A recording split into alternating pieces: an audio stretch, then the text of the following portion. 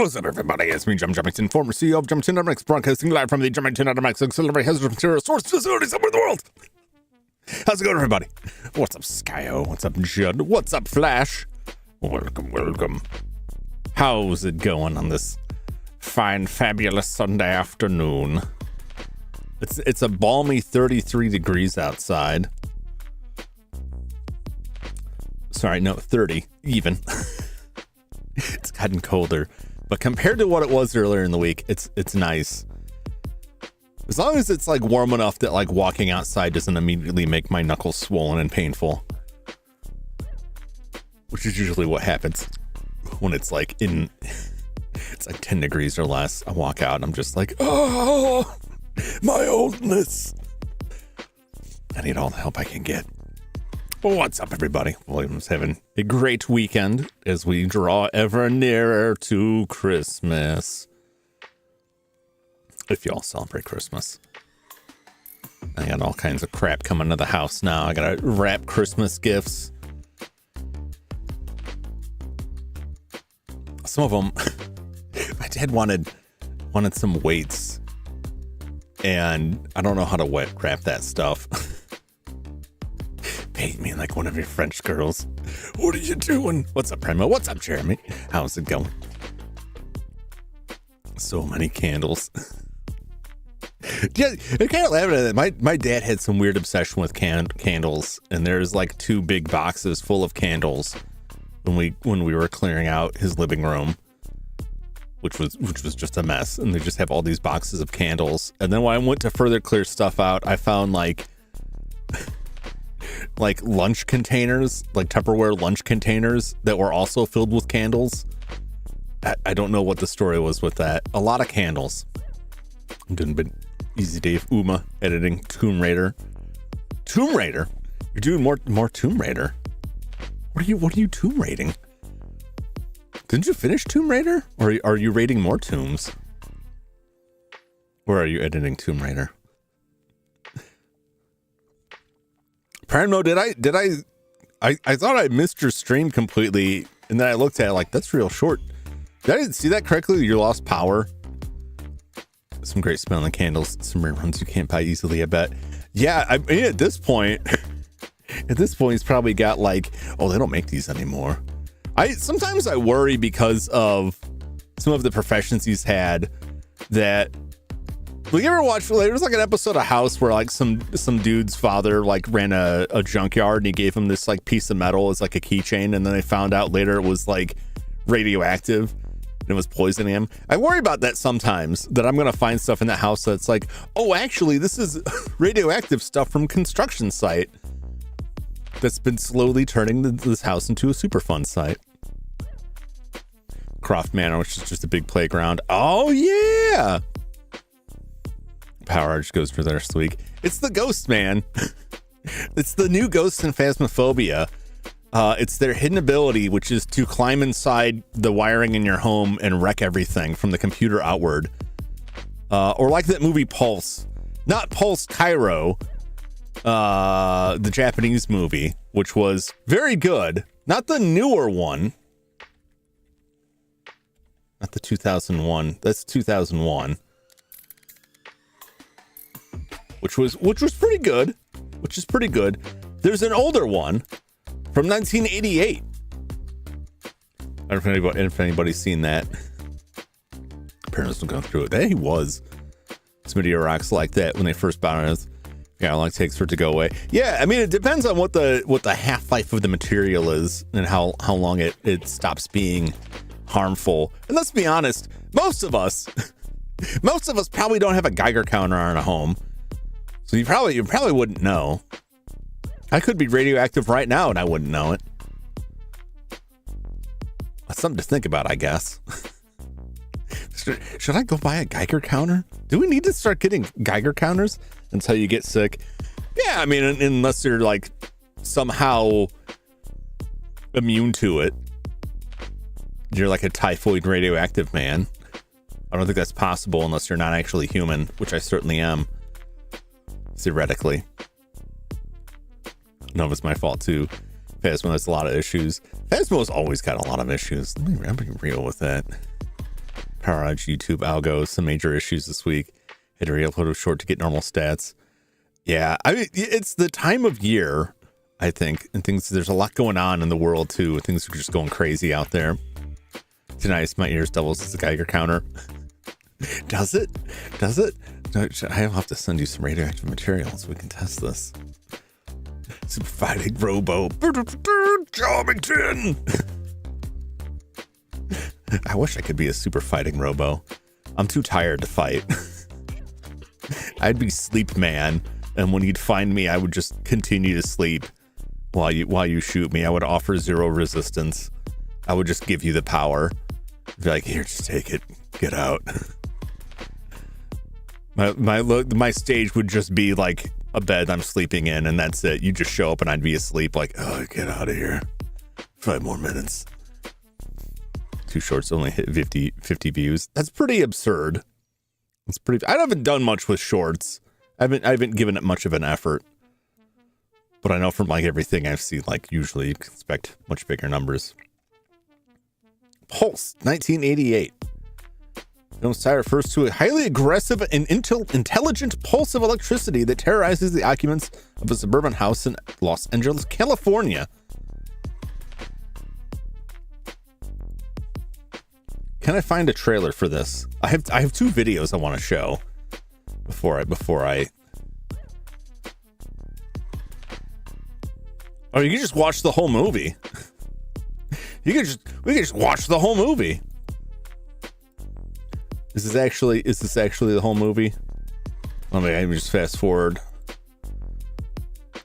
Oh yeah, this is where like everything. Yeah. So I'll leave this here for later. If you want to watch this sometime, Pulse 1988, bookmark that page.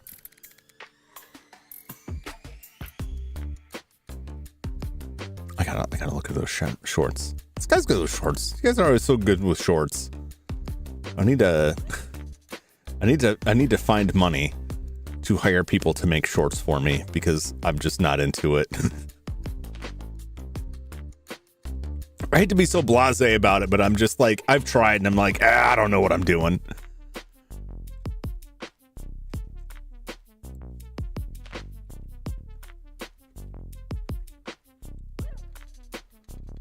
There's another video that I had to find today. I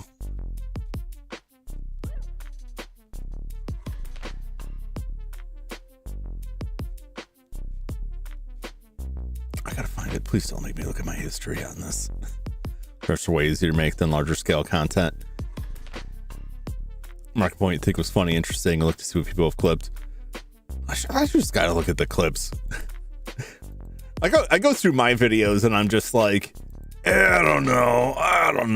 I think my judgment on it is wrong. Also, here's this for later with zero context. It's just something everybody should watch. It's a classic. Chris, what if Mega Man had a contest and the winner had a robot? What robot would you make? I never entered any of those contests when I was younger. I believe there was talk of having a contest for the new Mega Man. I would. It wouldn't win, but I would enter the one I just described. I would enter Sleep Man, who's just asleep. They don't do nothing. They're just sleeping. Unless you attack him. And then if you attack him, then like he just goes haywire. So the secret is to just like wait while their life gauge goes down. Spike Man, that's Flash's. That was Flash's Robot Master. Instant kill Spike Man. The whole stage is nothing but instant kill spikes. He throws instant kill spikes.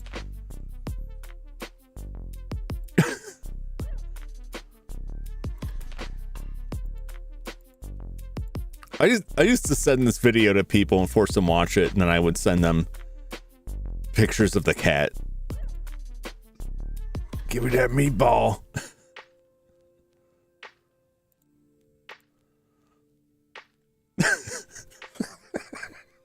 Where's my meatball?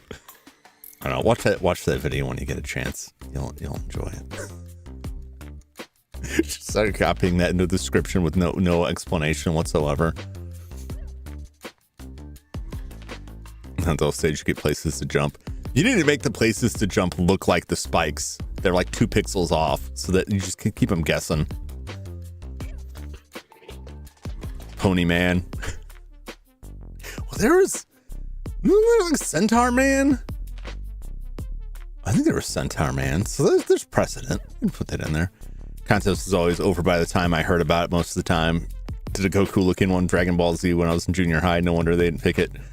I don't know. They could do a legally distinct, spiky haired individual.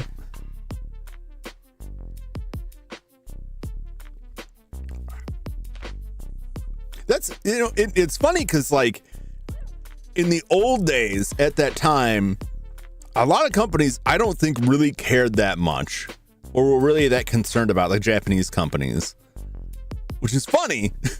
How many of the companies are like extremely litigious today? But I guess it's just a matter of what they steal. Well, that is Japan stealing from Japan. I think it was more they didn't care about stealing from the US. Like that werewolf game that just has Magneto as the final boss. Because the theory is that it was originally a Wolverine game and they just left it all in there and it was fine.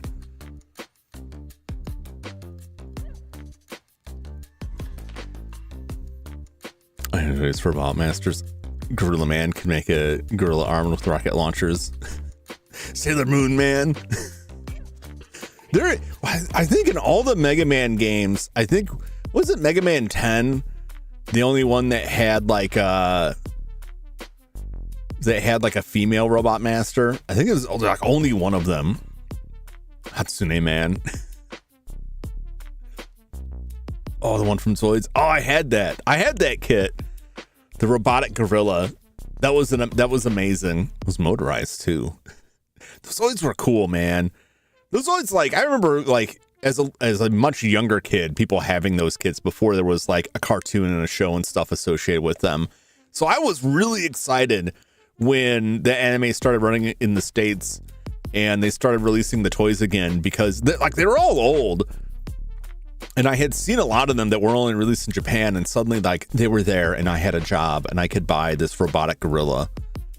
I used a one of the like scorpions from that, this crazy scorpion that I needed for a D&D game, for a big robot scorpion they had to fight. But then I realized it was too big and they killed it immediately, and I was very disappointed. The referee launching from space, pod to spot. Yeah. I remember like the first one where the guy had the Liger Zero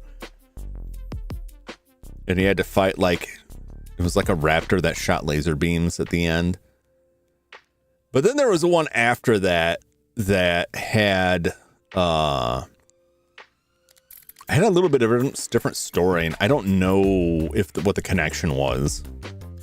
Like I think that guy was also in a cat mech, but it was a different one.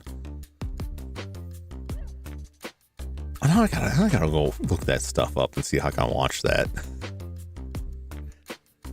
I've been watching a fair amount of anime lately. I really need to get to the streaming services that I've paid for to start watching my queues on there, to whittle those down, both before they go away and to get my money's worth. What's up, Brian? What's up? Just coming in and swinging, huh?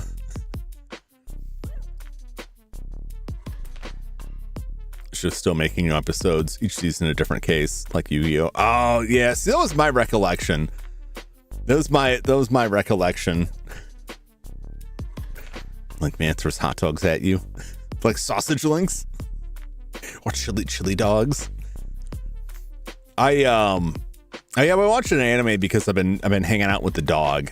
Like I'm trying to reach a point of equilibrium where like the dog can be okay on his own for a little while and not like wreck stuff or be like bored or anxious, but like I can still go do things. So while I'm there, I'm like, well, I can just go watch some anime. So I'm watching a lot of stuff that I ripped a while ago onto my Plex server.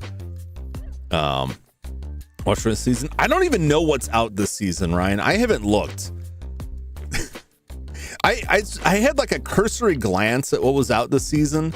I didn't dig very deep, and I didn't see anything that like really caught my interest.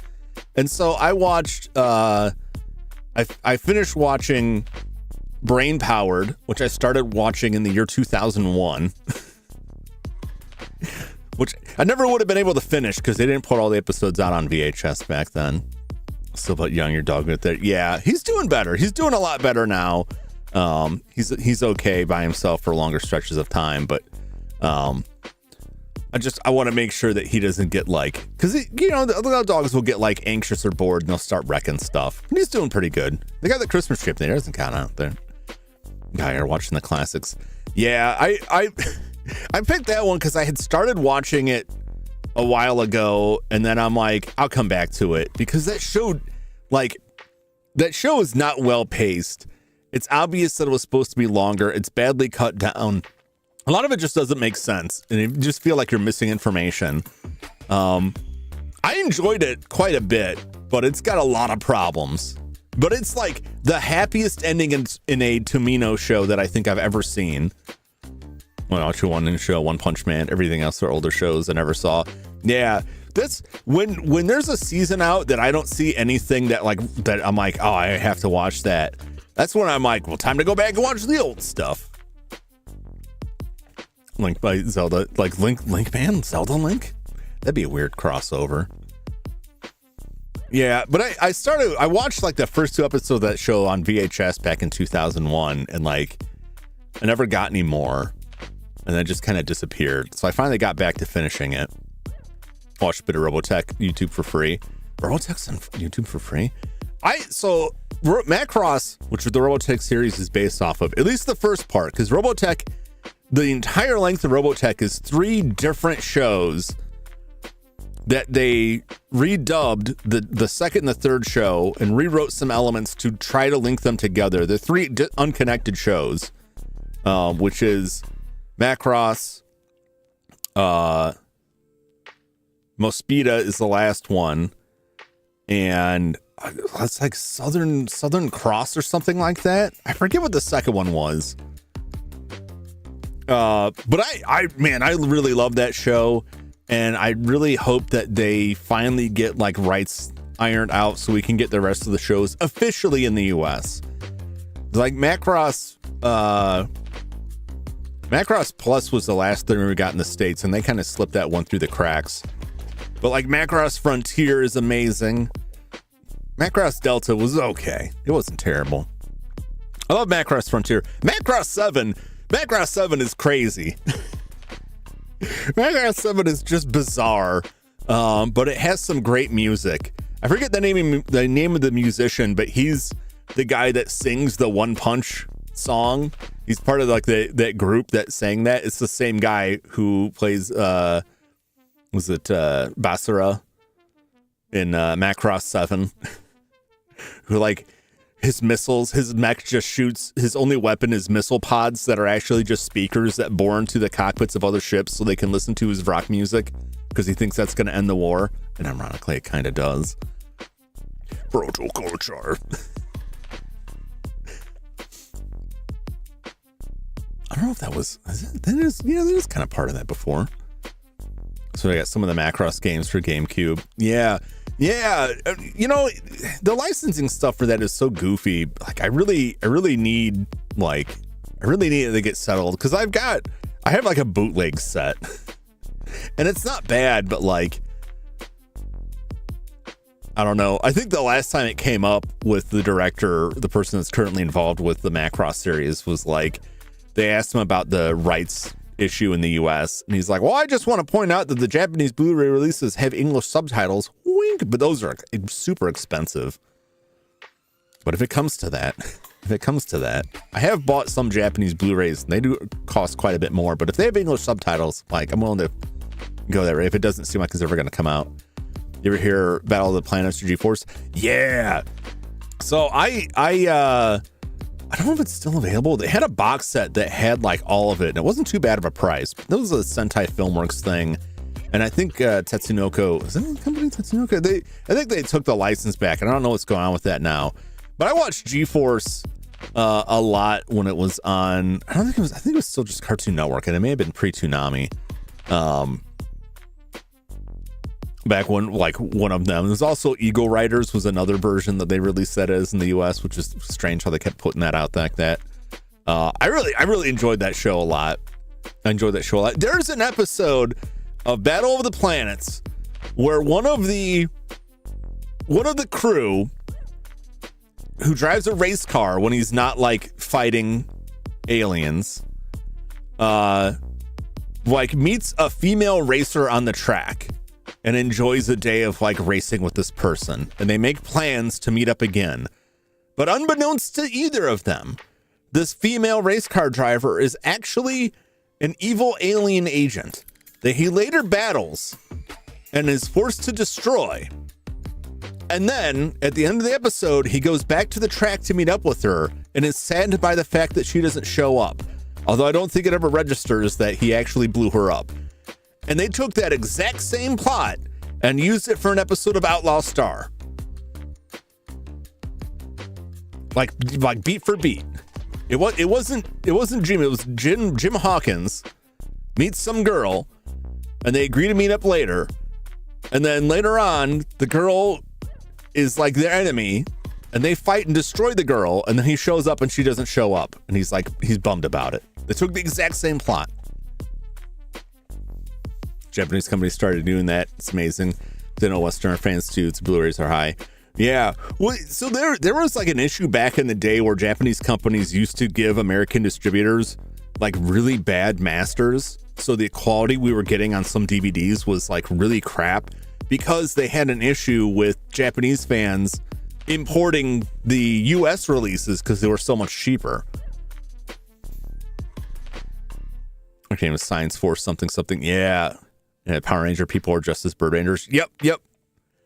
I really like that show. I haven't watched all of it. There's like between, I think, 3 different seasons or series. There's like over 200 episodes. There was also a short OVA series in the, I want to say the late 90s. And they tried to viralize that, which was pretty good. It was pretty good.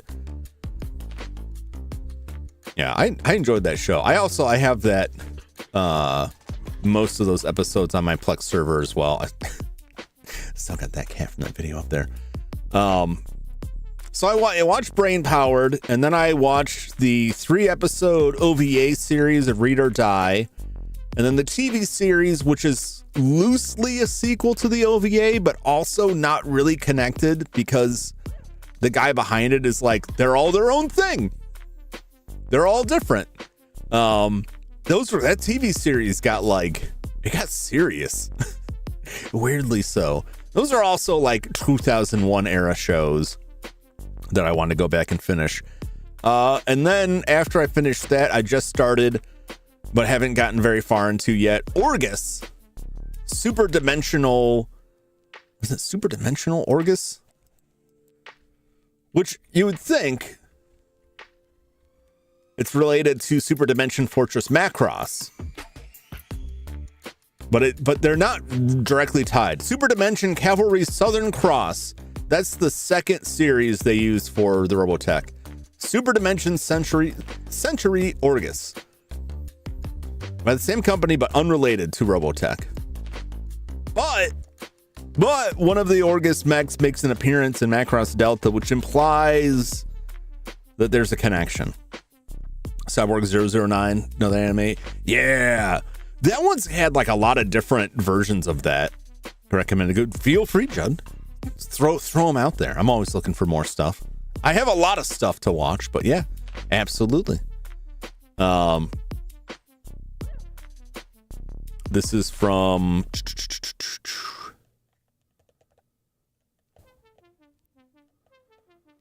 Super Dimension Trilogy from Big West. It's weird that this one didn't get like picked up for BattleTech, but Mospeada did. Although I love the aliens in Mospeada with their crab mechs, little slug men. Very cool. Case Closed. Oh yeah, I've watched a bit of Case Closed. Case Closed is like the One Piece anime.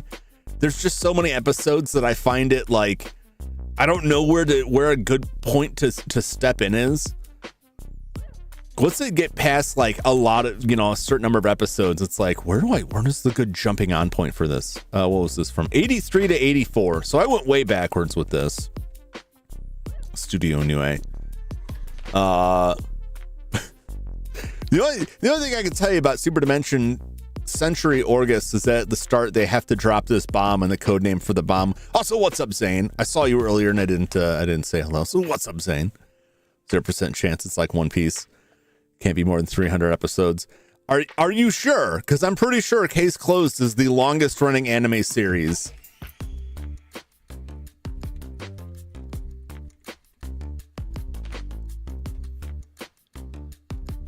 Extremely long-running anime series, over 1,170 episodes in Japanese broadcasts as of late 24-25.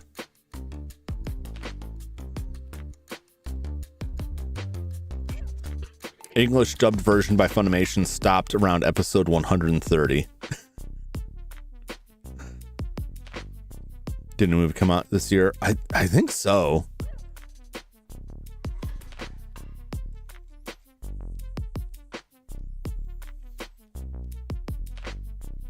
They got a lot of movies. Let's see, when was the last Case Closed movie?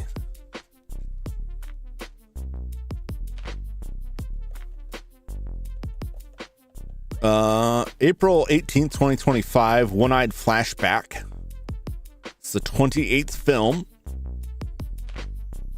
There's also Fallen Angel of the Highway coming out next year. One Piece has it beat by a couple hundred episodes. Oh yeah, that's right. One Piece did surpass that. So it's not, when you get over 1,000 episodes, a couple hundred is like splitting hairs. But like I've read One Piece. I've never watched the anime.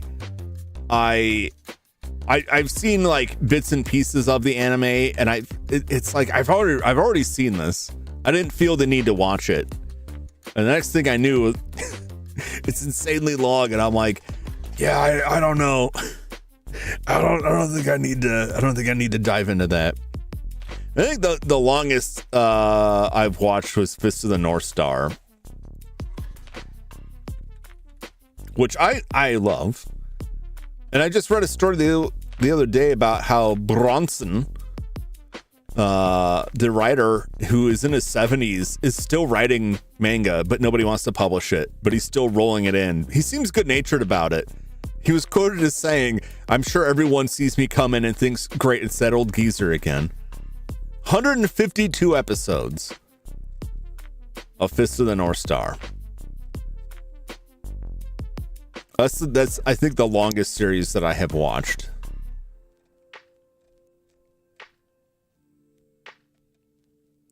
Which I enjoy. If you've only ever seen like the movie version, like it gets much crazier. That's not a lot. That's a lot compared to like 26 episodes.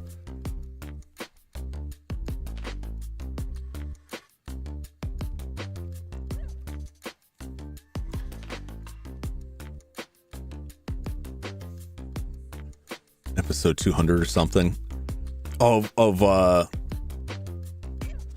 nephew and niece watched them all in the summer back to back. That's what I'm thinking. He's got to find like the movie. Well, so like the manga, the TV series follows pretty close to that. What I like about the TV series is that it shows a lot. There's a lot more variety to Kenshiro's attacks, because in the movie basically like people just explode. That's about it. But it does stuff in the show, like he punches a guy's palms and his fingers shoot off like hot dog missiles.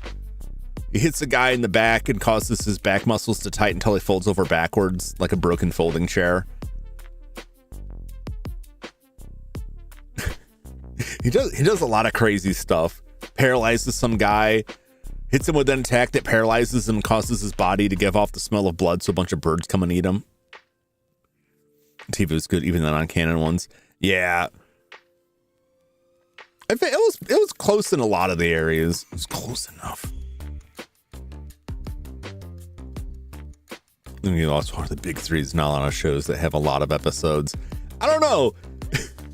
If it's 3 shows that have like multiple hundreds up to 1,000 episodes, and then like a ton of other shows that have, I would say there are a lot of shows that have a lot of episodes, and then 3 at the top that have way more.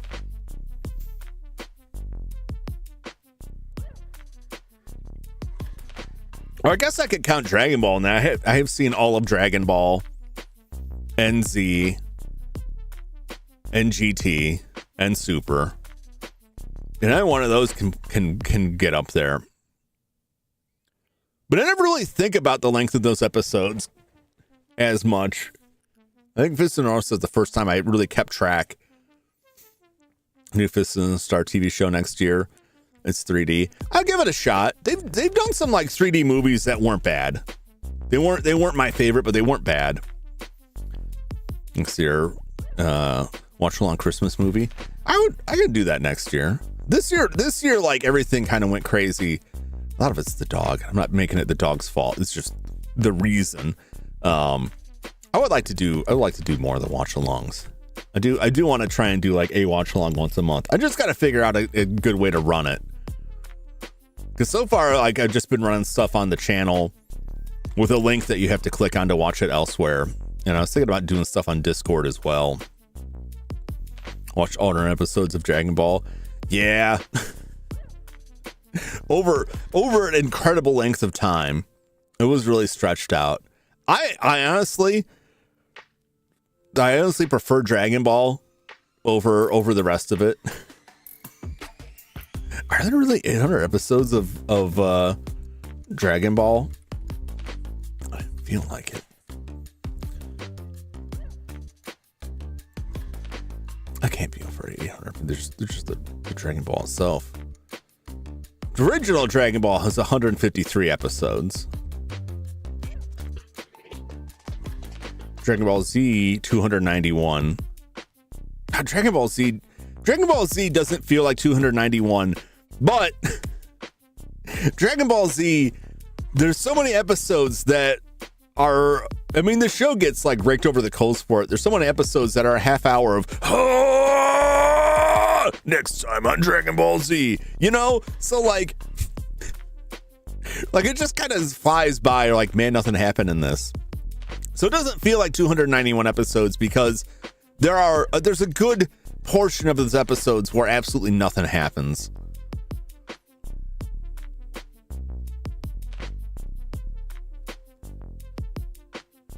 Yeah. If you okay, so I see what you're saying. I thought you were saying there's 800 episodes of the original Dragon Ball. Yeah, combined, yeah, it's a lot, but like they're all their own individual things.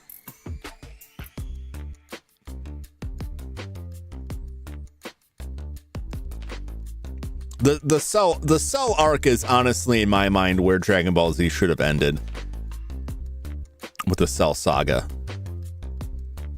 I don't think Boo is bad. I liked Kid Gohan kicking ass. Daima 2. I haven't watched Daima. I haven't watched the newest one. The fake Namex. Oh yeah. The fake Namek episode is so goofy. There's like a real, to me, there's like a real shift in Dragon Ball Z where it really makes the changeover from the sort of like martial art training adventure style that the original Dragon Ball had to, well, we're just gonna have these like power-ups and just have these fights. You know what I mean? Like that arc, that Frieza, the early parts of the Frieza saga were like that, and then the latter half is like the planet is blowing up and everyone's dying and things just keep getting worse for like 20 episodes. It's your favorite Dragon Ball Z movie? Oh, the one with Janemba. I just like Janemba. Janemba. I also like the Dr. Wheelo. But I think I like Janemba. Isn't it the one where the kids have to fight a bunch of Nazi World War II soldiers? A bunch of zombie soldiers. And I'm pretty sure like Gohan like one-shots Frieza. Like Frieza comes back from the dead and Gohan just one-punches him. Draw one half and My Little Pony voice actresses. Did they really? That didn't surprise me. Like the people have, especially like the US side, like there's a lot of crossover on that. Unless it was the Japanese ones. I think it was the American ones. I like Rama one half a lot. They had actual different fighting styles. OG Dragon Ball. Yeah. I think one of the best moments for these side characters in Dragon Ball Z was where Tien was pinning down Imperfect Cell, and it was like the last time like those guys had anything to do. Android 13 VA cooked, yeah. Using alternate universe is really cool. OG Broly. I liked OG Broly is cool too. They had a lot of good movies for that. But I think a lot of them aren't really like, they're not really considered canon because they do a lot of weird stuff in them. Sometimes when I think back of those movies, I get them confused with the abridged series. Like the one with Lord Slug.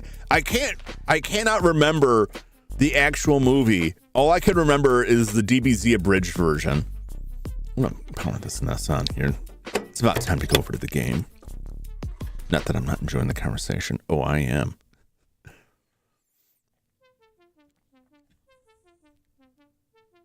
Technically canon, but different timelines. That's a cop-out. That's a cop-out. If it's different timelines, it's not canon. It's canon, but to a different timeline. Okay, well, what timeline am I watching? What's the main canon? Timeline A. That's it. That's just another way of saying it's not canon.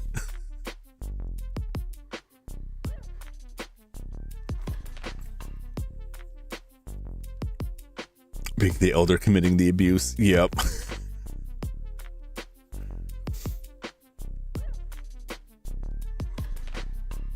I mean, timeline is the most messed up one. Well, I like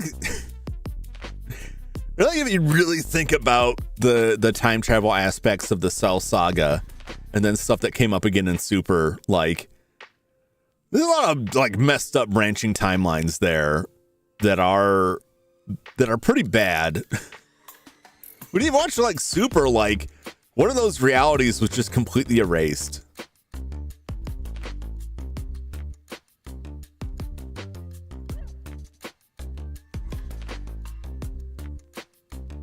It's all messed up. Yeah. People getting blown up. That's fine. We'll just fix it with the Dragon Balls. Oh no, the Dragon Balls turned evil. The GT has a lot of issues, and I understand why there is a lot of rejection of that, and a lot of like, no, that's not really. Toriyama didn't have as much to do with that. That's we don't consider that part of it. Like I get that, but like when the Dragon Balls like became like broke and came to life, and they had to fight all of them, was very cool. Some of the fan-made stuff made some awesome fan mangas about the different timelines. I haven't dug like too far into that stuff. As far as my mind went, was like the movies are their own thing. His rap. What the English dub? I don't remember that. I don't know if I watched the English dub so much. More of a subtitle watcher. Nova Shenron was my fame. I forget what the names. Nova wasn't like. Was he the one that was like kind of turned good? Scratching my nose here. Roll to the game. I need to turn that down to more appropriate level. GT series absolutely triggered me from start to finish. You weren't a fan of the baby arc, and was it the Tarfles?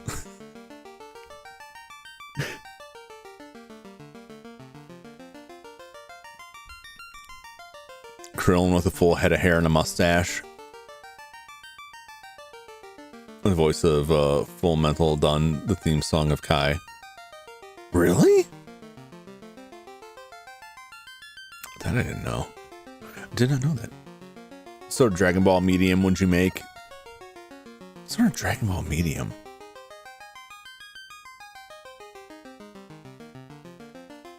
I was trying to be edgy and I hated it. It was the style of the time. I don't know. What do you mean by medium? Anime, movie, game? I would make a action RPG based on the original Dragon Ball series.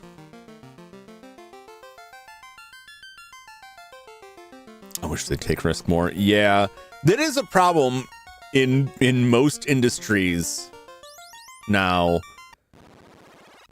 People putting the money up don't want to take a lot of risks, and because of so much like acquisitions going on, there's less companies that are larger who are more adverse to risk, and so they try and make safe bets, which usually don't work out well. Anime is a really struggling industry, and from a business standpoint, I understand their perspective, because a lot of the stuff that I remember fondly from like the early 2000s, 90s, and 2000s was really financially unsuccessful. And so I understand why they're like, hey, we can't do that anymore. But from an artistic standpoint, it's like, yeah, no, give me that weird stuff. Give me more of stuff like Serial Experiments Lane or worse. give me weird things. I was out there licking people to death. Get them tongue skills. I like when Mercenary Tao came back in Z and he was all cyborged up. I loved Mercenary Tao's style of flying was just to like throw a log and jump on it. It's so bizarre. It's so over the top. What's up, Buttercast? Welcome in. There are a couple of Dragon Ball RPGs.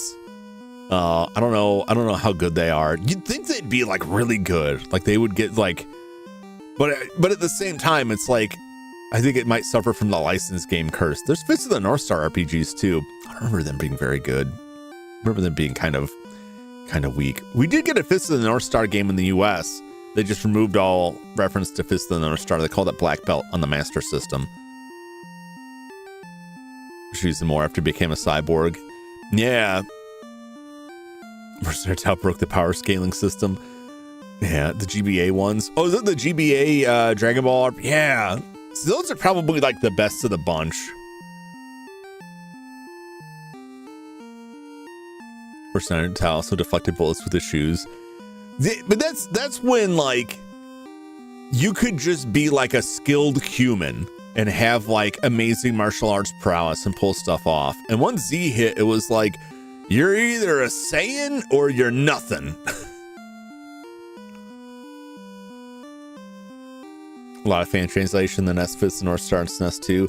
Yeah, I have quite a few of those stacked up.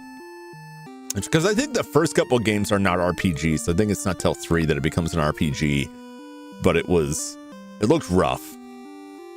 Saying Freezer Race or nothing. Yep.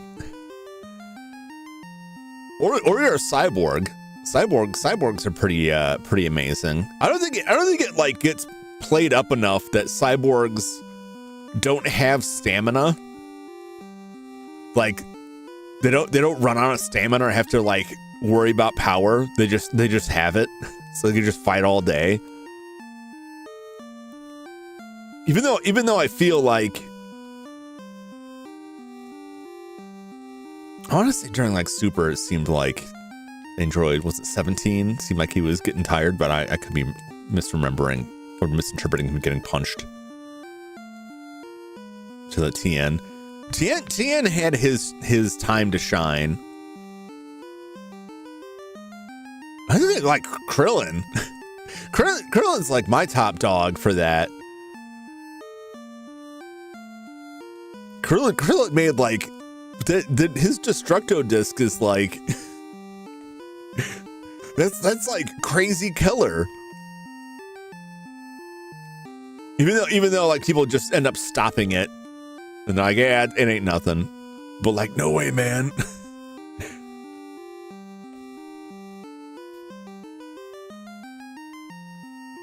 I could fight for effort. Yeah, you can't like in a real fight, like unlimited stamina is like a huge advantage. Ribbon Doctor could have changed the world. So many people would want to be a cyborg like that. Yeah. Certified strongest human is of Super. Krillin. Yeah, Krillin is deserves that. Tien has insane abilities. I think Krillin has to be cheesy, like he has the human edge. He's more human than Tien is. He's more grounded and connected to the human world than I think Tien is. And I think that gives him an edge. He's also very crafty.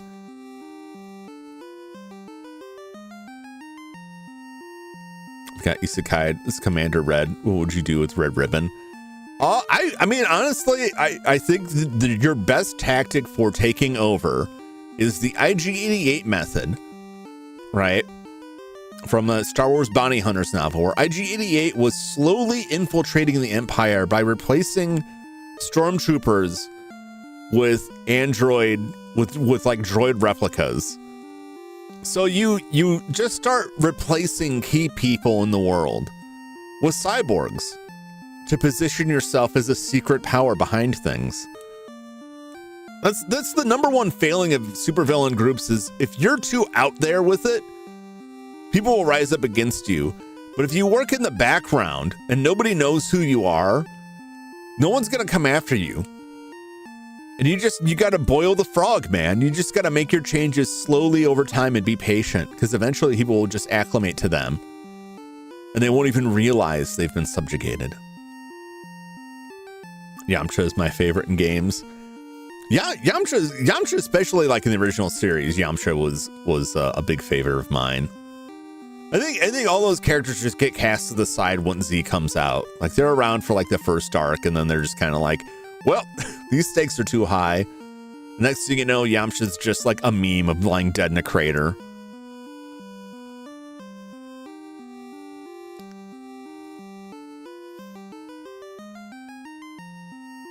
But yeah, IG, according to that Star Wars Bounty Hunters novel, IG-88 was like just about to take over the Empire. He had uploaded himself into the Death Star 2, and his plans were about to come to fruition, and then they blew up the Death Star. But maybe that's just because I like droids. I'm going to leave this place. Even though I just came here. I'm going to try to battle these fish, I suppose. I want to go to the ice caves first to try to get the job changed sooner, get the airship sooner.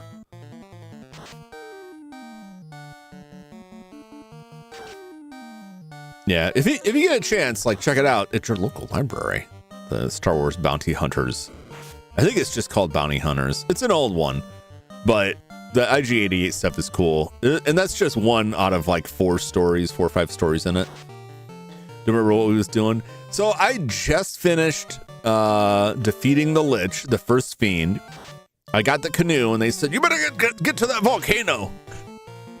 And so I rowed my boat ashore to the casino. We're eating good today. Delicious fish.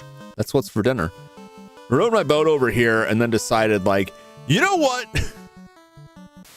Maybe I don't want to go here. So we're going to go elsewhere. IG Jummy88. I was so excited in The Mandalorian, that first episode where the IG series droid shows up.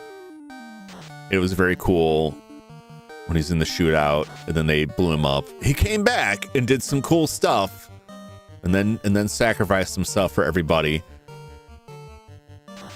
And then I didn't really watch the show after that, but I saw clips of Grogu riding around inside an IG suit, which I thought was neat. If you any kind of media, if you put a robot in it, that's gonna have my support. Especially if it's somewhere like a robot shouldn't be. Like if one of these characters was like, I'm the white mage, I'm the red mage, I'm the fighter, I'm a robot, that would be my favorite. That would be my favorite every time. Inexplicable robot. I guess we are fighting ESPN 8, the Ocho.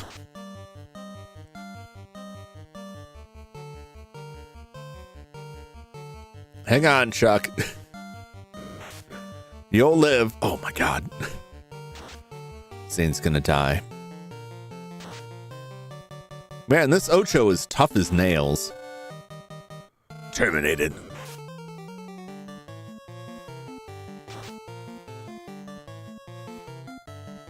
What a horrifying beast. The hell's an Ocho, man? So many bad style effects in Final Fantasy. Yeah, luckily we just got the poisoning, which we will take care of now. I really should buy more pures.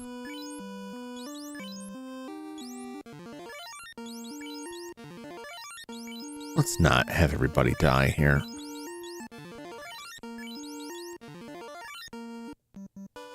Chuck, as usual, is just like a little bit messed up.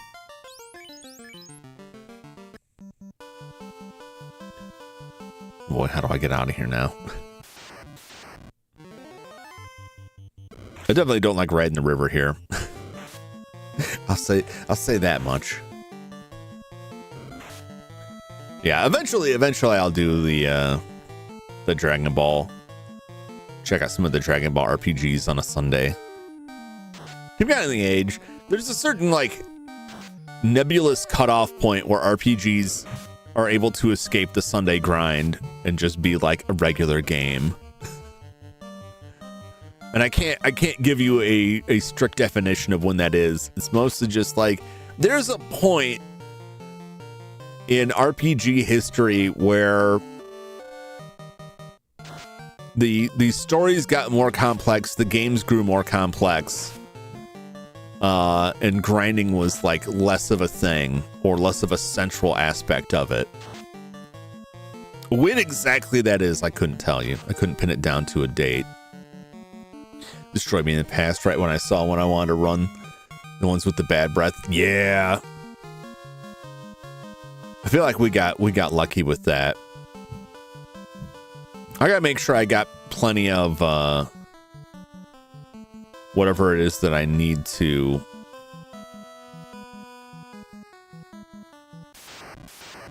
Where does this take me? Does this take me out somewhere? Am I just going on a dead end? Plenty of the soft. I don't know. Can I buy soft?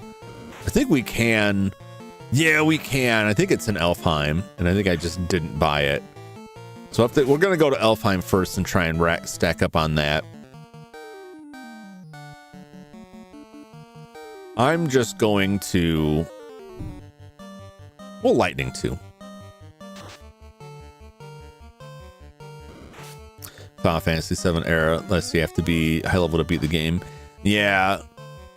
I think it's also like there's a big matter of when games have more complicated systems, either for combat or other things going on in them, when there's more story to the game delivered differently. Like even within Final Fantasy, like there's areas where you may have to grind a lot in Final Fantasy VI, but I wouldn't put Final Fantasy VI on a Sunday. Right? Because it has the grinding, but it has a lot going on plot-wise. Bought one soft and used it. Yeah. I have one. I may have found that in a chest. Scooby real.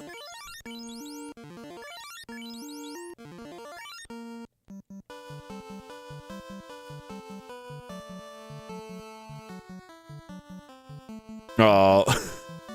I was like, can I just get out to the ocean? Will my boat just be there? I'm leaving. Let me leave. Can't run. Close call. Okay. I still feel like fighting big groups of fish. I kind of figured I gotta go back. Oh no, it's the Ocho again. Everybody just pile on the Ocho. I'm not really worried about one fish.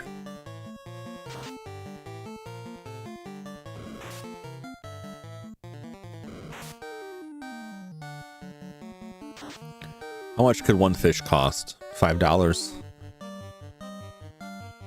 Okay. It's a lot of them, yeah. With big groups like that, it's like I could sit there and let them wheedle me down while I fight them one-on-one, or I could throw some spells out there and just have my spells vanish. Whoa! One Hydra. Come on. That's a pretty nice looking Hydra sprite. Damn. Damn, son. A school of fish. School's out.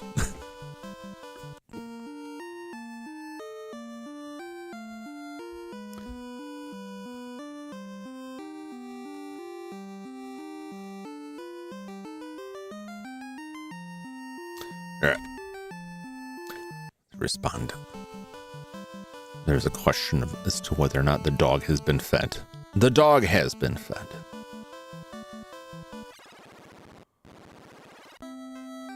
Let's just rest here. See what they got. I don't think they've got.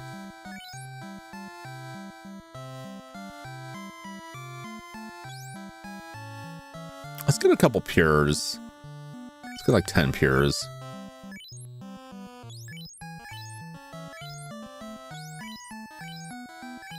Three, 4, 5, 6, 7, 8, 9.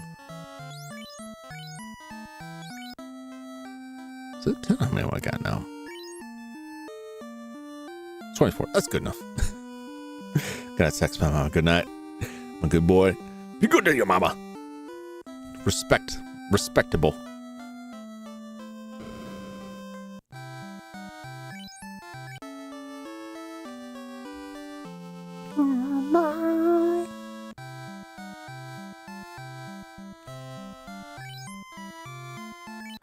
All right. Rolling back to Elfheim. We'll see if we can get... we should be able to get to the ice cave. You know, why am I doing this?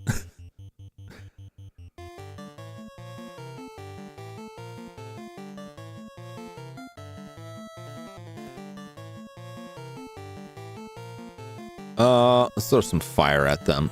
I can throw Bane as well. Bane works pretty well. I don't need to walk this long walk. I can just canoe across the river and get out of here.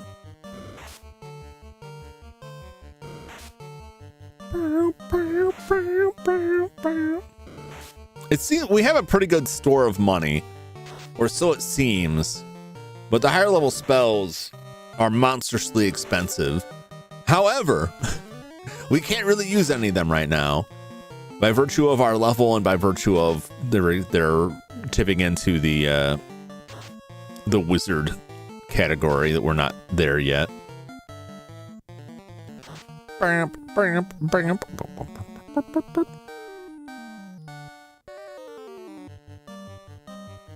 Get him!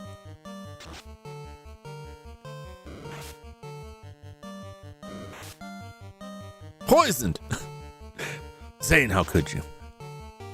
How could you get poisoned at this critical juncture of having just walked out of town?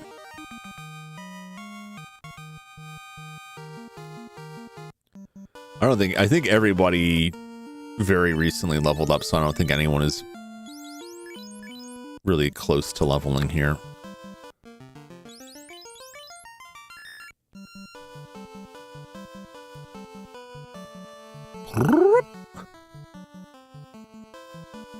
Man, that shaves off a lot of distance. Ugh.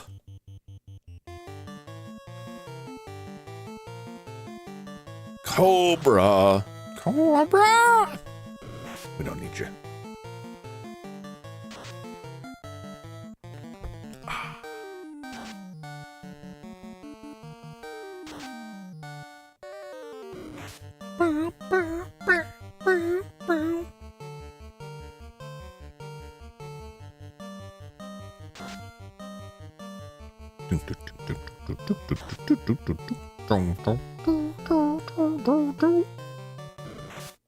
Wow!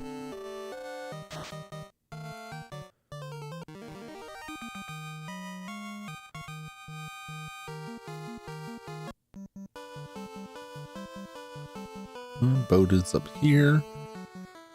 All right, let's head on the. Oh, nope. I was gonna check my map, but that's fine. Actually, like one is probably enough.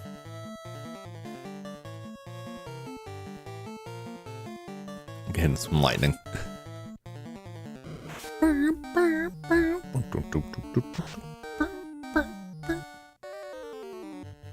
Oh, he just left. They're finally wising up. The sags.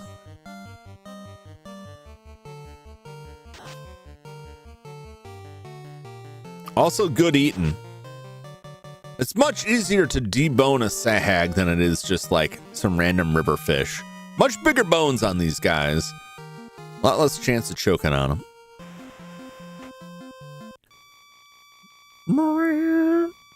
Okay. So just be able to head north.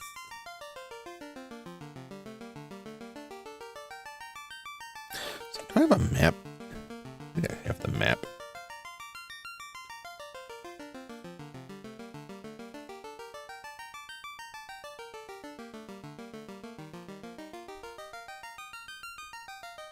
Where's the map? Pretty sure I have a map here. Whoop. No, that's that's Tombs and Treasures.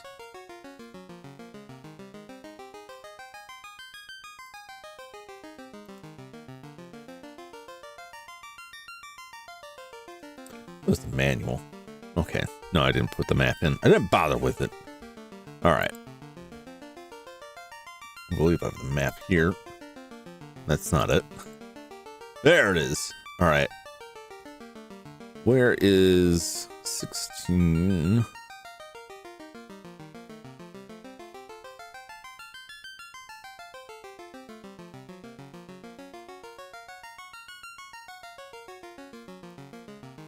No, I'm still fine.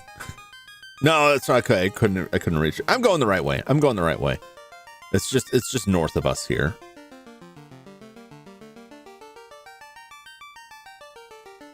How do I? Okay. So we just got to go north a little bit to get to a different set of rivers.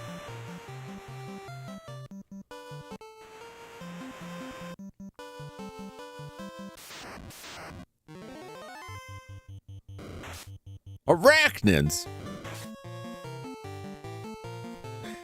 Damn it. With the poison.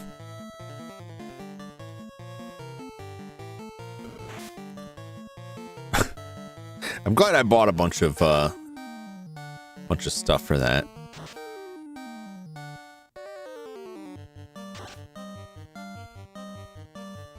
Are we in the I think we're in the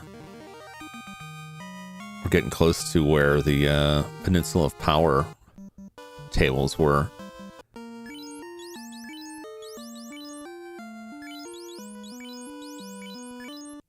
Okay. Okay. How's everybody's health doing? How's y'all health doing here? Oh, Chuck. Hold on a second, Chuck. You can do a little bit better than that. The rest of them are fine. GG, thank you, John. All right, somewhere around here is more river.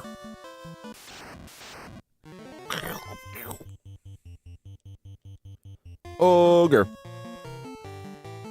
We're not even in your swamp.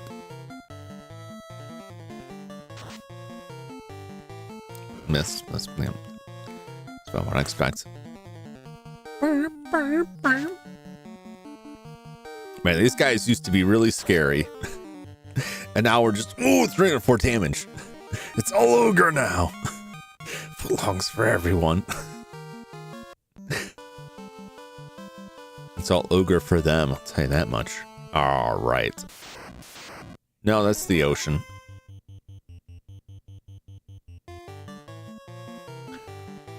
Oh, all these damn wolves.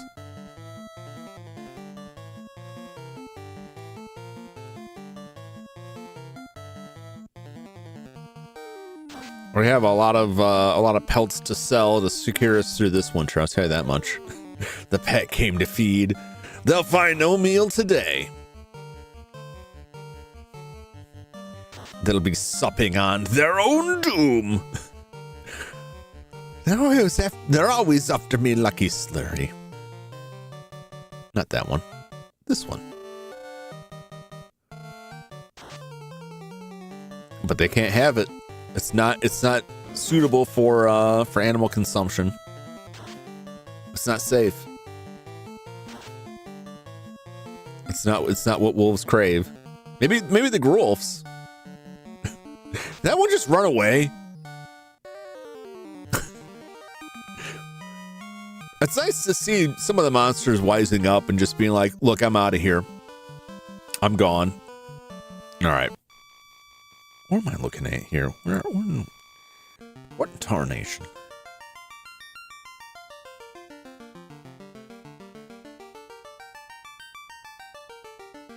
Oh, I'm going the wrong way. I'm going the wrong way.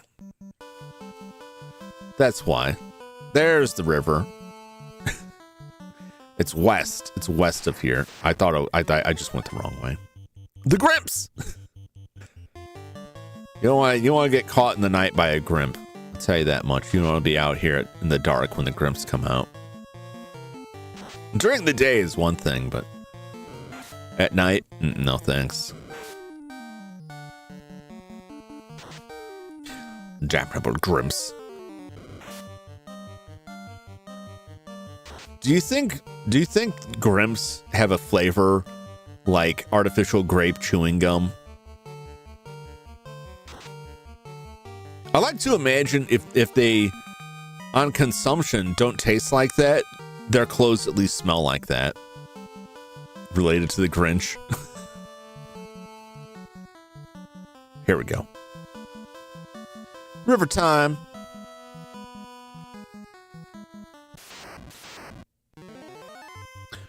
Oh, I hate these fish. Not a fan. Imagine it tastes more gamey. I don't know. I'd be a little bit perturbed if I ate some animal flesh and it tasted like grape chewing gum. I don't know if I could. You know, it's like fake bacon. Like, yeah, it might have the flavor of bacon, but it has the texture of Play-Doh, and so it just feels off. Or like fake pepperoni.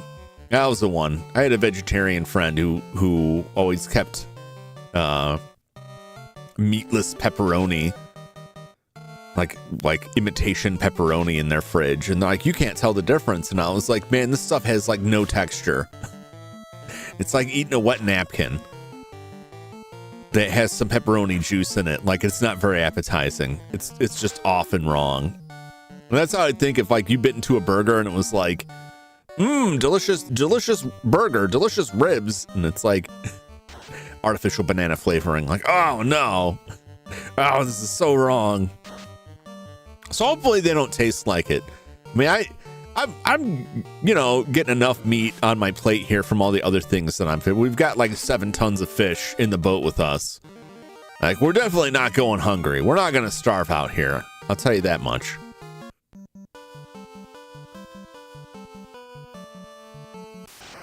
So like if I don't have some grimps to eat, like, or the grimp meat just has to go to waste, that's fine. Otherwise, we turn grimp meat into spicy pepperoni, which is like they do with wild boar meat. They use it for spiced sausages because it's too gamey on its own, which is why there's such a problem, because there's just no economical way to deal with. There's no profitable way to destroy them.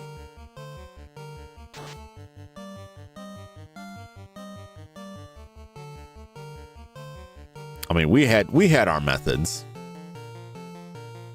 I think I can say that that was an area that we were working in at Jumington Dynamics.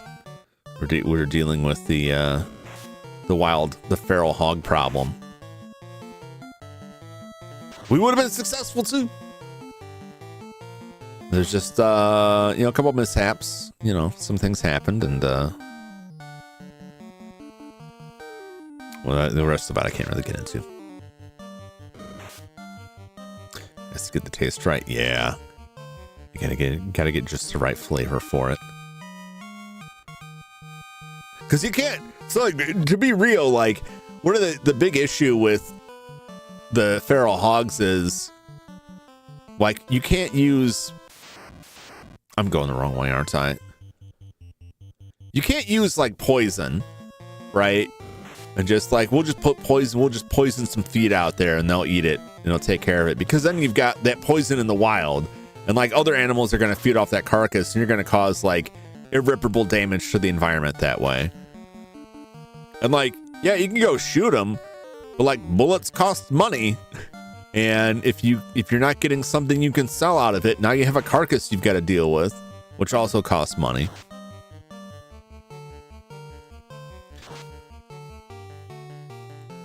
I would eat them. I would be worried about like parasites and stuff in the wild. Or for the meddling USDA. Ooh, climbing up the ranks there. And Zane. Yeah, I don't need more worms in the body. Well, Orko too. Is it going to be everybody but Chuck? Everybody but Chuck leveled up on that. Poor Chuck, he's so far back. Okay. No, I gotta go south here. Bring a boar killing machine.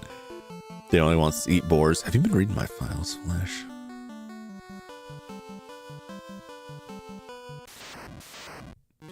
Yeah, if you get something that is tuned to hunt down the boars and also dispose of them, then what if you could have a machine that wasn't just programmed to autonomously hunt down and destroy the boars, but was also powered by the boars, using a patented Jumington Dynamic battery bacteria-powered energy source to digest the carcass, fine-tuned to the proteins found within pork meat. It's basically like a four-wheeler with a wood chipper in the front. We just set it loose out there, right? And it would, on its own, just roll through and suck up feral hogs, grind them up, process them, separate out the bones, teeth, and hair from the delectable meat, which the bacterial storage case would digest, and then create electrical energy as a byproduct. Originally, we were going for autonomous vehicles with an alternate energy source, but it turned out people did not want to buy canned slurry to fill their tanks. We lost a lot of money on stations out there where you could go pump up your tank full of slurry. There were some accidents with our slurry production, which is a vat-grown protein strain. Remember when people bought parasite eggs to lose weight? Yeah, the tapeworms was a thing. You can still buy it, not in America. Yeah, you can get the tapeworms. People thought that was a weight loss because the tapeworm, you would lose weight, but the tapeworm would also do a lot of damage. Anyway, long story short, if you remember my previous discussions about self-driving vehicles, and that the big issue with autonomous vehicles is convincing an AI that it shouldn't run people over, ended up being like a really big challenge. Like, it just wants to run people over, and every time you're like, no, they're like, haha, I hear you, unless the robot urge to kill. Yeah. Well, we thought, like, if it's hogs, right? It's feral hogs, right? How worried do we need to be? Like, we can take that hateful energy of these autonomous systems and put it to good use by having it hunt down the hogs. Right? The problem is that sometimes they got a little confused. And once they were out in the wild, maybe they decided that human beings were a lot easier to catch. It's just reasoned that it's going to take a lot less electrical energy to run down a slow-moving human pedestrian, right, than it is a bunch of feral hogs.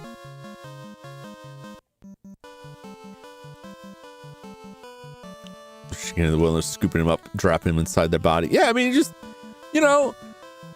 would just roll out there. You'd contract with us, we'd drop it out there. We considered, some sales to the military as well. That kind of fell through.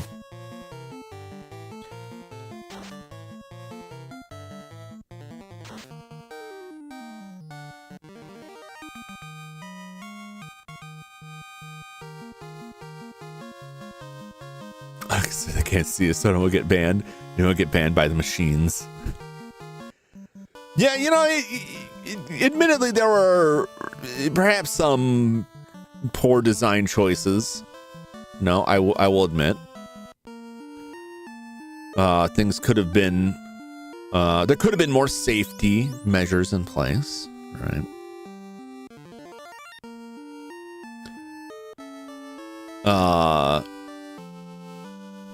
And we could have done a better job keeping an eye on the inventory. But a lot of the problem we had was once we started losing employees who were just kind of, leaving the position, no notice, right? Suddenly there weren't enough people watching the warehouse, and there weren't enough people watching the tracking stations. And, long story short, there's some number of Jumington Dynamic autonomous hog eating machines out there somewhere within the continental US.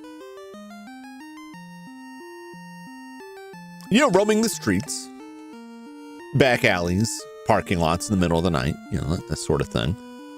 Luckily, since a lot of businesses no longer have 24-hour operations, like it's really cut down on the amount of people who've allegedly run into them. Can't help but notice Chuck is a level down. Yeah, so Chuck has the most delicious body and the worst defense. No, also, what's up, Mr. Diddley Tingle? And so Chuck has died more than everybody else. And if you're not alive when the fight ends, you get no experience. And so we can just look. Jump needs 10,000 points to reach level 18. Chuck needs 2,700. It's probably not a great comparison, but he's well behind. He's well behind everybody else. Everyone else, Jump, Zane, and Orko all leveled at the same time this session. Mistakes happen when you text around some people just like that. Yeah, there's a lot of things that, like, if we had proper staffing, our safety checks would have been in place, and I'm confident things would have worked out. As it is, Jumington Dynamics doesn't really exist as a business entity anymore, so I can't really be held liable, is what the courts found. So I'm not really responsible for them, but I guess I should just give you a heads up.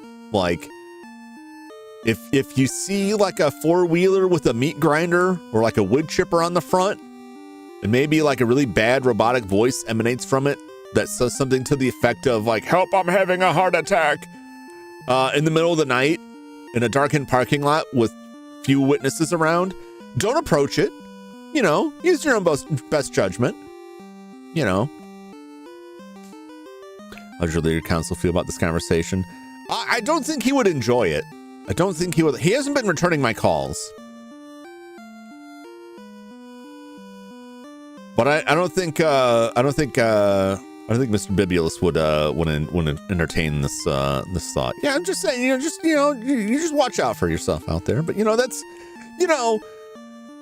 we had the road to hell is paved with good intentions, as they say. And we had a lot of good intentions for this, right? We could roll these out there, self-driving vehicles, right? Very economical rental prices, right?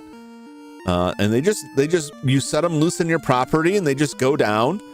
Our estimates were, a couple of weeks in the area. They could clear out a significant portion of the population. Of course, they never completely clear it out. I won't say it was by design. There's just, there's some areas they can't get to. They weren't all-terrain vehicle. They're pretty good about getting around, but sometimes they get stuck, But from a business standpoint, like you can't completely, fix the problems that you're being paid to fix. You got to leave some of them broken to return later so that you have an income stream. I mean, I think that's just how business runs. I think everybody understands that. But yeah, if you, I think if we had stuck to our original business of just the protein powered energy systems, I think we may have done all right. That's what's running me. I'm living off this protein slurry. I need it. Keeps my batteries charged up. As long as the protein the bacteria doesn't get out. That's another issue. That's why I'm here. We got to make sure that bacteria never gets loose. It is voracious in its appetites.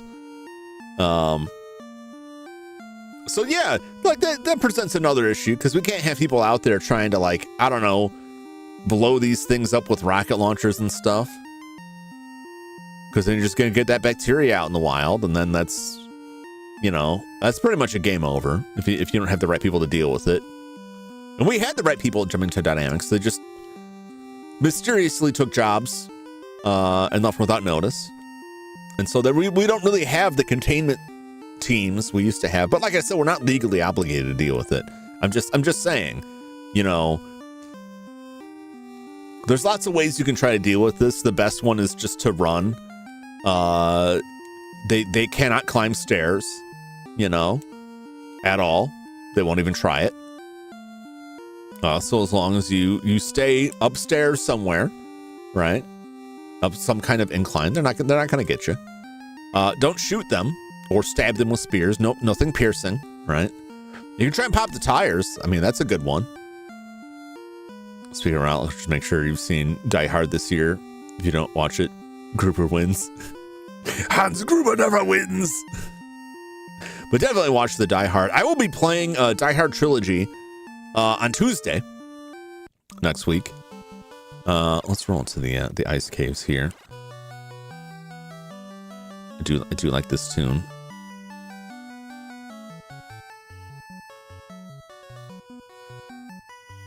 You know, I was gonna go to Elfheim. I forgot to go to Elfheim and stock up. Well, let's just see what we got.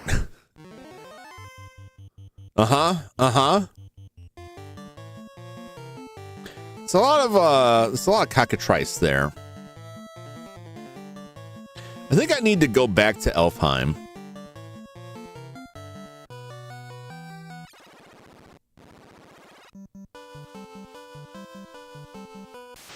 This is our first encounter.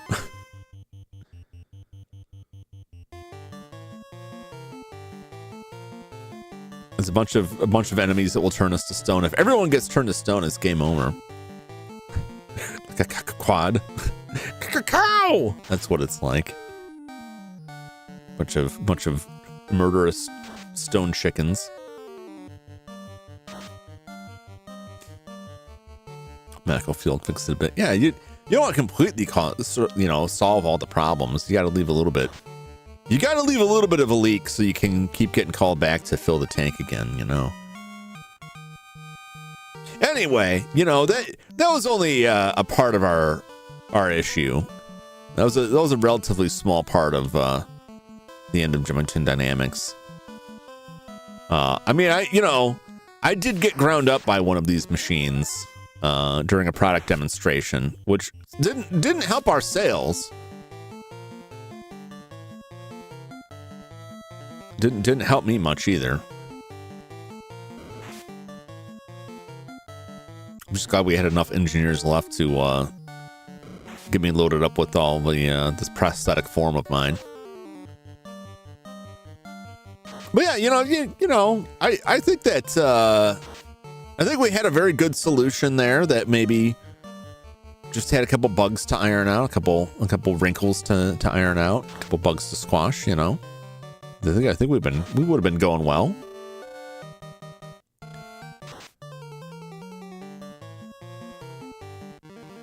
I mean, nobody else is out there trying to solve this problem, right? Who else is out there trying to rid the world of these damn feral hogs? That's a dead end. Oh Lord.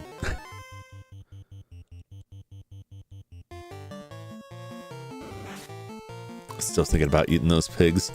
Yeah, I mean, there's a lot of them. That's the thing. And I'm willing to bet that if you're by an area that has like anyone running any kind of farms that have to deal with that, like they'll be out there trying to cull the herds, and they probably have like cheap meat to sell. It's the same as like the Asian carp, right? Which we were working on that too. It's just that the bacteria wasn't really well suited for fish. Also, we worried if we put them in the water, they might pollute the water supply, and then everybody would be getting a big gulp of a bacterial solution that would devour their body from the inside out. And that would obviously be bad for a lot of reasons. But Asian carp are like a similar issue, that they're not really that sought after food-wise. So you can just go out there in a boat with a net and just like blast through. We just go down. I think we just go down. You can get yourself a lot of Asian carp, right? But like, it's not worth it because you can't sell them for anything. I don't think Asian carp taste bad. Like I've heard like Asian carp is like okay. It's just like the cost of going out there and dealing with them. So if there's not like a profit incentive to get people out there to like massively fish down the population. Wow. Oh, the very unfortunately named PEDs. Short for centipede and not something else. Welcome back, Chud. But I'm sure there's like, I'm sure you can get like feral hog meat like cheap. If you're in an area with a lot of feral hogs, you can just go out there and probably do some hunting. You know, owing to whatever the local regulations are, you know. Don't get yourself in trouble over it.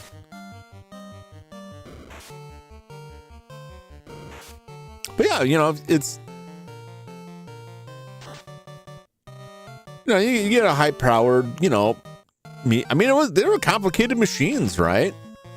We solved several like complex engineering problems, like how do you separate the meat from the bone and keep the teeth out, because it, you know, the bacteria is not going to eat that stuff.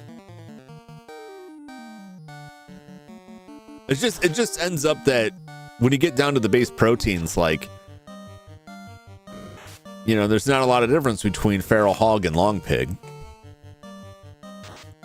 Pete are big. They are quite massive.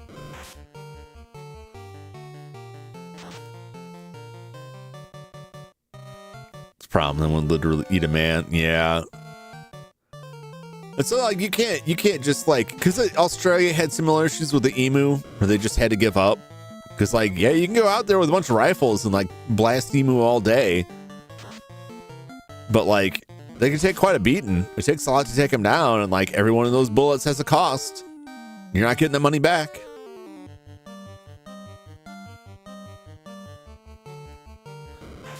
Boy, Chuck is looking rough there.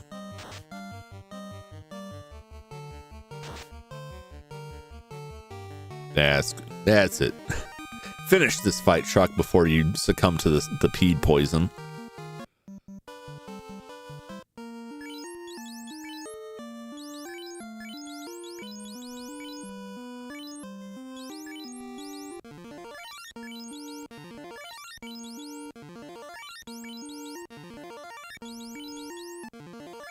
Good enough. Good enough. All right, I think everybody's cured up.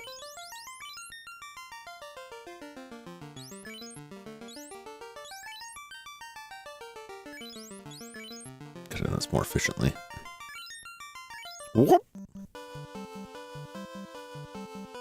I wish they had more defense. Yeah, I did some checking around, and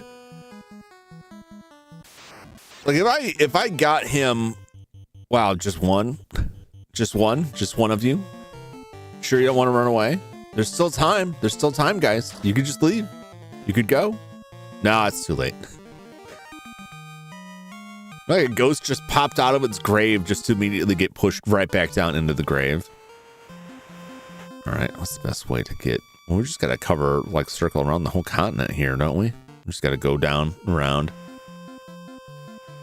If I got all of the armor pieces that he could currently wear, I think he would at most have 1 point more of defense. Which means he would completely equal that out next level. So even if you forego his like natural defenses and just stack him in armor, like he doesn't have a lot of armor options, and he outpaces them per level pretty quickly. But it is difficult, so you just have to hope that he hits hard enough to take stuff out before they can take him out. But also he's got to stop rubbing himself with bacon grease. Right? I know it looks good for the photo shoots when his muscles are all oiled up, but like he could get something that attracts less animals, is all I'm saying. He needs to make himself less delicious.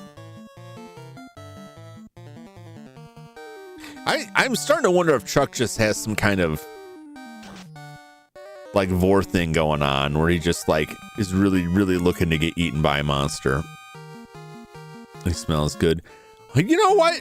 He might smell good to like predators and stuff. I think just like some rendered animal fat would actually smell like pretty bad after a while.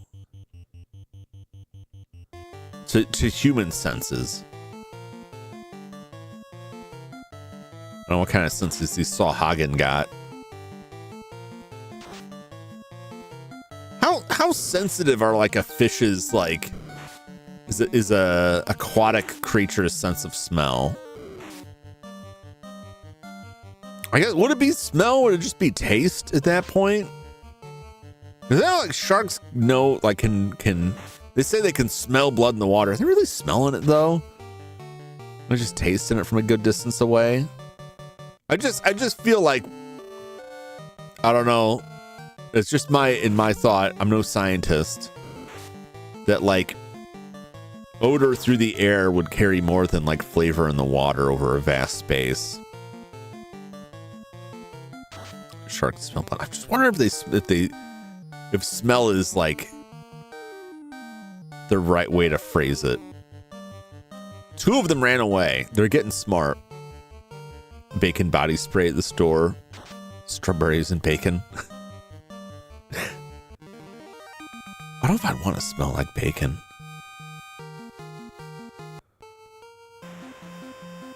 No, I'm getting hungry. If only I had a Zora to ask. Yo, fish man, do you smell underwater? What are you talking about? Where does that lead? That probably just leads to the... I don't know what that leads to.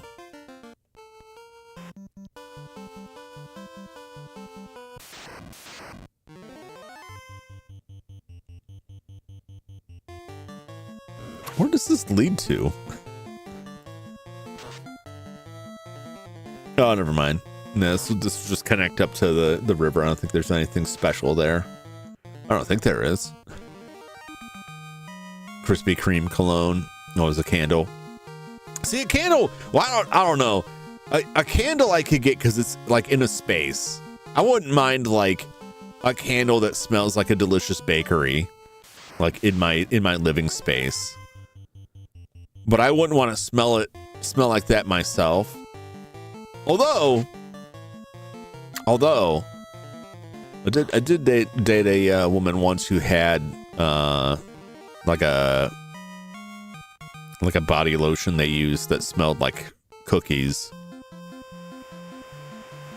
and that was strangely appealing.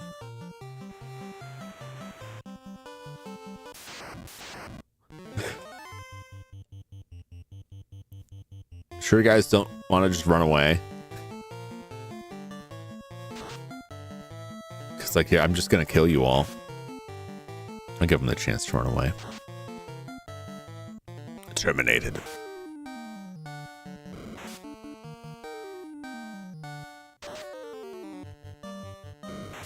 It is Elfheim, right? I don't think it was the other town. No, the last town I was at didn't have, like, the one by the Earth Cave. Like, they just didn't even have a shop because they were too wrecked.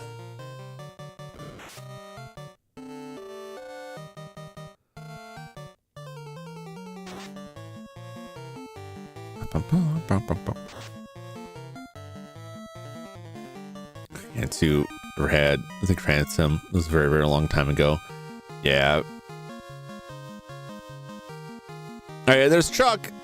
Chuck's leveled up. Intelligence up. I don't think intelligence does anything in this game. Alright. For context, so now Chuck needs 11,000 points to hit the next level. And Jump needs 7,694. So he's about like 4,000 points behind. The gap will narrow as the amount of points needed to level increases. It's less of a big deal.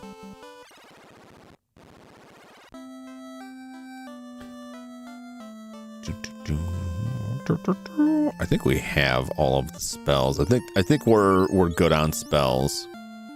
I'm sure I want to look. What do I got? Alit. Yes, I didn't get a fur, which I think might have been a level 3 spell. I think I chose Harm 2 instead of that. I kind of wish I'd gotten a fur. We do have a ice. Well, it's not that essential. Level 5. Yeah, I think warp is his spell at level 5.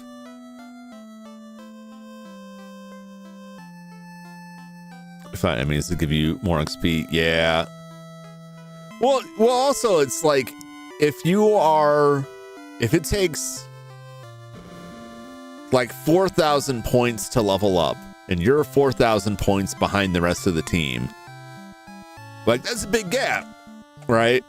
You're like an entire level behind them.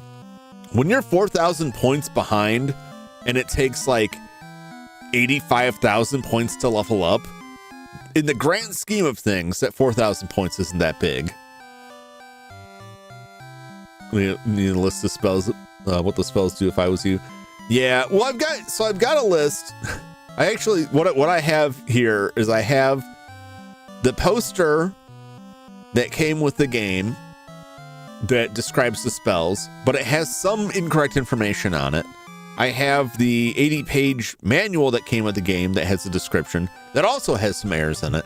And then I have a web page that is confusing and difficult to read because the way the spells are listed is with the normal, like the later established norms of the names, like fire a gun instead of fur 3. So I have to like, okay, I think this is that. But at this point, like, I more or less know what the stuff does. By the number of times I have had to look at that list, I've kind of like, okay, I remember what these are now. But yeah, the early games like this where like they had hard limits on how much text they could present you, like you couldn't sort this stuff out. You'd be going insane trying to deal with this stuff.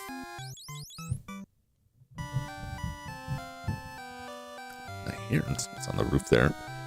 Just trying to guess what all this stuff does. And even worse for the things that like just don't do anything or make the game worse, and you might not even notice it. All right. How much soft should I get? Yes. 10 soft would be 8 grand. I'm not buying 100 soft. That would be all of my money.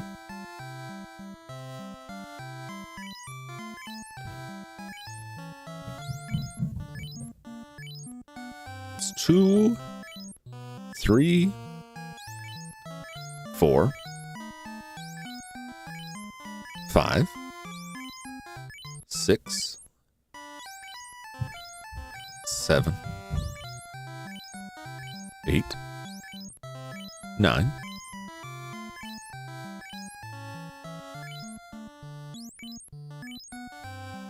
10. Get another cabin.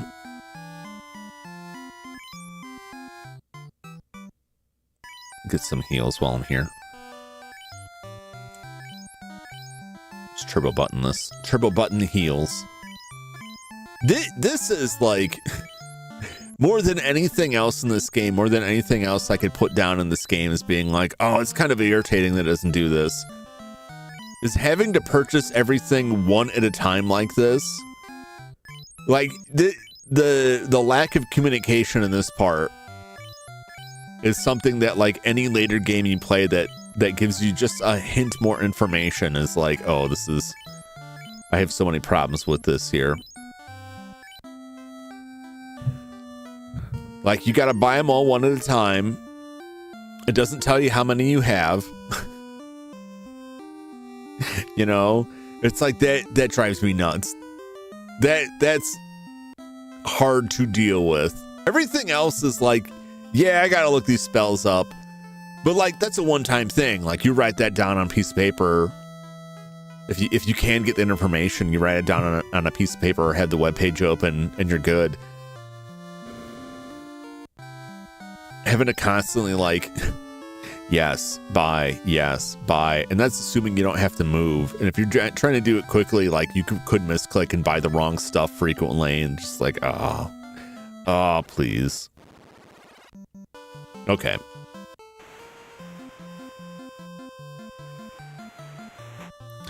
I don't think we have.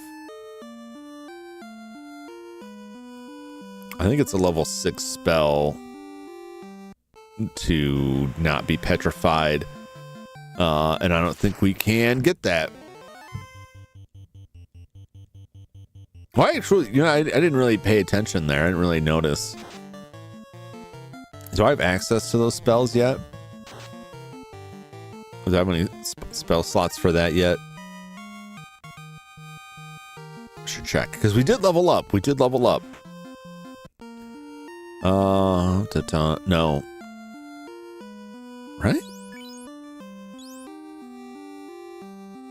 No, we do. We do have two level 6 slots. We got the money. All right, let's get up here. Let's stop at this town real quick and see if they got. They may not even be there. Maybe further in. Punch that shark.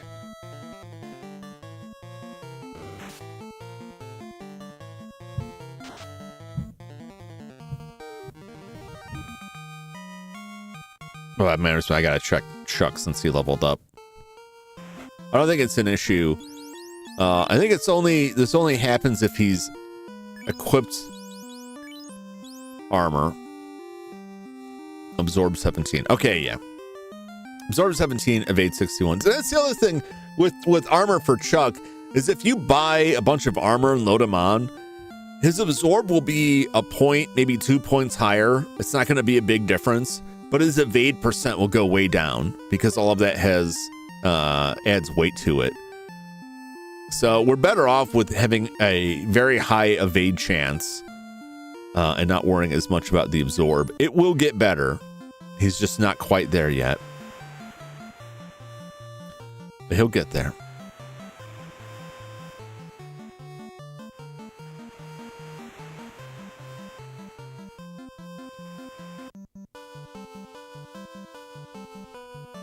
Just occurred to me I can shave some time off by just... Oh!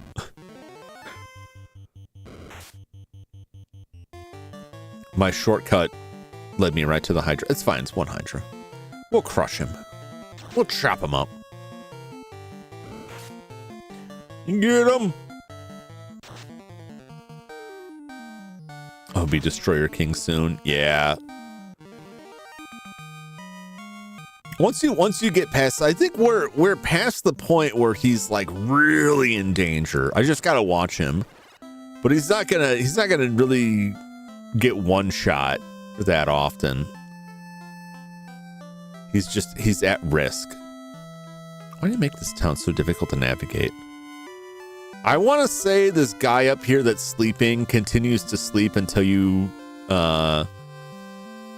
beat the volcano. And then, if I remember correctly, after you beat the volcano, he wakes up and is like, Quaid, get your ass to Mars. No, he tells you to go to the ice cave. Soft. 62.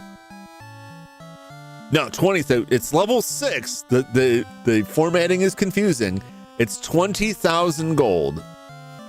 Soft, exit, and inv 2 are what we want. I could buy all of these. However, I want to say exit is a white wizard spell. Let's see here. Level 6. Exit is for white wizard, so I can't buy exit. I can buy stone, but I only have 2 castings of it. I could also buy invisibility. So there's fog 2 and invisibility 2. And if I remember correctly, invisibility, I don't remember which is which. One of them raises your absorb, and one of them raises the evade. So they're 2 different defensive spells that basically do the same thing. Why is soft level 6? This is the same problem we had when we went to the marsh cave, that the anti-poison spell Pure was a level 4 spell, which was like we could just cast level 4, and it was expensive for that area too. So they give you like the highest level spell you can cast at that time is like, this is what you need. And I'm like, what? I can only cast it so much. It makes a lot more sense in later games where they use magic points that you can refill, right? So you could potentially cast more than twice. In this version, it's because they pulled this straight out of AD&D. They're just like, yeah, these are the rules. This is the challenge.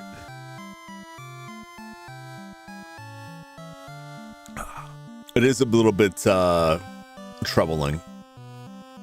Let me look at what the difference is between invisibility. I kind of really want exit. Exit is really useful for getting out of dungeons in a hurry if I have to. But it's more or less like an escape route.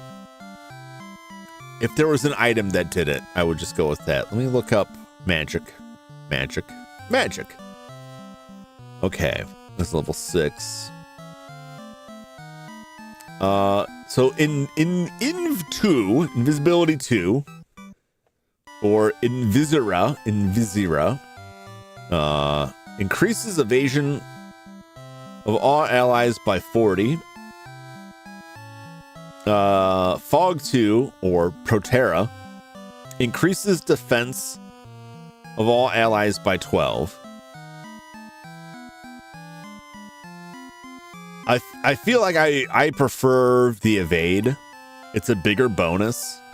Evade's a bigger bonus than the defenses in my mind. I don't know though.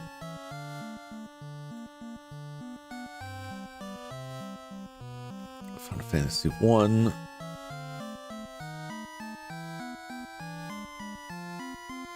Which is better? Which is better in this?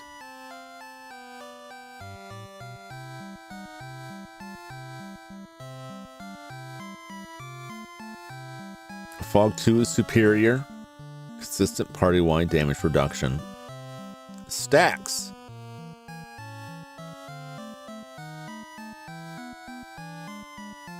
Laid by white robe. Oh, that's right. Oh, I'm glad I looked that up. The white robe lets you cast it. You dodge magic attacks. That's a good question and a good point. So we'll go with fog, but also it said fog stacks, so I could keep casting fog, higher level stuff. All right, well, let's buy soft.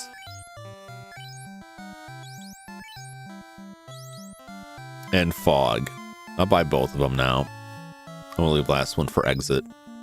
I forgot that we get like invisibility 2 later with the white robe.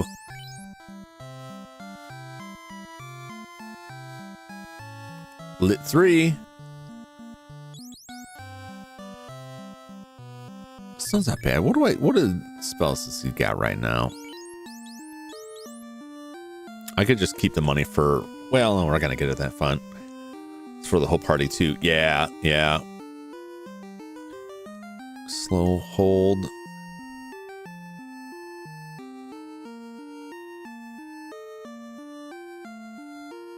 What do we got? Level 6 wise.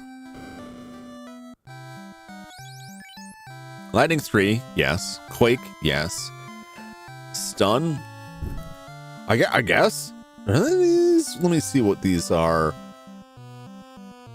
Okay, these are all Black Mage approved.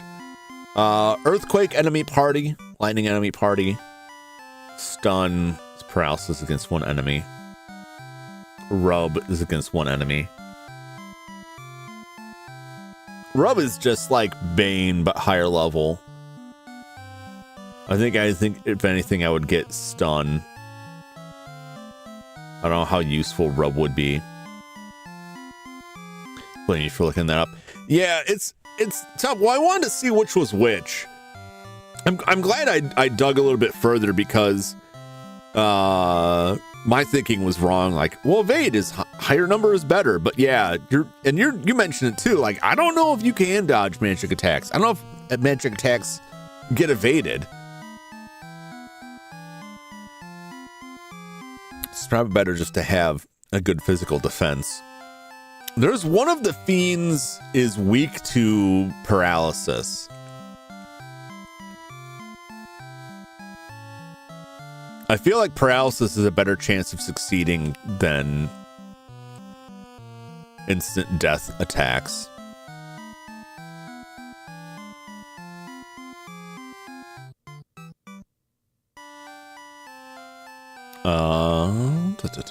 Which is it though? I'm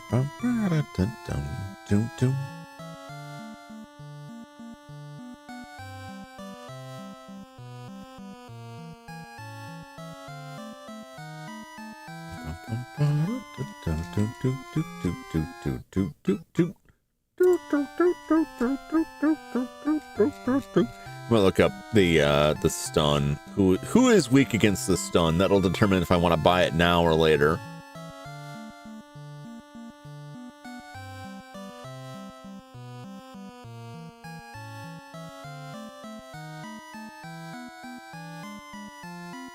Oh, that's Merilith. I think she might have a different name in this version. I always remember her as Merilith. Carrie. I think it's Carrie in this version. That's in the volcano, so I don't need that right now.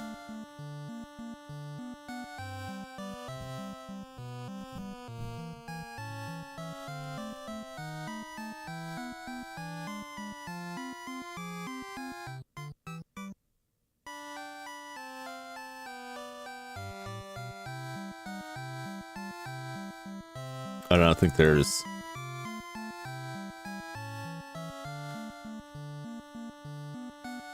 There's not a fiend in the ice cavern that I know of. So...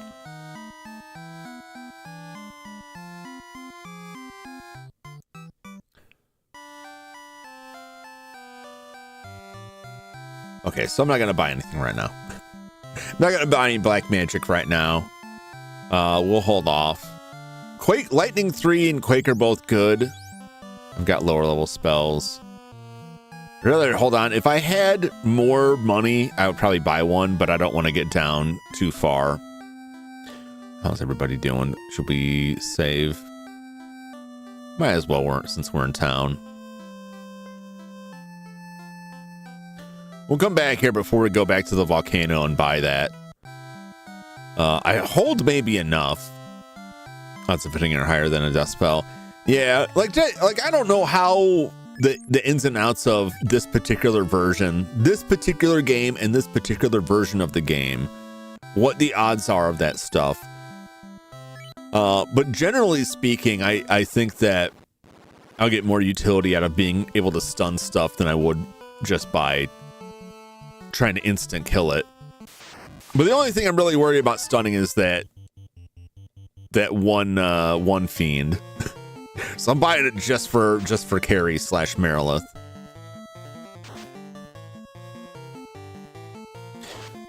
I believe the name Carrie is just kind of a poor translation of Kali, because she has multiple arms. Oh, I came from down here, didn't I? I came from downtown.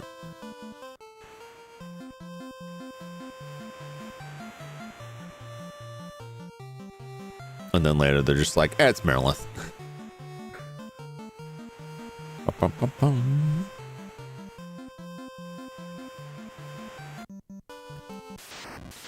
This takes me where I want to go. The Ocho! So let's take a look at it. Look at this grisly monstrosity here. Surely the Ocho is some sort of precursor to like the Marlboro. Not enough eyes, but it's got the look. Destroyer in Hindi, yeah. Looks like a 70s sci-fi monster. It does. I could just imagine that thing wobbling around, like just being a rubber suit, just wobbling around. Would be very fun. I'm just imagining like Godzilla wailing on that thing.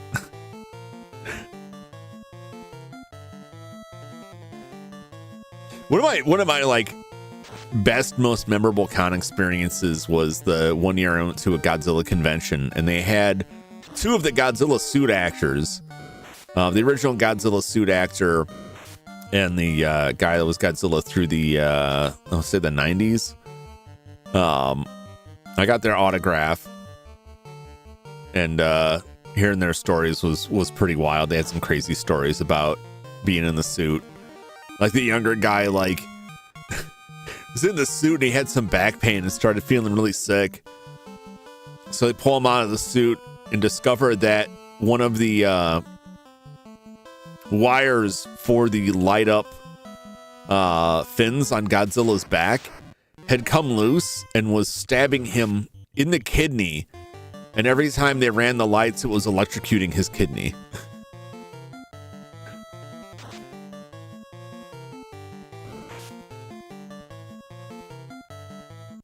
Pretty bad experience. Well, they also, like, when they made the first suit, like, they hadn't done anything like that before, and so they really didn't have any idea what to make it out of or what kind of issues they'd run into.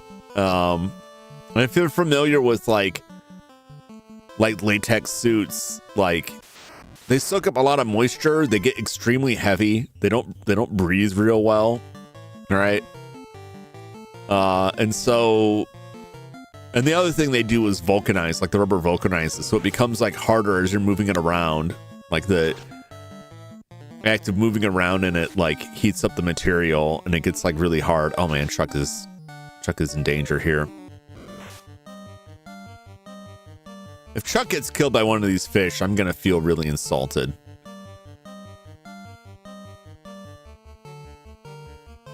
Have a drink, Chuck. I have two.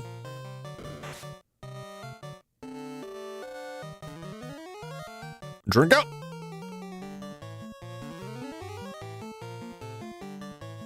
See, he's fine. He's fine now. But yeah, they would have like people would go in the suit and like after a few minutes they would just pass out. They'd be completely dehydrated. They'd have like sweat all the fluid out of their body. They just drop because the suits were just too damn hot.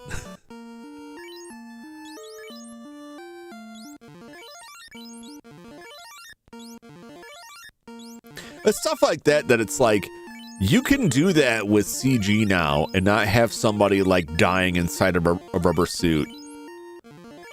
And so I respect when they're like, look, we're just gonna do it with CG. We're not gonna have this rubber suit anymore. People are getting messed up. Like, it's respectable. You can still do a couple shots, but like you don't have to do as much. I still do prefer the rubber shots, but like if nobody's dying, if no one's being like rushed to the hospital because they passed out in a monster suit. Disneyland with the families, the teen and the younger cousins. Says it's too damn hot in here. Yeah, those suits cannot be comfortable.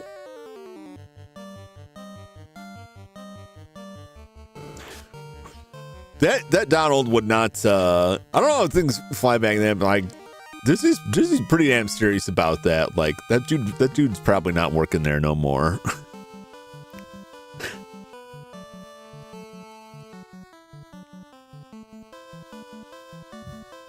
It's pretty shocking to a kid if like Mickey Mouse or Donald Duck or Goof are just like, ah.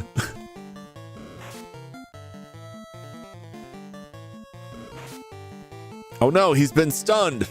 Damn you, Geist.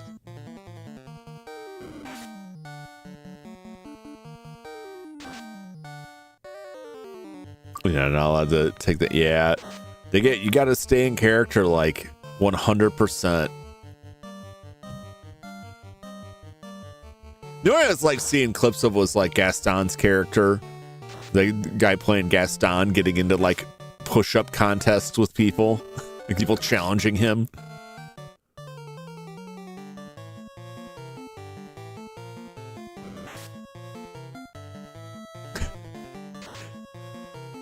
Jump and Chuck are just stuck over there. Don't worry, we'll get out of this eventually.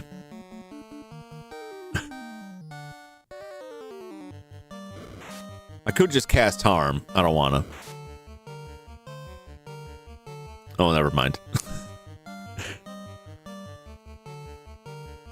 Oh, so Jump is back. It's fine. works out. Or now, so I could take it off. Yeah, that's what you're supposed to do. So Goofy just eased off, got some air. Mini Mickey did damage control. Yeah, that's how it's supposed to work. Is like you gotta go back to your area. You can't like hang around. You gotta go out of sight. You gotta be away from prying eyes. Terminated.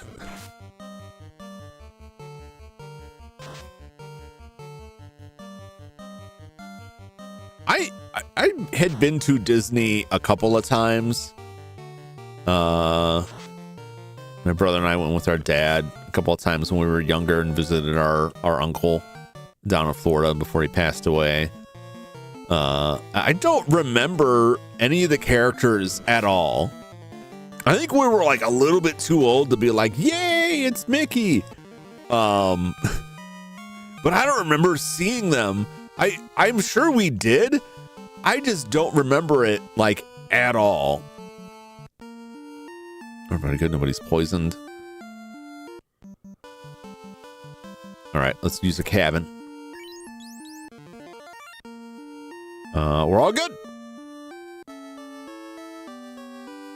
Welcome back, Chud. When I was young, all I really remember is the Michael Jackson, like, what was it, Captain EO? I think that was in Epcot. And Pirates of the Caribbean. But I remember I've talked to like Utter Chaos was a big Disney joint. Utter Chaos pointed out that there's a place that sells fragrances pulled from things like the water inside a Disney ride. Because I'll never forget the feeling of coming in out of the Florida heat into like It's a Small World, and you're on a boat and it's like inside and it's dark and it's cool and it has a very particular smell.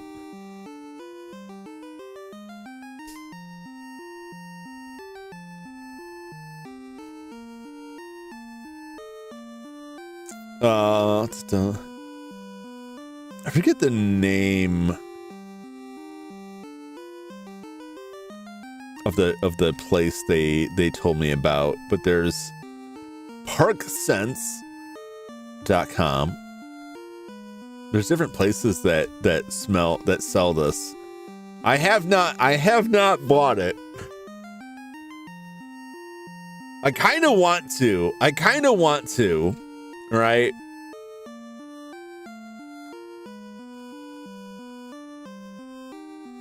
Because there's like a particular smell from those places.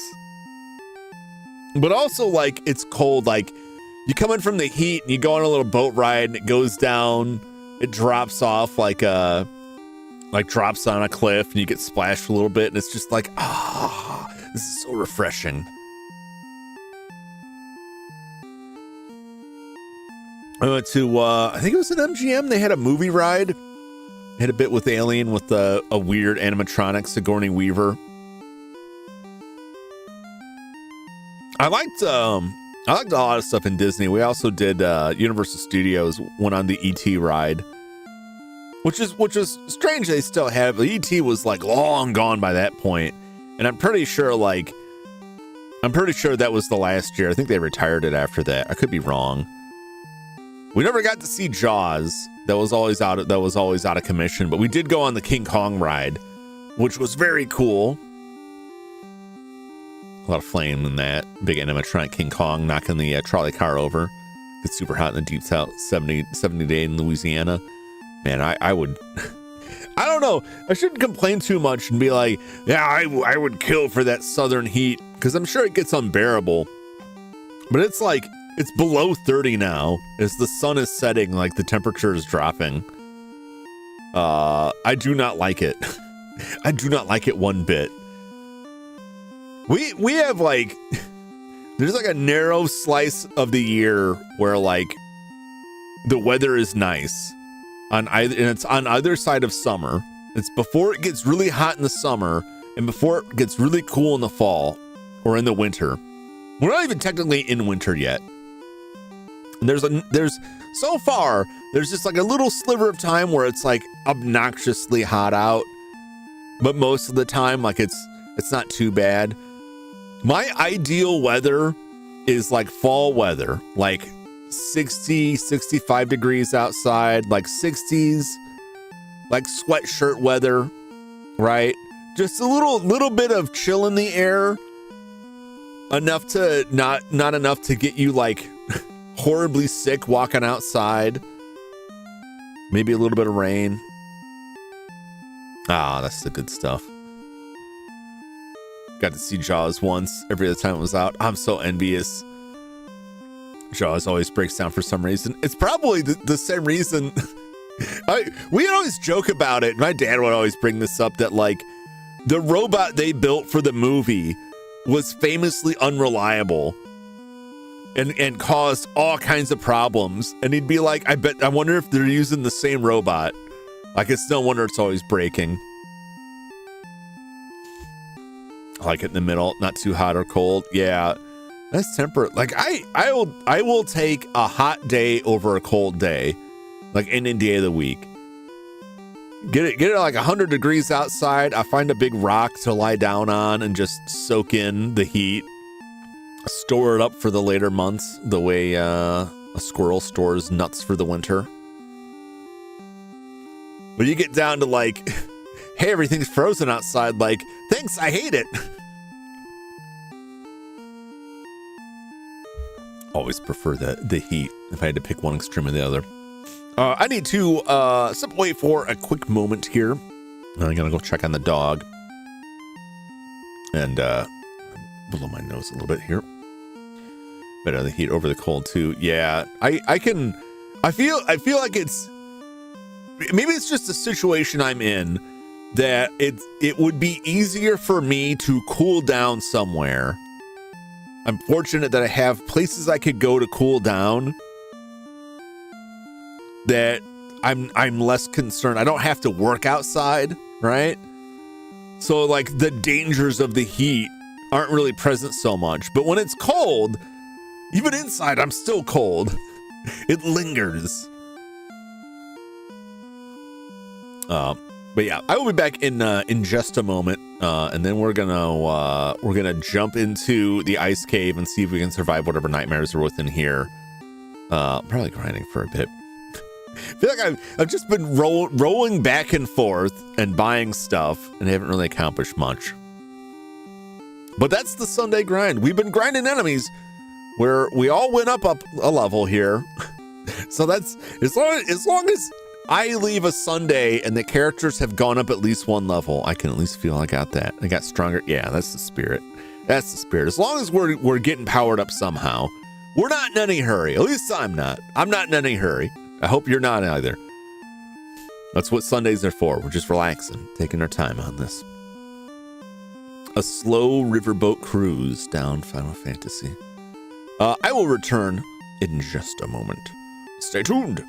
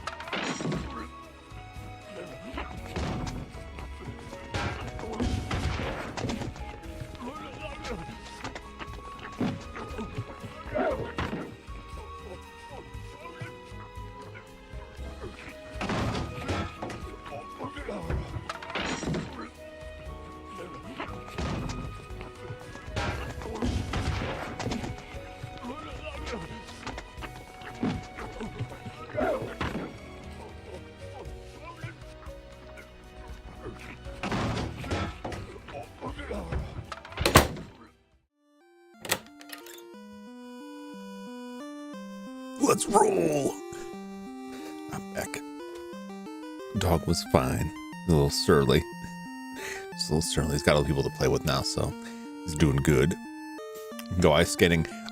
There's a nice ice skating rink in town, and I only went once, and I went with a friend of mine. I've only been ice skating once, and I think I chose improper size skates, and I wore a hole in my foot from like the friction that took quite some time to heal. It was very unnerving. Otherwise, I had a good time. I didn't notice. I basically just got like a blister, a really bad blister that like was in a very awkward spot where my shoes were. So my shoes like would just kind of rub on it while I walked during the day, and just it took forever to heal properly. I didn't really notice it while I was skating though. We're not super coordinated either. So like I fell a lot. Which was fine. I didn't tell you about my adventure today. What's up, Silas? Welcome in. Good to see you. I had a bit of a annoying adventure today. I was gonna say, man, you guys just gonna let us walk through here like this? You die yet? Not yet. No, nobody has died yet. So Christmas is coming up, and the subject of Christmas cookies came up, or rather didn't come up. Nobody had talked to me about this, and I just figured, I just thought we wouldn't have Christmas cookies this year because that was my mom's thing. And the only help that she would allow from me for baking the Christmas cookies was grinding nuts. So I would grind up huge bags of nuts for the cookies, and that was the only thing that I was asked to do. I tried to get more involved, and every year she would just start cooking them earlier so that I would not possibly be able to be there. Came back to huge bag of nuts. Yeah, you just gotta grind up a huge bag of nuts, as you do for the cookies.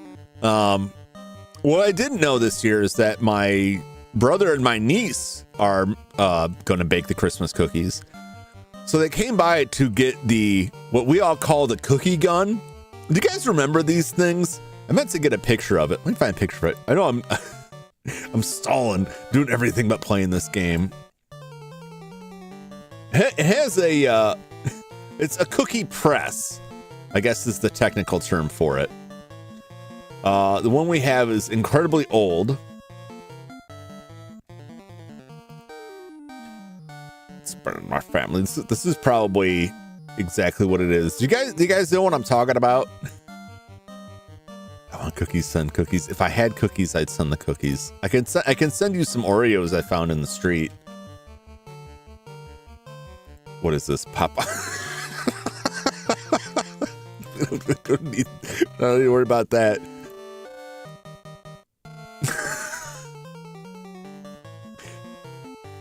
Been living off those street Oreos forever. Here we go. The Super Shooter, which I saw the name and I was like, oh man. If Perhimo's here when I talk about this, he's gonna have a field day. Electric food gun.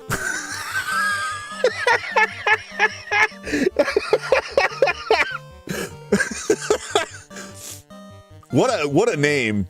The electric food gun, the one and only. So these are like a staple of the Christmas cookies. They are not like the favorite cookie, but like they've always been there. I want to say this thing probably came from before I was born. How long this has been around? Basically, you just shove dough into the tube there, and then you spit out these various cookie shapes. It's like a Play-Doh press for cookies, right? Yeah, Jeremy, you know what I'm talking about. Yeah. Nobody knew where it was. Nobody could find it. It turns out it was in the garage, in a tub with cookie tins. So I had to dig around for that mid 80s. It could have been, well, I want to say that's like late 70s. Because if it was in the 80s, it would have been around. But there's not a Christmas season in my life that I don't remember that thing being out there. Dilemma you could use your input on. What is your dilemma? Pedals. What is your boggle, as they say? Well, as I say. As they say in Demolition Man. I like it. What can I do for you? Let's throw some harm on these goons. I'm gonna try and get these guys out of here. Holy God. They're already after Chuck's delicious man flesh. And he's paralyzed. Son of a bitch.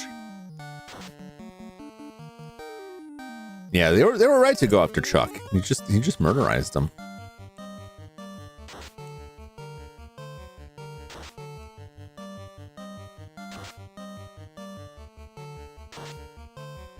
One harm was not enough.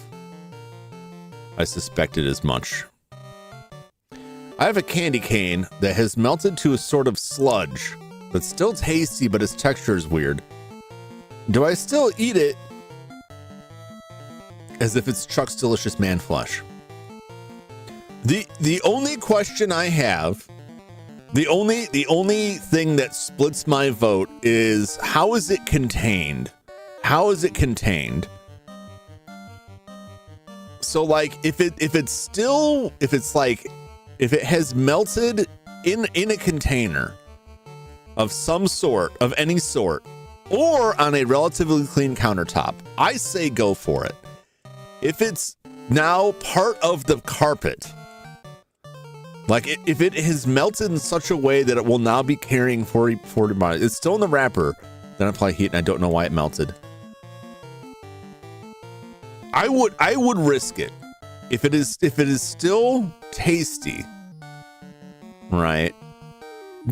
For the experience alone, if it is tasty enough to eat, because those things are essentially just like sugar and water anyway, right? Now it may have become chemically unstable, which may speak to something deliciously toxic within it. I think it's worth the risk. I think you gotta risk it.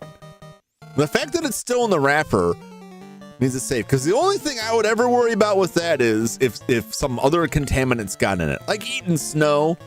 Don't eat snow, because you take that snow and take it inside and melt it and find it's full of like poop and flies and dirt and stuff, all kinds of things that you don't think it's in there. Okay, there's some crazy epic hope this one's real. Yeah, you definitely got to eat it. Arthur will enjoy nibbling on your corpse. He would. I think I'm like that before. It didn't get well. Yeah, I mean they can like, if they're not made properly, they can do that, which you'd be surprised what gets through quality controls. And it doesn't take like a lot of heat, and because sometimes they're just kind of like, they're not quite cooked properly, so they don't like harden. They're more like a tar substance that just moves very slowly, and they'll just settle. I'd risk it. Worst case scenario, you're gonna melt like the bums in Street Trash. And if you haven't seen Street Trash, don't worry about it. I'm sure you'll be fine. Body heat from the pocket. Yeah, could have been like the sun could have gotten on it. The heat miser could have shown up and just been like, nah. One of those. That's, you can't see the hand motion. Maybe he was waving his hand. Settled tar is the perfect term for what I'm eating.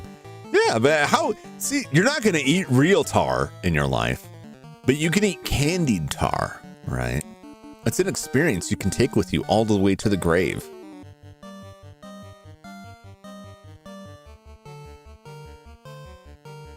At least that's my take.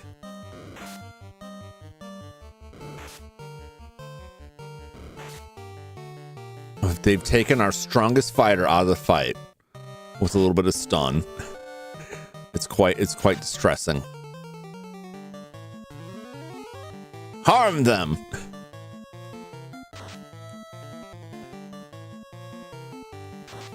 You're a good role model. I try, you know.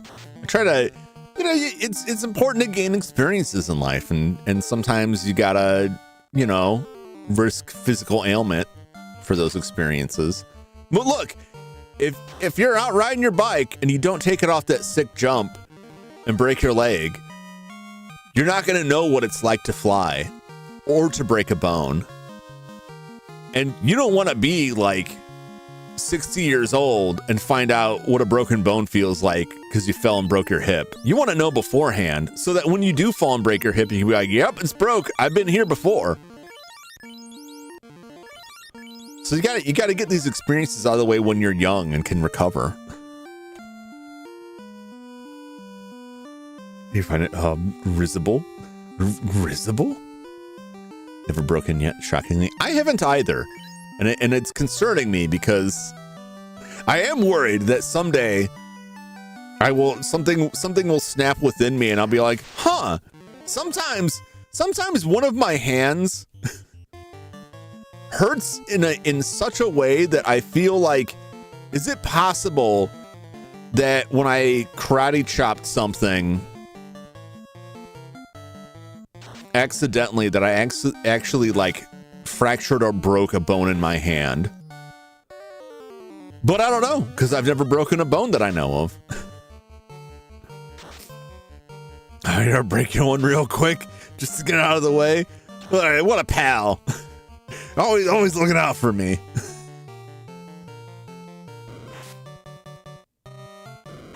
I don't know what bone I can afford to have broken. Get the fingers. Oh, I don't want the fingers. Not my fingies. Having like my finger broken like concerns me. Little toe. I'll take the little toe. I agree. I think the little toe does serve a purpose as part of a complete balanced. I was about to say complete balanced breakfast, and that's wrong.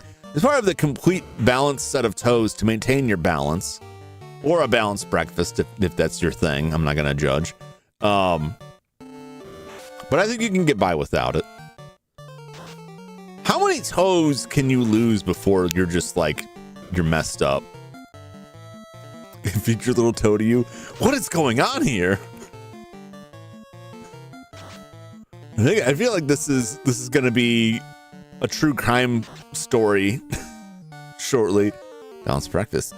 Just put it on the scale. If you don't move, it's balanced. That's one way to look at it. I just love every time I see something as part of a balanced breakfast, it's like sugar-coated cardboard cereal.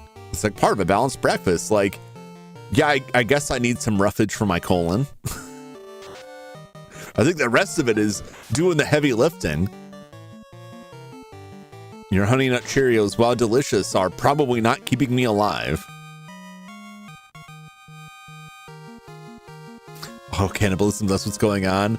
I don't know, you know, I'm not really into the cannibalism thing. I know people think I am because I talk about eating a lot of stuff, but I often point out, you know, those things are not technically human, and so they're safe. Well, technically I'm not human, but I mean, if I'm eating parts of myself, it really doesn't matter what I am. That's pretty up there. Have I angered you in some way? Because I feel like I'm getting some serious threats out of that. Eldest uncle was born with 2 fused toes. They had to defuse them with surgery. Yikes. Frame for my degenerate joke about toes for breakfast. To answer your question, if you lose your big toe or index toe, your balance is permanently altered. I knew it was one of the toes. What's up, 40 Gumble? It's good to allow your intestines to experience foreign objects occasionally. Yeah, as long as they're not too sharp. That's the only danger. You know, you gotta do some spring cleaning now and then. And if you're only eating the safe stuff, like you're never gonna get really, really scrubbed out there. You can see if it tastes like pork. Imagine your little toe and barbecue sauce. I don't know though. I don't know. That is tempting. Not tempting enough for me to do it myself, but I guess if I was in that situation, I probably wouldn't be too resistant for it. I don't really have to worry about prions if it came from my own body, because if my toe had prions in it, they'd already be in me. You know what I'm saying? Like if the rabies is already in me, then eating my own rabies infected toe is not gonna do me any worse. Jum's totally tubular toes. Not Quentin Tarantino. Just trying to help me achieve my dreams of sampling all of the world's delights.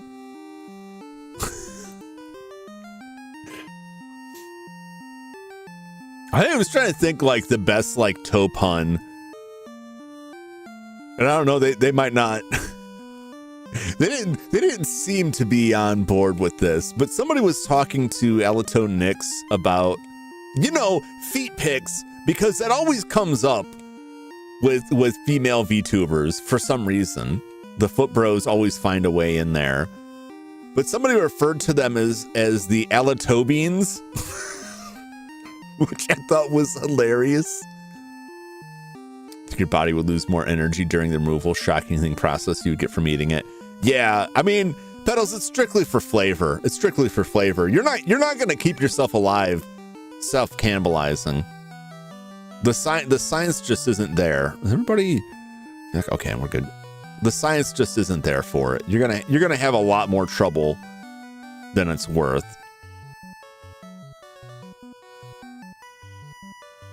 I guess I'll scope out the basement. Why not? Well, maybe that's why not. Because of these annoying doofusi. I'm gonna go through so much trouble here.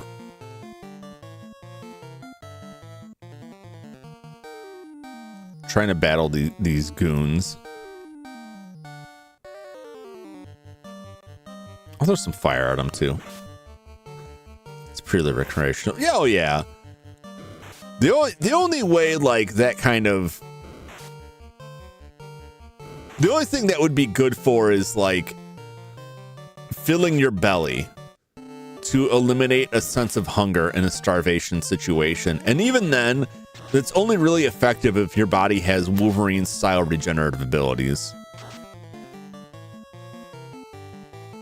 Now, my question is, if you got a hold of Wolverine somehow in a like post-apocalypse world situation, and we're shaving off like deadly slices of Wolverine for people to eat, what would be the nutritional value of that? Would it diminish at all? Right? Is it at all diminished by his regenerative ability? Would there be a point where, yeah, he's regenerating muscle, but like it's not packing the nutrients you need? It just depends if it's a biological or like a, you know, some sort of magical sort of deal. Multiple healing spells are great. Yeah. I wish we had more spells. Get the bread basket out too. See if it's healthy. Ooh, just give it a sample. If you had Wolverine healing, you could just eat yourself. I would give it a shot. Wolverine can solve world hunger. Take legs off the deli, slice the flesh.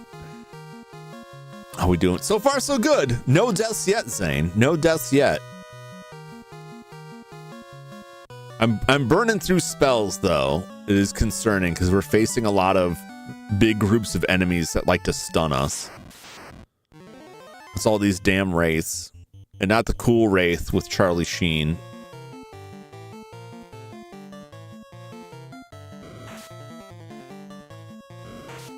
Where a dude comes back from the dead with a supercar that he also like leaves after he commits his revenge. He gives it to his brother, and I'm like, how does that work? Did heaven send you back for revenge with the supercar? Whose name is on the paperwork for that car? Who is the legal like authority for that? Sandwich you, Wolverine. Would you? And then because I'm finishing the project, almost done. Last couple of things I want to add are going to take a lot of time. You gotta put in that work. Respect that. I respect it.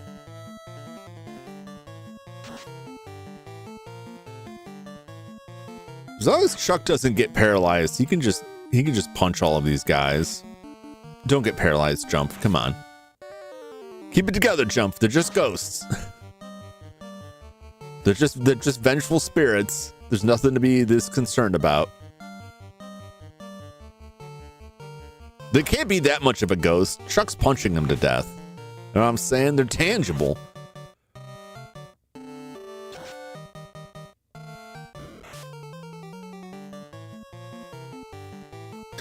I'm wondering if there's a point where like, because you know, like you can continue to grow crops with like the right fertilizer and stuff, even after the soil has like lost any like nutritional content, like nutrient content, right?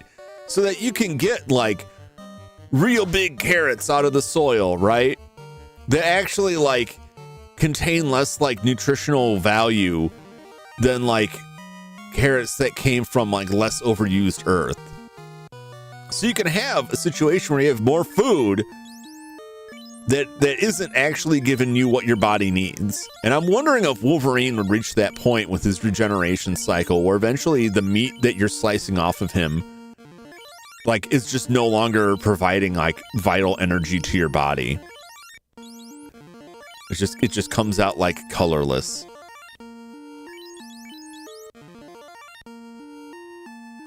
Chuck wants stuff lifted in an iceberg, accidentally sick the Titanic. Like rabbits. Does that happen with rabbits? Or rabbits face that sort of issue.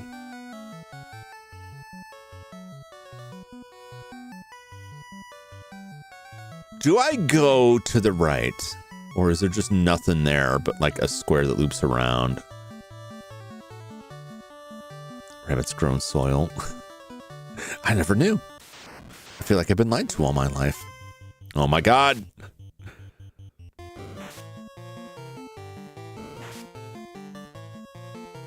They're doing so much damage. I would like it if we could just run away from this. Critical hit. They're beating us to death. I'm just gonna run because like Harm 2 could clear the way for this, but Zane's paralyzed.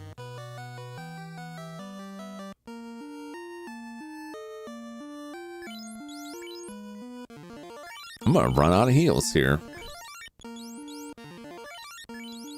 As you do.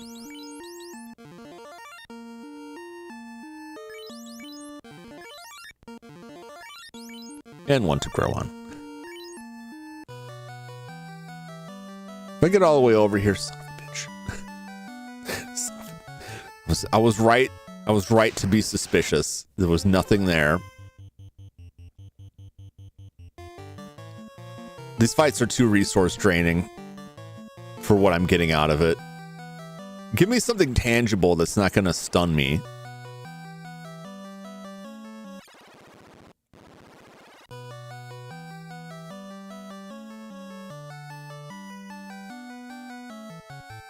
Finally, we're getting somewhere here. I haven't seen any treasure or anything, but I don't know if I saw anyway. So, I will deal with these.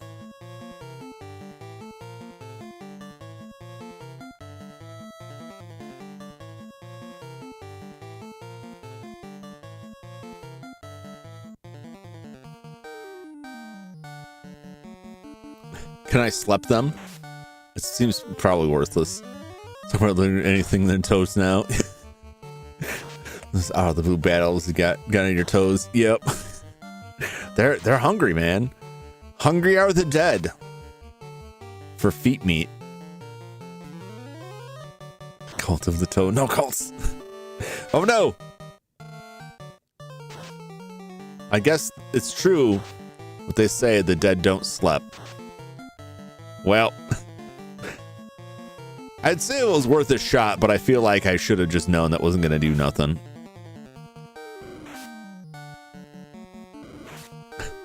Quit slapping Chuck. That's why they come for Chuck, because they fear him. They fear his mighty fist. They don't want what Chuck's got. They're not hungry for his knuckle sandwiches.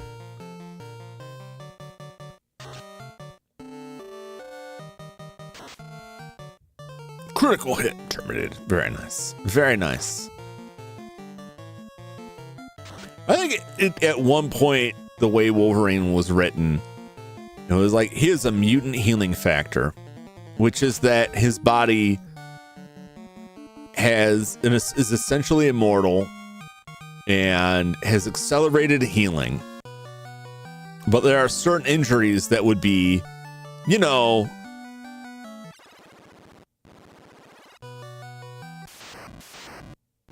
I was wondering what those circles were. Oh boy. Oh boy.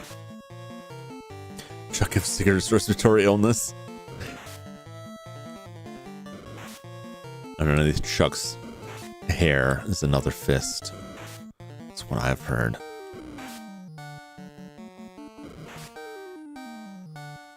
But then at some point in the comics, like, they got to a point where there was an issue where he was fighting a villain named Nitro who blew him up down to his adamantium skeleton, and he's explaining that, like, oh yeah, as long as like a single like brain cell remains, like my body will just grow back.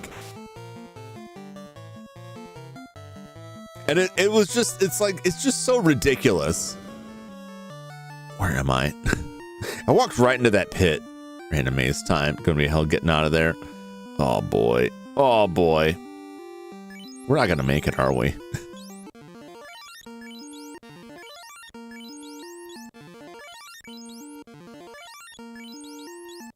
I came in here with like 90 heals and we're just burning through them here.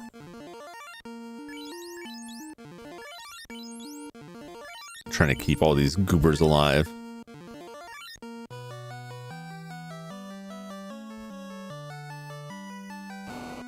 Oh god.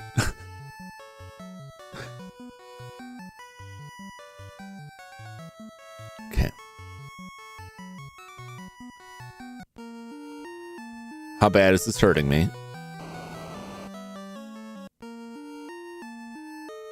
It's not that bad. No, it's fine. Ah. Ah. Frost D. Frost D's nuts. Oh my god. Oh my god. Orko, no. No, I was relying on your power. Is Orko gonna fall behind? It's all right. We can bring Orko back for a limited time only.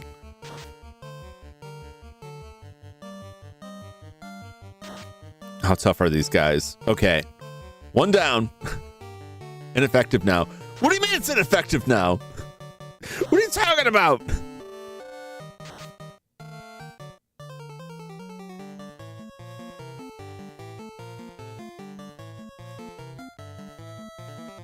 All right, well, she would have died anyway.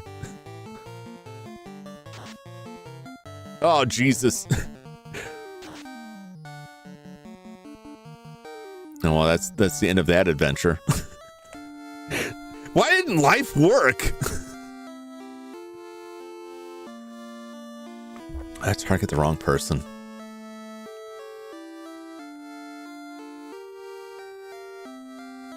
So from DBZ was like that. Yeah, use the Windows backup feature.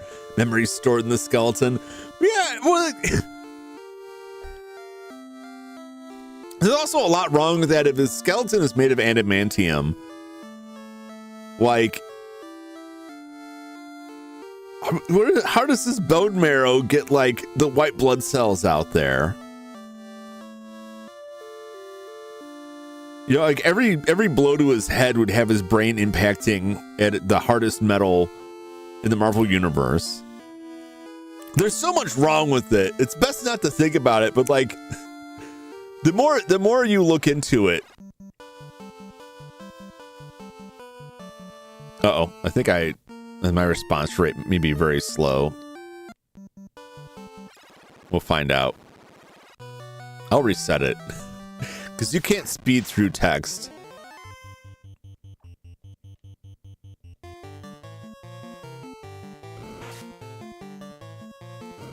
No, it seems fine. It seems we're still on 4. Look away for 1 minute you died. Those dragons destroyed me. Only if I want all the loot boxes. I do want all the loot boxes though. That's the thing. I want all that treasure.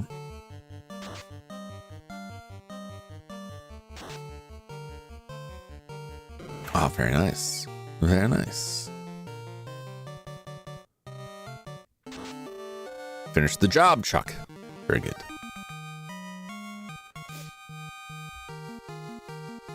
I need to go back.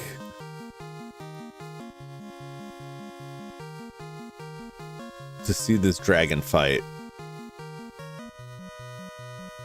So Orko bites it.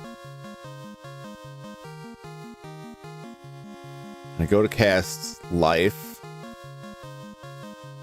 on Orko.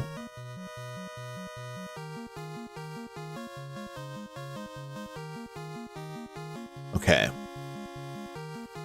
Why didn't life bring Orko back from the dead?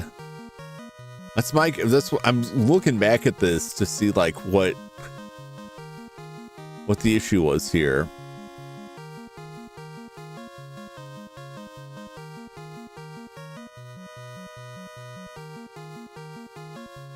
Ineffective now. Am I misunderstanding?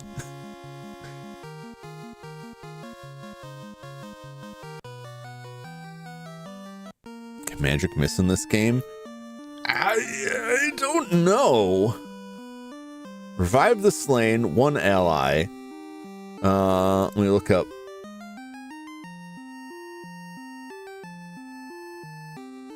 Magic.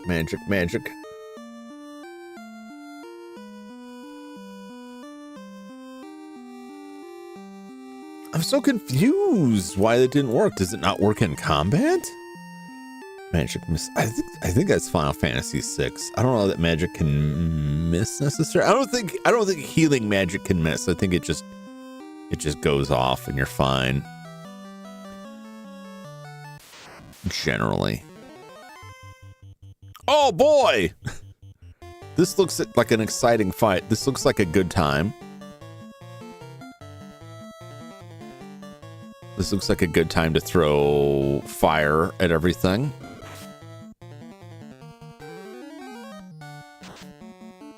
Hope for the best. Not great. Oh no, they don't have that many hit points. It is knocking some out. We'll see the next time someone dies when we cast life and they don't come back. I wonder. It does. I didn't see it specified anywhere. I wonder if it only works outside of combat. which would be a problem. I know the last time I played the game, which causes me endless confusion, was the GBA version.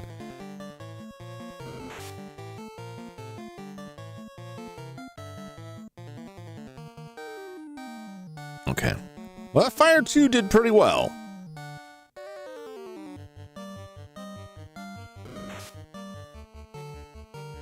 Some BS that limited high-ranking healing spells can miss.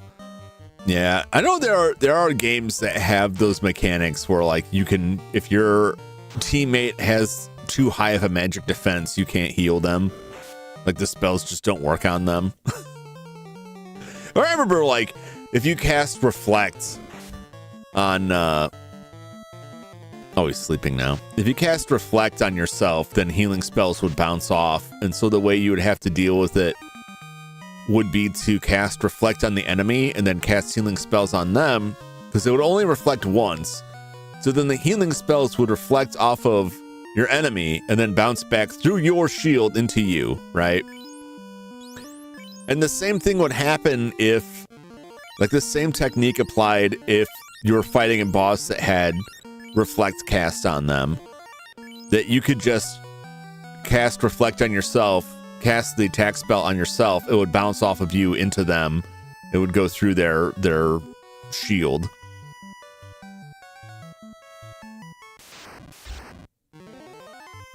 With some BS limited high-ranking healing spells, you only cast if you really need it. Yeah, it's I don't think that's the case, but I could be mistaken. I don't recall that being an issue, but I also don't recall life being listed amongst the magic bugs, so... Critical hit! Missed. Okay, well, we tried. And he's paralyzed.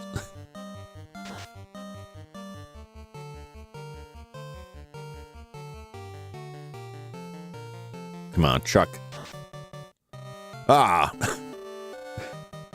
Finish it! There we go.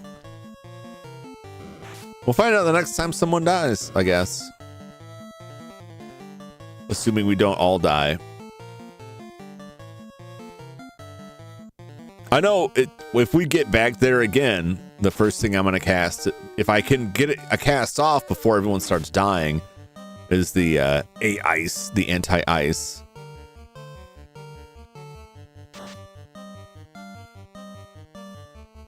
Damn, Chuck's having some issues here. Find a new bug, life doesn't work sometimes, maybe. Yeah. I don't know what the deal was. I mean, he was dead. He was at 0 hit points.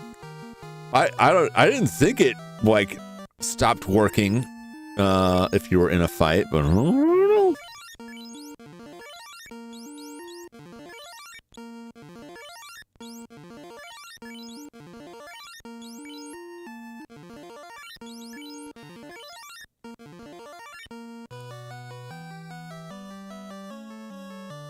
Really checked what was down around here. Oh, I can't get anywhere. Okay. All right. So that is what I thought. Ah! I gotta go around the other way.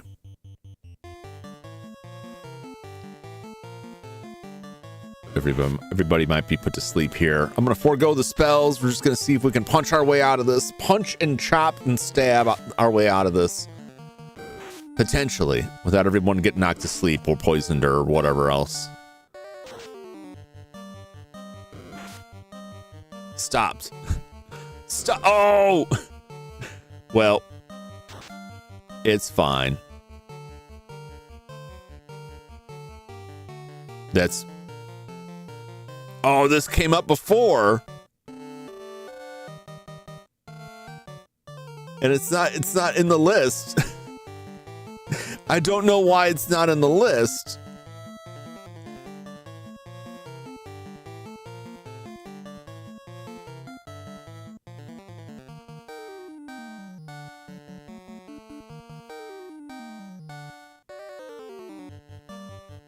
I also didn't find an app store for that. Like, I looked this up real quick. Why can't I use this?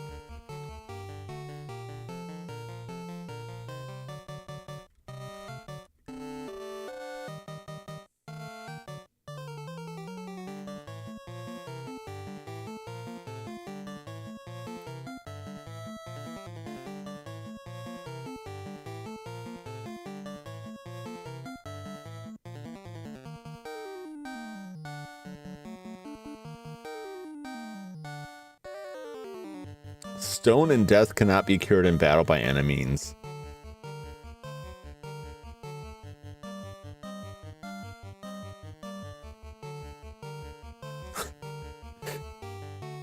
Oh no.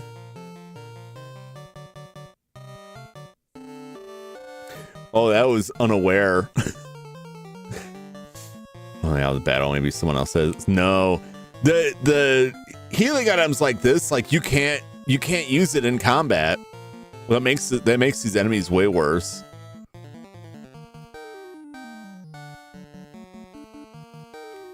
I believe I said run.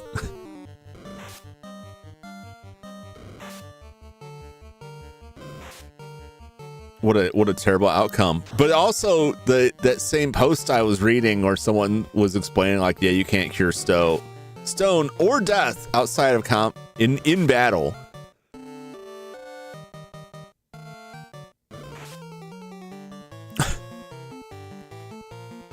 I believe I said to run. Is everybody gonna hit me before I even have a chance to try and escape here? It's all over.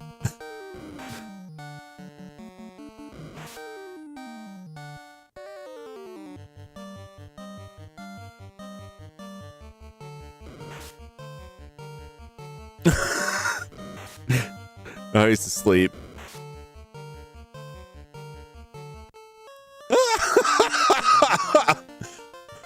If anyone has the stone effect ability.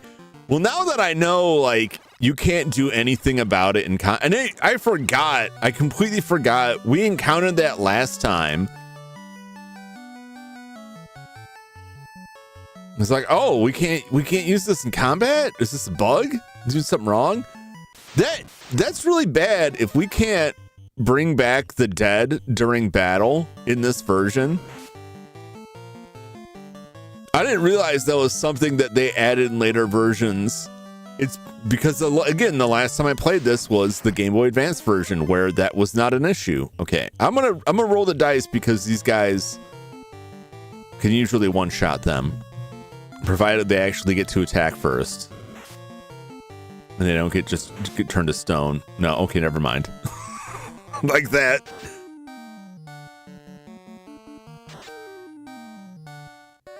So we can still make it out of this. Now, is Jump gonna get XP for this? Is the question. Because if Jump doesn't get XP because he's turned to stone, that's pretty raw. He's not technically dead. He's just useless.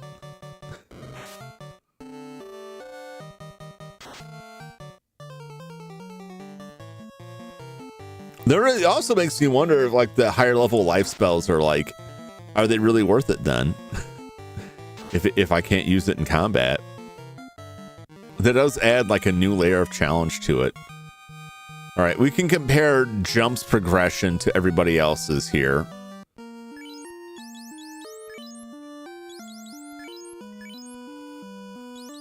Okay. 5,364.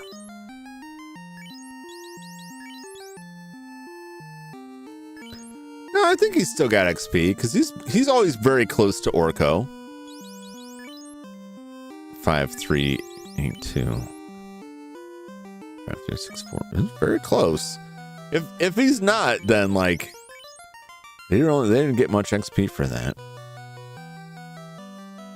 What's everybody's health wise doing? Use a little pick me up there. Sorry for laughing. No, don't worry about it, Judd. It was very funny. It was very funny. In a terrible, tragic way. It was very humorous.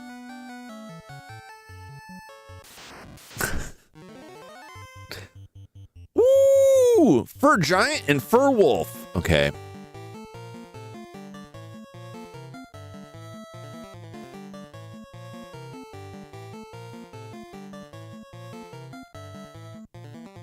So some fire too at them.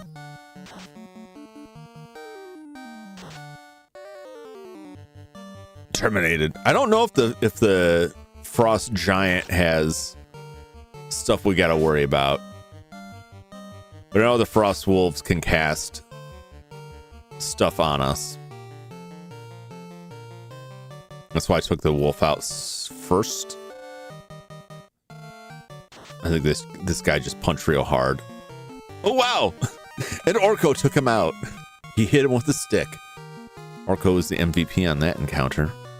See that? Why am I not getting more like ice-themed enemies instead of like a bunch of cockatrices and ghosts? Is what I'm saying. Give me the snow monsters.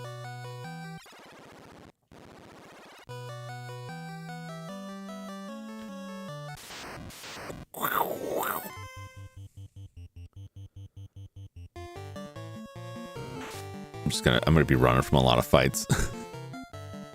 Can't run. Can't stop, won't stop. Or can stop, did stop, I guess is more accurate. Damn, they really took a piece out of Orko there. They saw what Orko did to the frost giant and we're like, no. No.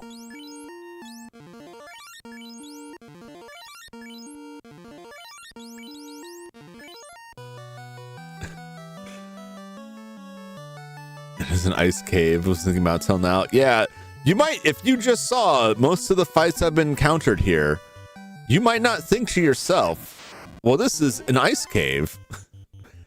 So it's only natural. I mean, I guess ghosts are normal in an ice cave. You consider like, yeah, a lot of people came in here and froze to death. And they're mad about it. A lot of angry, vengeful, frozen ghosts here.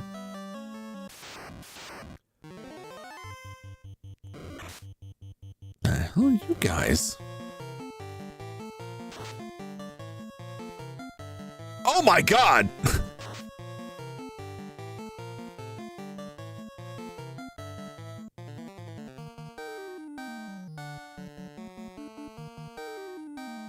Can I run from these guys?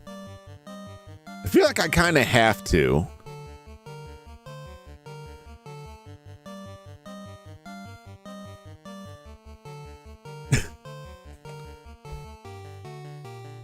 You know, the worst part about that is Zane's the only one who's going to be bringing anybody back to life here. So even if I live through this, we're just going to have to leave.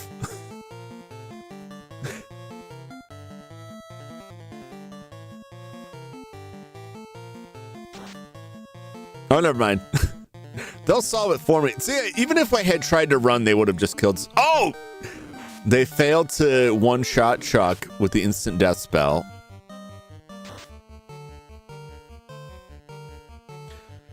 I mean, I've got no choice now. Oh, okay.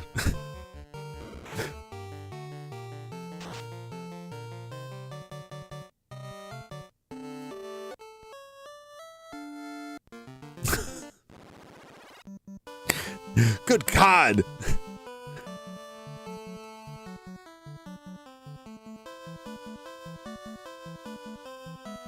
I feel like this has been like a huge waste of time. This is a learning experience. As much as I would love to get that airship and all of that stuff dealt with, I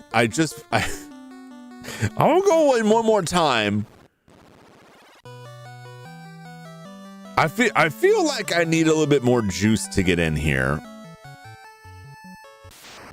I feel like the fact that I can reach this place is not a good indication that I should enter this place.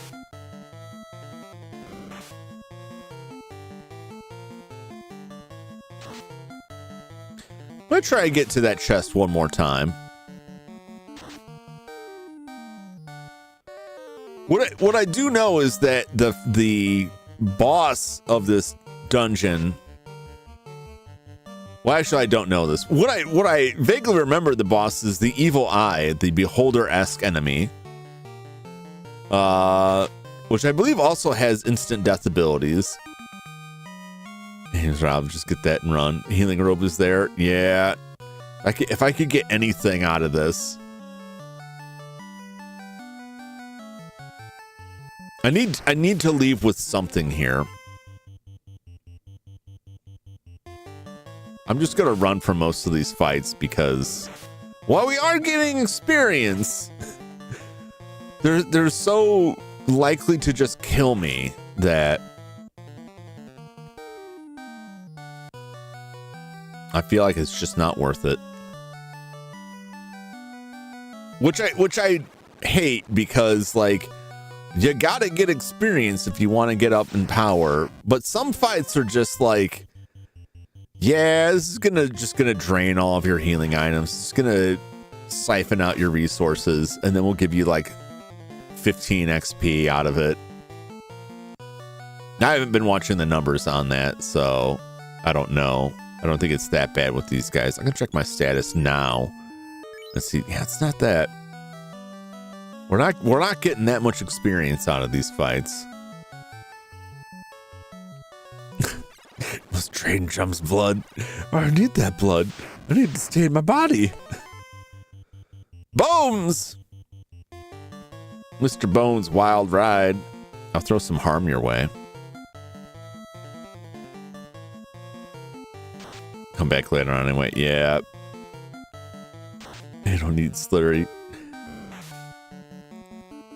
I mean, there's still some parts of me that need to be oxygenated by human. Well, no, that's probably not true either. It's probably like a hydraulic fluid situation. Well, the counterpoint is if my body doesn't need blood, then there's probably no blood in it.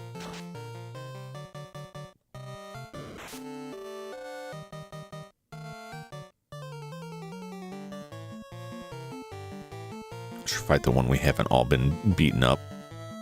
So there's probably no blood to get. I'm like this stone from which you cannot get blood from. We'll make it. You're gonna create blood to fill my body with, so that you can then drink it. Said you die in your fluids. What? I don't know about that. I mean, slurry is like blood. It's red. There's a kind of iron taste to it.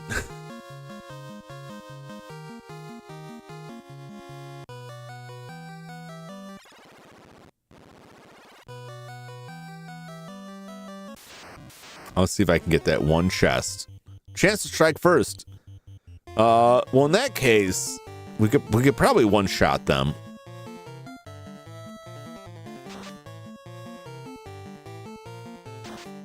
There's only two of them. Okay, never mind.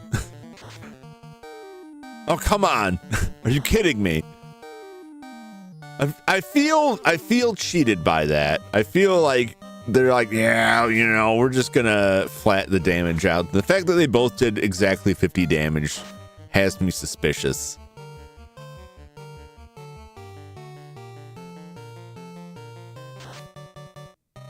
That's more like it.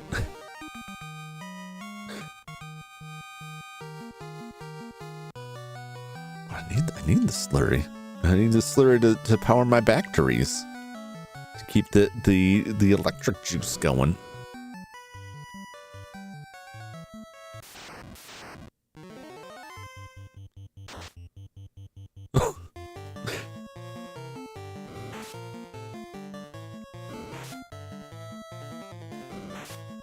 I'm not sure we can run from this fight. I feel like running is the only way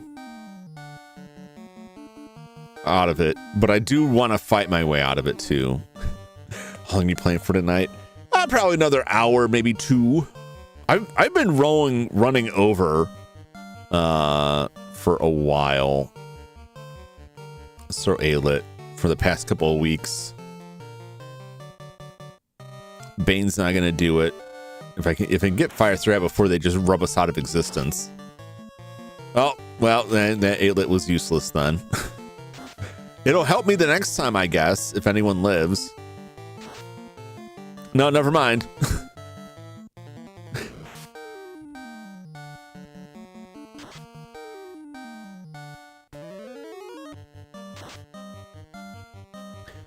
We'll see if I can run. One down.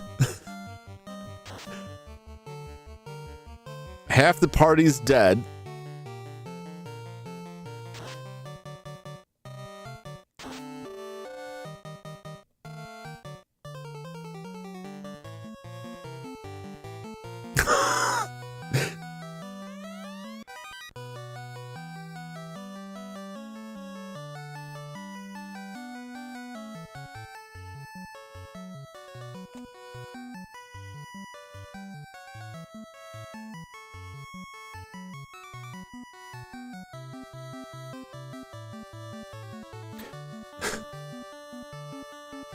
I'm speechless. All that for the weakest armor in the game.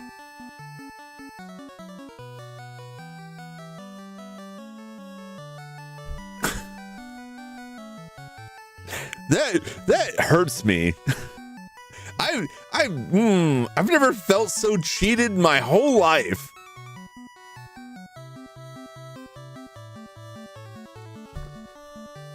Oh my god. I am man,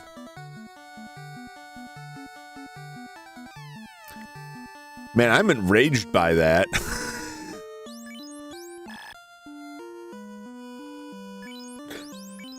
Well,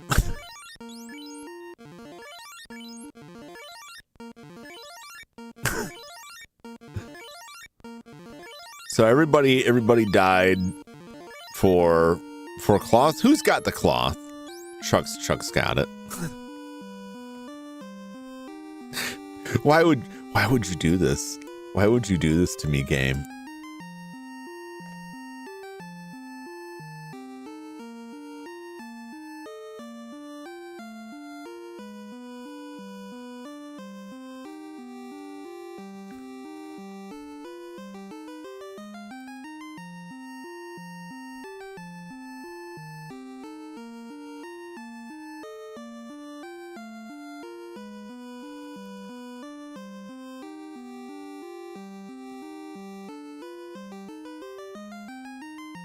It's maddening. All right. Let's see if I can see a map here to. Yep. No. Okay. Okay. Hold on. This walkthrough doesn't tell me any like useful information on this here.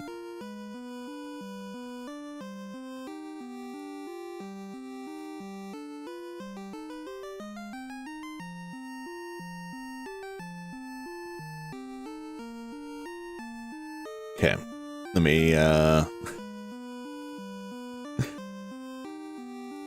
look this up. Is there a way to walk around these things?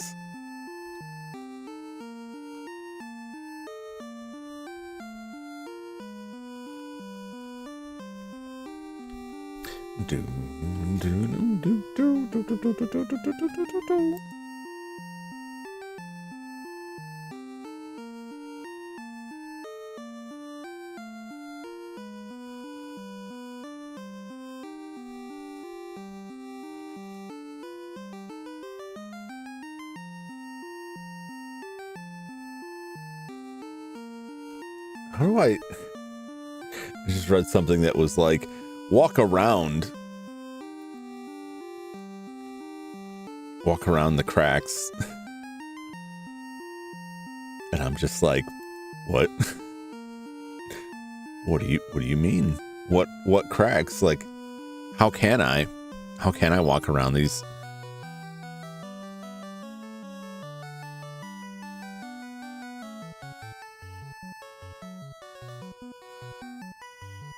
What is in that middle chest? Is it unobtainable for me? Sorcerer! Run.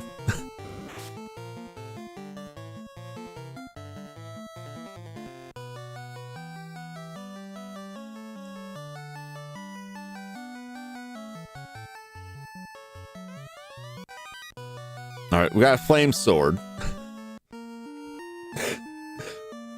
You're dead. Oh yeah, they're all dead. Everyone is dead.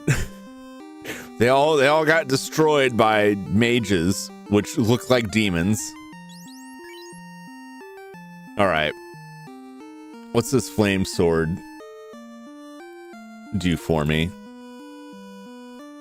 Let's see here. I'm currently using the silver or mithril sword, which is a damage of 23. The flame sword is a damage of 26. Okay. Actually, let's look at their status so we can actually confirm this. Damage 41.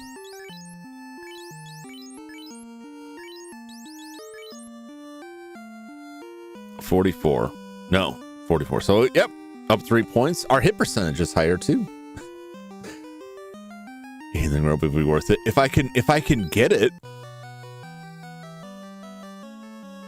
I've just got that last chest there, but I don't think that is the healing robe. But I don't know how to.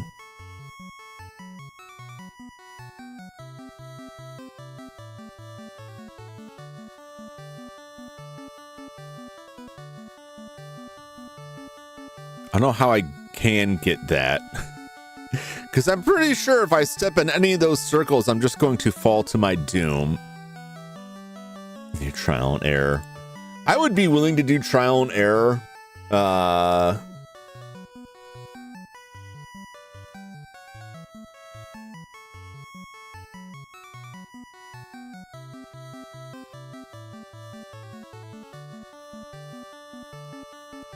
Which one did I tried to walk straight into this before? Above you, maybe. Maybe down from above. Would make sense. I think that is the case. I think I do need to drop down from a floor. How do I get above though?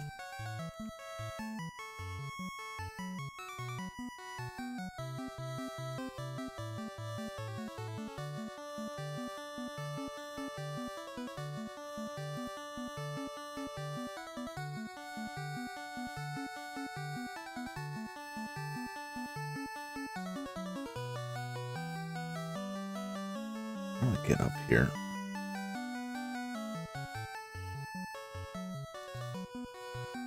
Okay.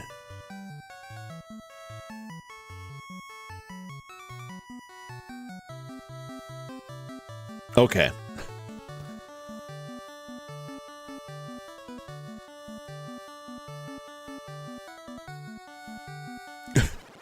Well, I might as well just keep going.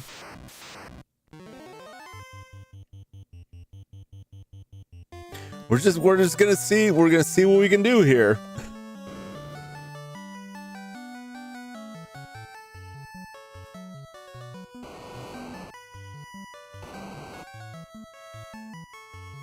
Okay. I'm just gonna keep going down. Okay.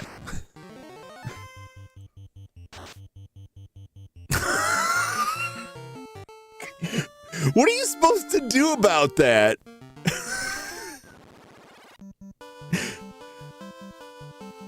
How cold? How can I warm up?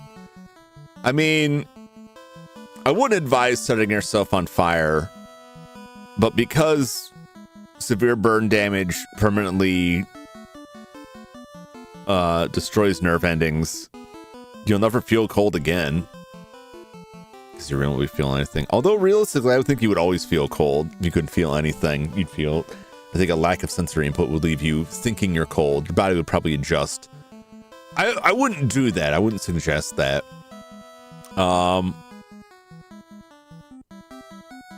Dress warm.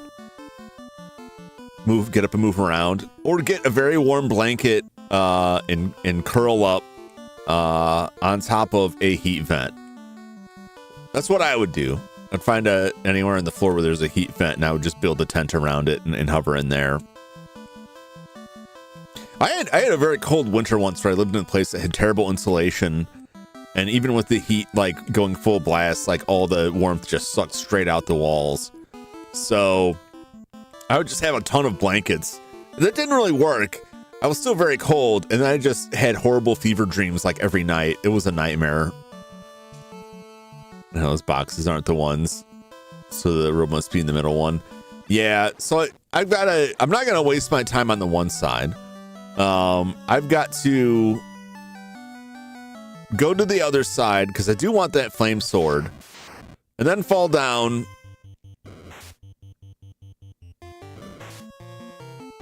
We got to get down to get up is the thing.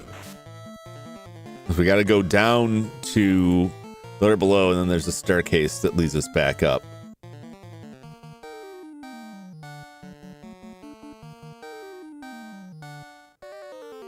I'm gonna check this out.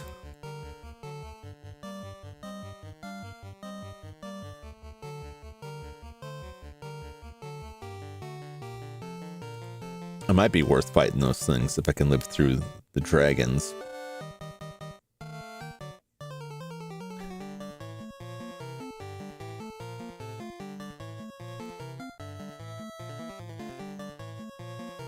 Read this.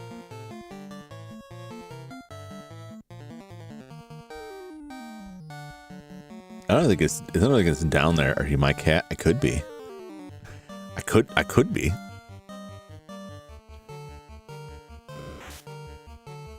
I do like the heat quite a bit. And there's nothing quite like just hovering over the heat vent and just like harvesting all of that heat for yourself, allowing no one else to share in it. The other way that's good to warm yourself up is to get real close with another person. But I hesitate to bring that up because not everybody has that option. And sometimes it may lead people to, you know, get close to someone who really doesn't want to be close. So you gotta make sure you get the consent for the sharing of heat. You don't gotta get weird about it. I'll fight this guy. I'm curious. I knew Zane wasn't gonna do it. Okay, he's dead. Good enough. Good enough. That's my, you know, I think this is one of the best ways to stay warm. Is being close with other people. You huddle together to conserve energy and conserve warmth. But it's not always an option. Other ways you can stay warm without setting yourself on fire is set other things on fire in a safe and appropriately ventilated area. If you can heat up some rocks and then put them in your pockets.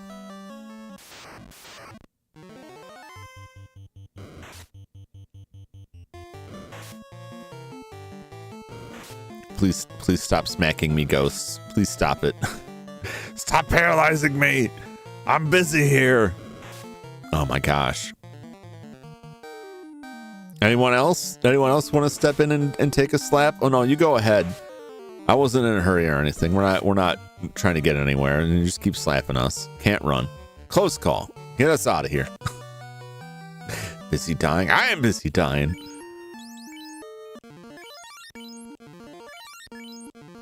I like to say I ain't got time to bleed, but my numerous stab wounds would disagree.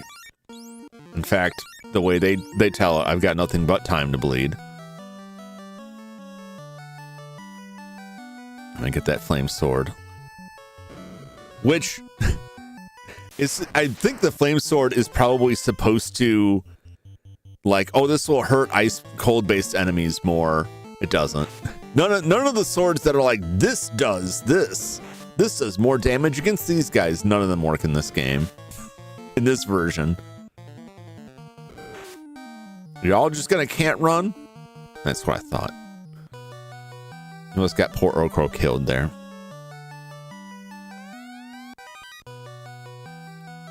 I gotta go to the other one. It's just cloth. It's a terrible trap. I've lost all respect for the programmers of this game with their horrible prank. That has left me with crippling anxiety. All right, let's get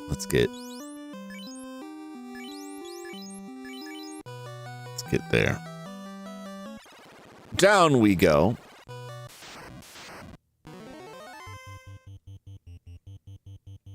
I don't like that we just ran into those mages. Like, there is a spell. What the hell was that noise?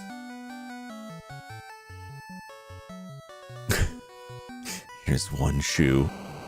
You can just have this one. There is a spell you can get to protect against instant death effects. I think it only works on one person at a time, which kind of blows. I also think it's 2 levels up. You're talking. I wonder. Usually I can't hear him all the way down here. I think one of my sinuses just opened up while I was speaking. Sure, the worst whistle. Let's see here. What is the spell? A rub is a 7th level white mage spell defending its ally party. Okay. So if I would have to get the 7th level. Was he crank? No, that sound definitely came out of my physical form here. I think it was just, I know it's been like a little bit stuffed up back and forth, and I think like one side just opened up and was just like yeah, if we get the 7th level spell, I don't even know where they sell that yet. We could get a rub and protect us from that. That will also depend on going first in combat, which hasn't happened yet, which is just troubling to me, because we go in there and like before anything happens, the thing's just like, erase! You're being erased. All right, let's see if we can tackle these things here. Chance to strike first. I'll take it. All right. Give us the A ice, and you throw fire 3. And hope for the best. Ooh, that sword looks real cool. And it killed it 1 hit. Wow, that sword looks awesome. Well, I don't care what happens now. We have to live because I've got that cool ass sword now.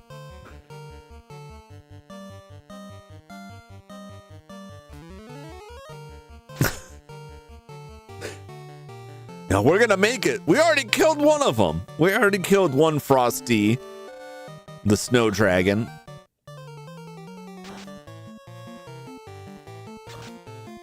Look, he did a lot less damage because we got the protection spell up. We got the protection spell up in time, so he wasn't able to just blizzard us to death. And now I'm going to chop him up with my fiery sword, and I'm going to one-shot him. It's beautiful. It's beautiful.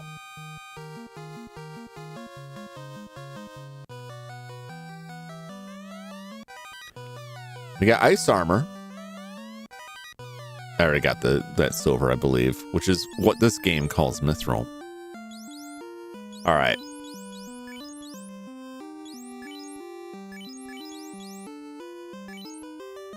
Let's equip that ice armor. Actually, you know, I always try and do this just to gauge whether the guide I'm reading is actually correct. The poster that came with it. You got this. Yeah, that badass looking flame sword. We just did a lot of damage. Maybe I'm wrong. Maybe the flame sword does do the fire damage. I think that's listed in the bugs. Let me double check that. I'm checking like 20 different things in all at once here. Where's the bugs? Bugs. Bugs. Final Fantasy 1 bugs. Equipment bugs. This is an equipment bug? That's an equipment bug. What's that equipment bug here in Final Fantasy 1? Flame sword does not inflict more damage to fire weak, undead, or regenerative creatures. Okay, so no, it doesn't. It just looks real cool. It just looks real cool, and it did the job. So what is our absorb 44, evade 40? Okay.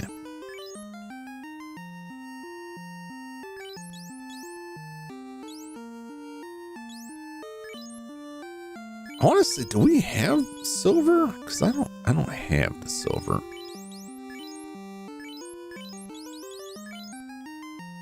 Absorb 54, evade 53. That's better. I think the evade is the thing better.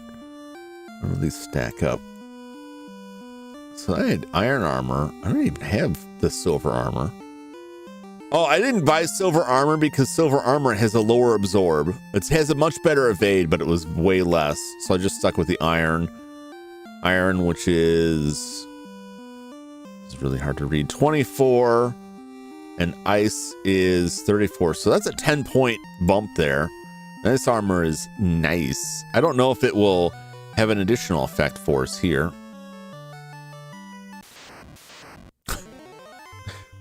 Really?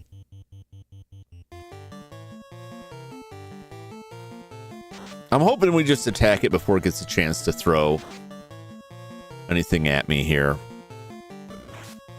Okay, yeah, it just threw a punch. It's fine. Damn it! Kill the damn thing! Wait, where was all the damage you did before? Well, I can't let this thing cast Blizzard on us again. Oh, there it goes. Son of a...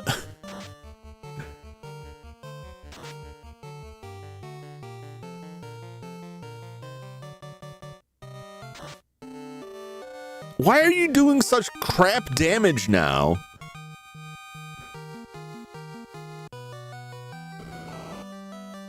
That honestly makes me angry. He did such good damage before, and now it's just like, eh.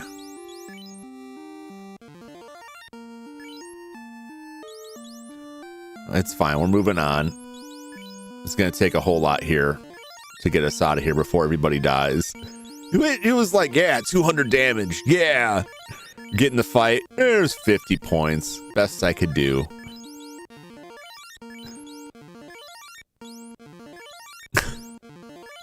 It's like, I don't want to waste a spell slot casting the ice protection again. I guess I should have.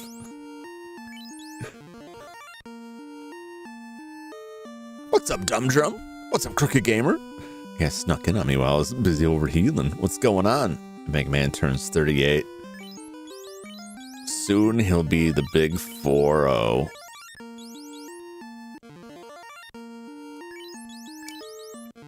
Apply a little bit more there. And Mario Sonic all feel like professionals in control of the situation. Possibly. This feels more like some idiot kid trying to play hero, yet makes everything worse, doesn't do anything of the situation. I did 240 before. Yeah, he did massive damage with that sword before. And then we came out of that fight and he was just like, I'm tired, boss.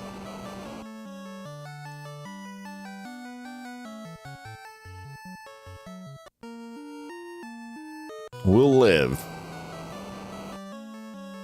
I don't know, you know, Bubsy doesn't really have much going for him. They're not really doing much with Bubsy. I don't think anyone's really missing that.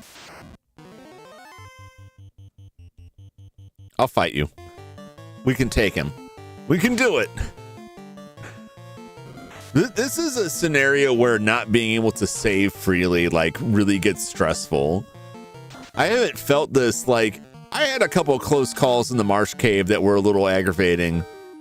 This place is, I definitely feel like I'm jumping the gun going through here, because this place feels like an absolute death battle.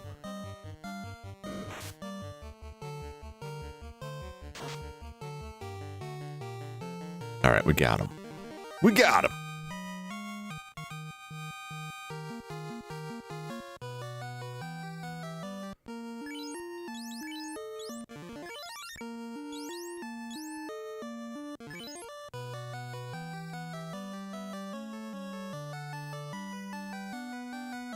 All right, we got some chests over here.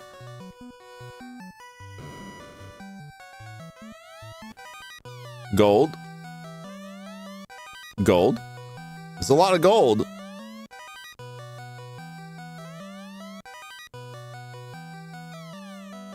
Not bad. Nothing here, but I can't walk that way. Why not? Gold. I knew it.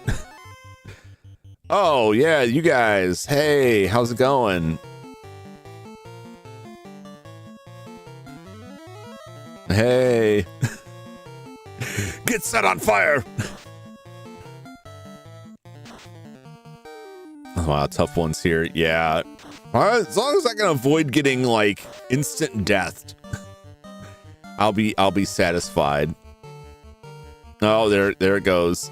Are they just gonna all cast frost on me? Like every single, I'm gonna have to sit here for three rounds of this. Okay, good.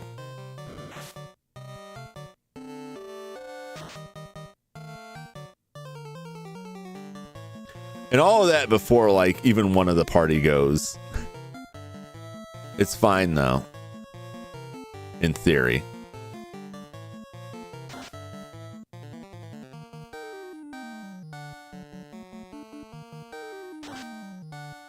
It's fun. Probably could have used a higher level fire spell and we were just taking it out right away, but they didn't do too much to us. All right, what's in this box?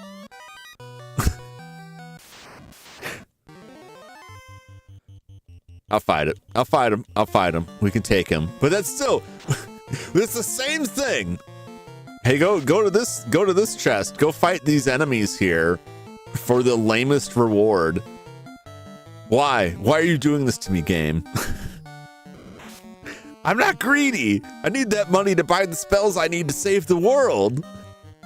You have to search every chest you find. You cannot leave any stone unturned in the quest for saving the world.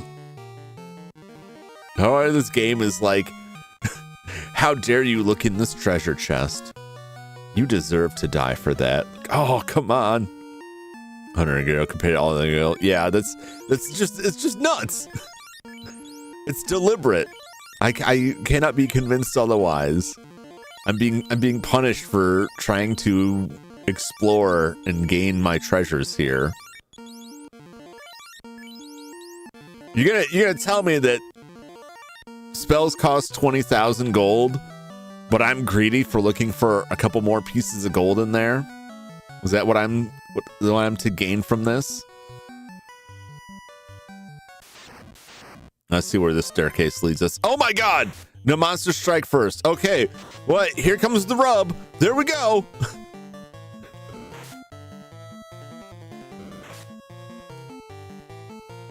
Everybody get in the truck. We're leaving. But assuming they don't just rub us all out first.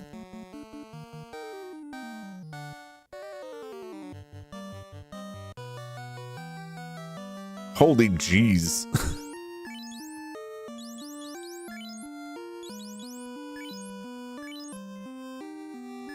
Good God.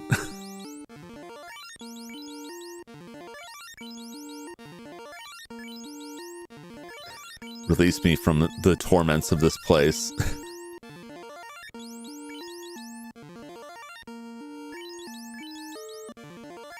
Okay, I'm gonna run completely out of those now. We got these cures.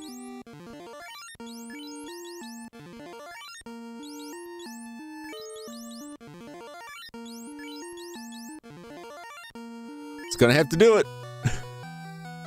Hope for the best. What a nightmare.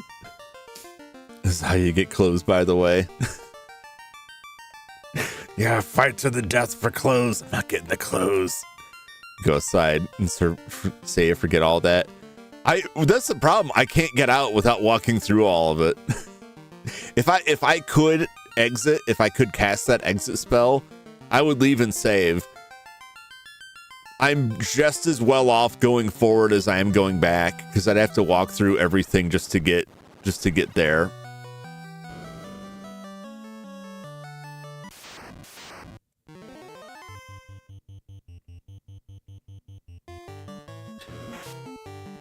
I'm in just as much danger. Also, like, I can't really recover enough of my...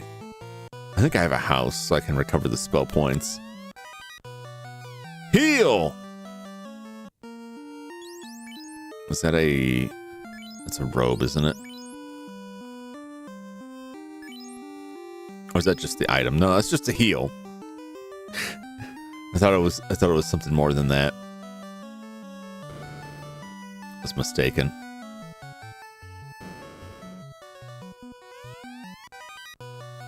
$10,000 G's.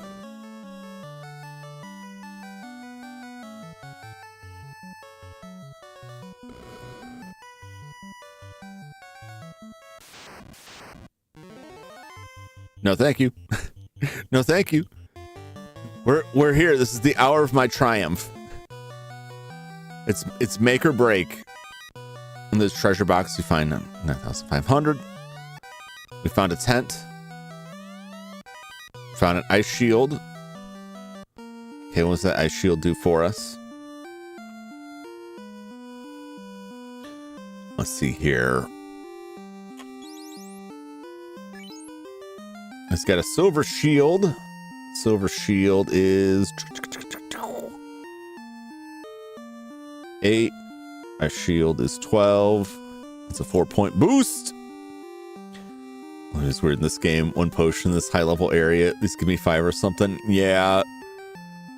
Like there's...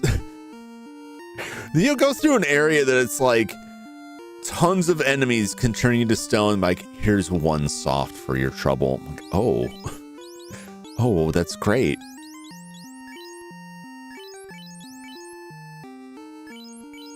Well, he continues to get more powerful here.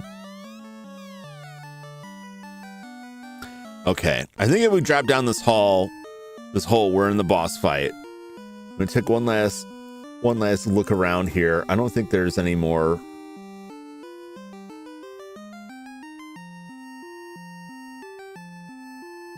Treasure to be had here. I don't think we get the healing anything in here.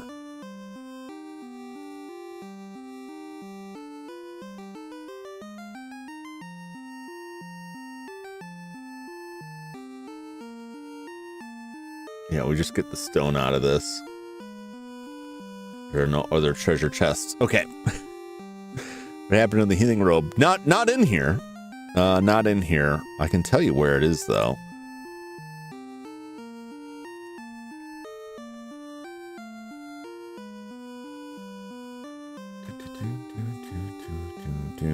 That's the... Well, the white robe does that. There's healing staff. And the healing staff is in the Citadel of Trials.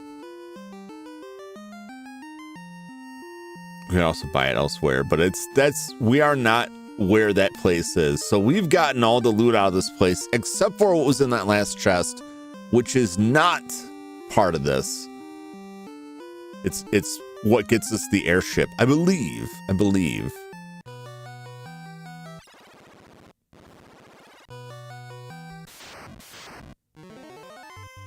All right. So we have this. We have this enemy here.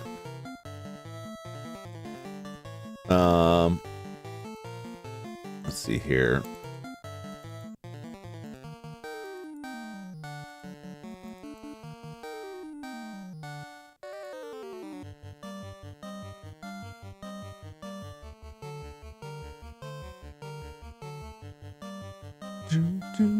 Did I? Oh, I think I got an image for this. I'm gonna pull up if I can find it.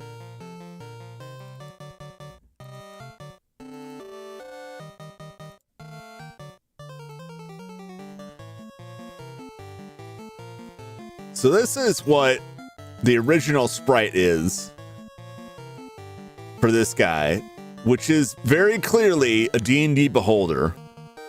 So this is the Japanese version, and this is what it originally was, because it's pulled straight from Dungeons and Dragons. Well, they decided, rightfully so, that this guy wouldn't do so well. Might get him sued, and so it became the Eye, which later in the game just becomes an enemy you find. So that's how they redrew it to look less beholdery. But it's a beholder, and it has beholder abilities. So this thing can instant kill us. And there's not much we can do about that.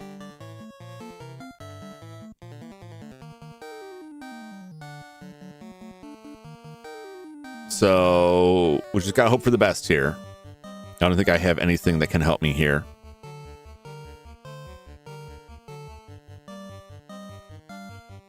So we're just gonna fight it. I'll throw my most powerful spells against it. Oh, okay, it just died. This is where Sky spreads hate.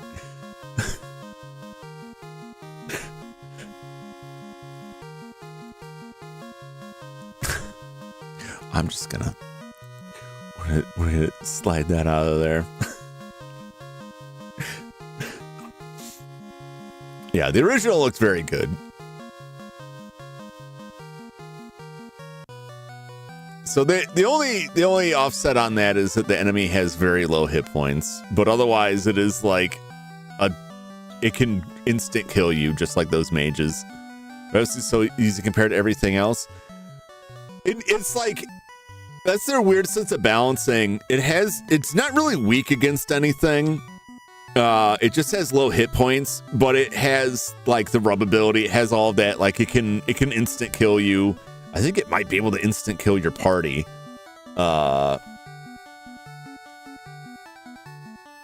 It's got pretty high attack.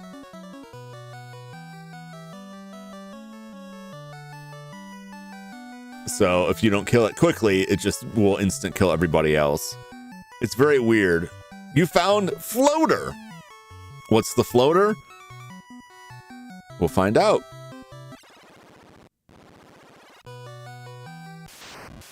Now I gotta do all this here. Let's strike first by leaving. Now, luckily, our path out isn't too bad. From what I remember. Everybody okay? Okay enough? Oh yeah, we're fine.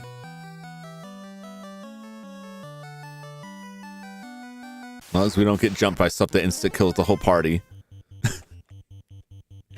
Gripede? There's only one of them. Let's fight it. What's the worst that could happen?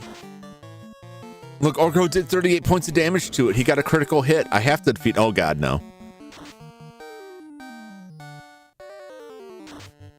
He's got a lot of damage to chuck there. All right, maybe this thing is tougher than I gave it credit for. It's fine, though. We'll live. Maybe Chuck won't. No, it's all good. It's all good. We're fine. We're fine. Chuck's gonna be fine. We're so close to escaping this.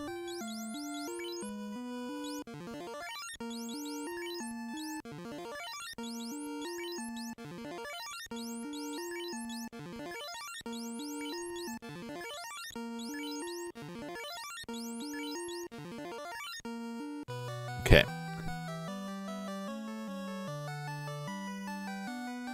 Yeah, ideally you should come back here when you have the A-Rub spell so that you don't get instant killed all the time.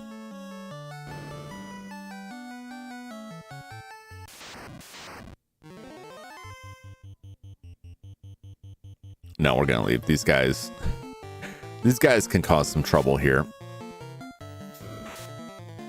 That bug messed him up. Yeah. That pea just tore him to pieces. Oh boy. Can we not run? If I can't run, I'll stand and fight. Okay, I guess we're fighting.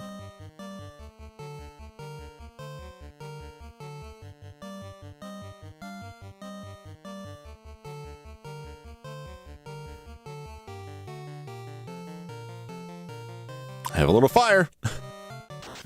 Stand to die, you mean? All right, we killed him. We killed that guy. We're gonna live through this. Yeah, they're doing a lot of damage to some people, but like, not all of us. Where I fought these guys in like the marsh cave. Okay, fire wasn't the thing. It's fine. It's fine.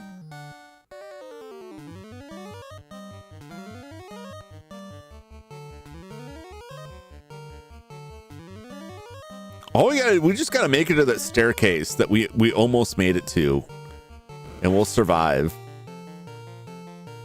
We'll live to fight another day, having robbed this place of all of its treasures.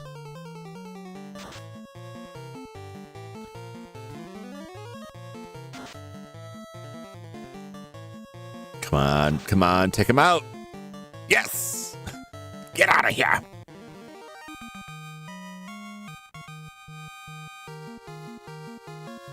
You know, until we got into the cave, I really didn't remember that. Oh my God. Let me leave. I didn't remember that there wasn't actually a fiend in here. I was trying to remember what fiend was in here. See, we're fine. Now I can use a cabin right here.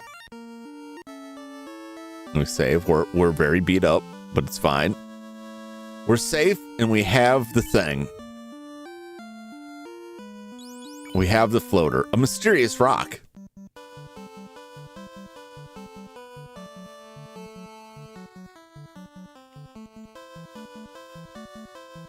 You know who would be helpful to look at mysterious rocks for us? We're just gonna chop this Ocho up. It's just like when you're out boating and you get some weeds stuck on the line and you just get your machete and like give it the old swamp thing. You just gotta get in there and punch the weeds off your motorboat. I'm not gonna die in this river after going through that. So we're ahead of the curve a little bit here, but in the long run, it'll be nice.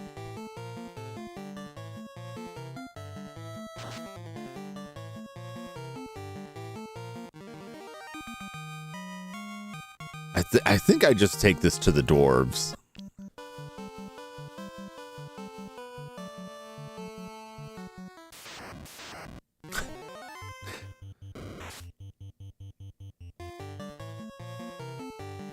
It's both good and bad. So this is the item we need to convert our ship into the airship, because it's a magic floating rock, and we'll just strap it onto our boat, and then we can fly around. So then we can just like travel straight to where we want to go and don't have to worry so much about getting jumped by stuff on the road. I think Orko is going to level up too. These Orko's pretty close. No, Orko didn't make it. Oh, that's because Orko died, isn't it? Now Orko's behind. 699. Yeah, he's just a little bit behind. But we won't have to encounter anything except for what we want to encounter and when we want to encounter it. The boat is further down, isn't it? So it's a good thing because it makes like the traveling a lot easier.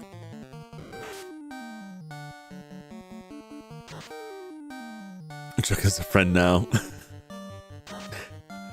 Chuck's got his buddy. Yeah, he's not quite as far back as Chuck, but it doesn't take much. Chuck's on the other side of the void. He's in the afterlife looking at Orko like, first time? Oh, wait, was that my boat up there? Maybe that is just my boat up there.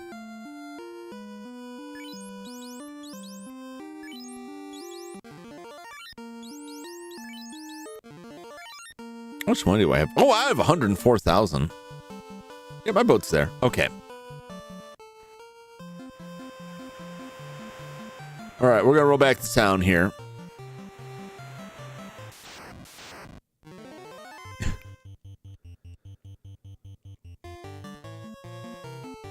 So it's like the both are trying to get caught up to their rivals.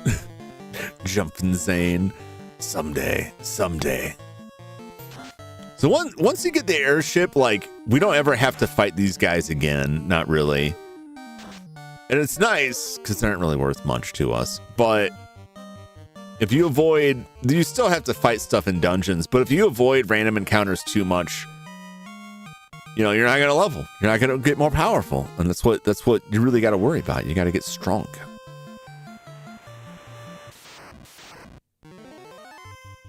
However, sometimes it's nice not to get jumped by, you know, fish that die in one hit over and over again. That's not a good example.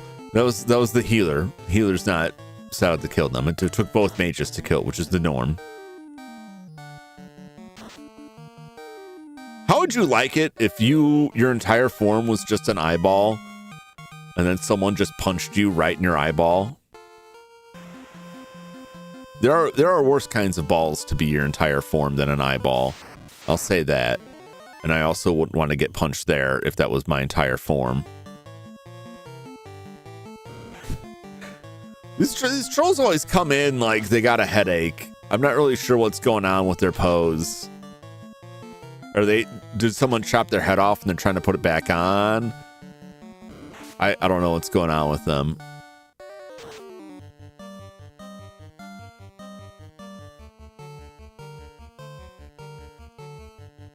I mean, they're tough. They got a lot of hit points. Not enough though. Damn it, Orko! You could have had him. He could have been dead. It's fine though. I know your muscles are weak from your prolonged period of death. Anyway.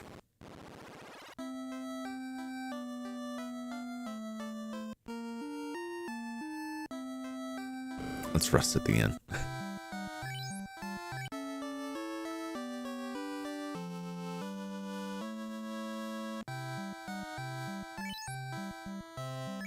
Excellent. All right, what are we looking at now? About the same. Oh, you can see the difference between Zane and Orko. Zane's got slightly more spells, but not a whole lot more. All chance stuff. We got a lot more money.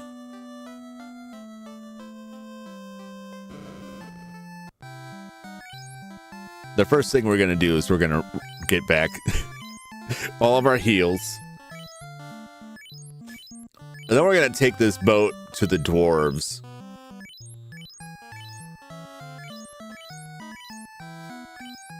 Because I'm pretty sure we take that rock to them and they'll help us out. I'm going to finish off my hot chocolate. This will take a bit. And buy some spells while I'm here.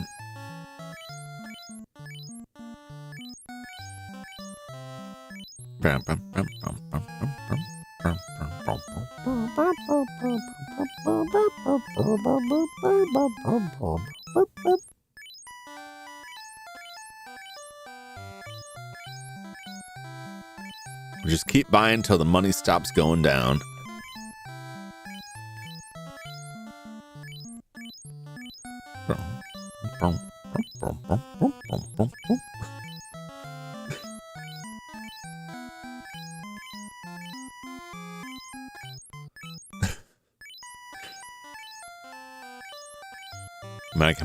I'll come out of this with I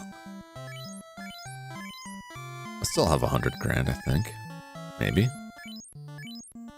Welcome back, Chud. Number's still going down here. Still got room for more. Gotta get this all the way back up to 99. Because we do use them. We got down to like 10 heals. Almost there.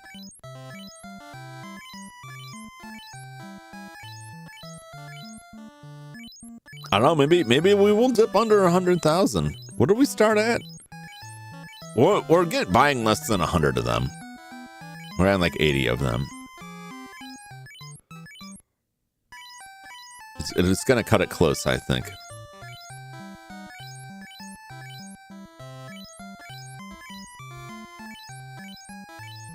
Still going.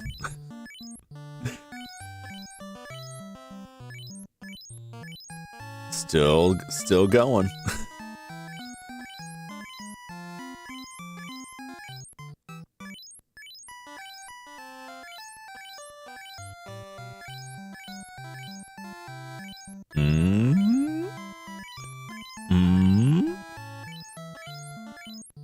Now I have to buy the stun spell.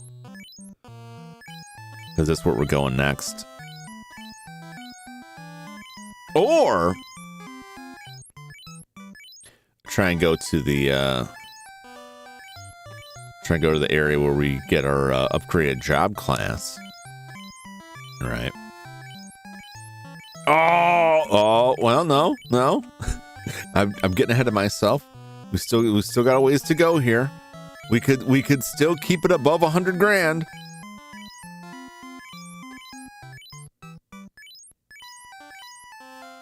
Not quite there.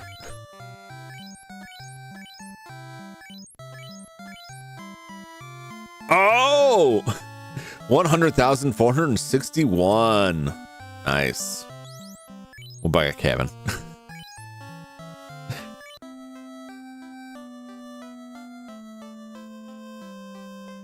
All right, the spells. I want to make sure we still have 20 grand for exit. Oh, maybe we don't need it as much. I don't know. Did I buy any? I don't remember if we bought any spells at that level. No. Okay.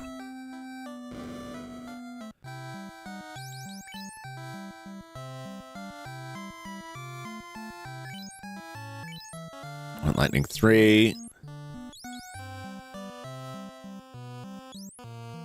I want stun. I'll buy Quake. Good, and we still have enough money to buy exit. If we get it, or if we don't buy exit, we can get the other defense spell. Still sleeping. All right. All right, let's take this boat back to the dwarves.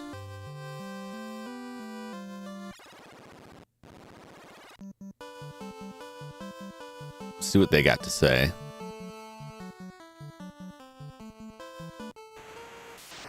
Whoa!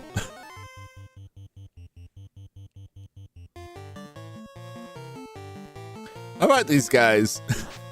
Ironically, these guys are like completely worthless experience-wise. But they also can't hurt me. Not in any real way, so I'm happy to fight them. I really appreciate like how equipping them with different weapons, like you see the different weapons. Which is it's a small thing, but for a game this early in the genre on the console anyway, like it's such a neat little detail that like you switch out your silver sword for a flame sword and now you've got this like spiky red sword.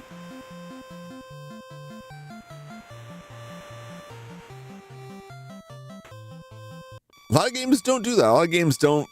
Like, your appearance never changes. Or your weapon appearance never changes on that. We got to loop all the way around.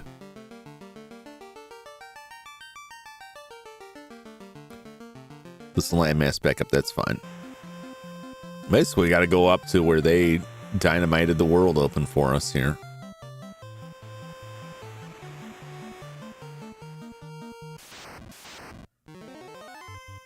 Chance to strike first. It's dead.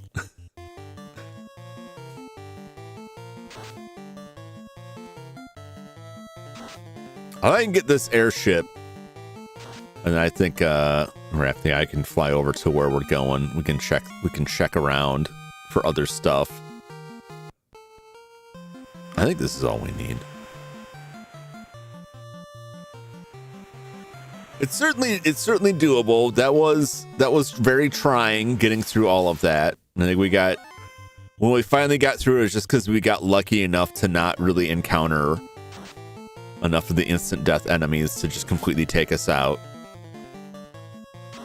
Which really, like, the dragons did a lot of damage with their ice spell if I didn't get a protective spell up in time. So that has like potential to take us out, but really it was the mages with their instant death that was really causing me grief on that. But the rest of it was like, oh, I'm just running away from this. Unless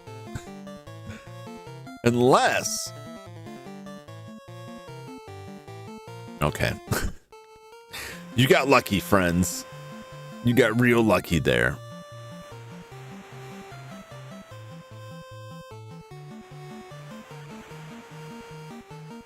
I think the dwarf hang out right there. I think that is. All right.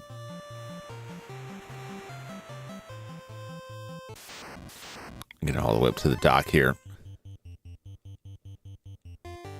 Enjoy it while I last, Shark. This is the last beating you'll get from me. I just think it's the same shark every time.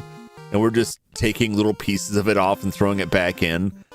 Kind of like in Dragon Ball Z when Gohan had that one dragon or that one dinosaur he kept fighting. And every time he'd fight it, he would slice another chunk of its tail off to eat. That's how I picture that shark. Like every time we fight that shark, we take like a little piece of it off and then throw it back in the water, and it's just the same shark over and over again. That poor beast. Keep in mind, like, Gohan made friends with the dinosaur, and then he got knocked out. When we woke up, his friend dinosaur had been completely devoured by that T-Rex looking dude. Which is just nature, really. She takes a bit and throws it in the seasoning jar to marinate. Pretty much.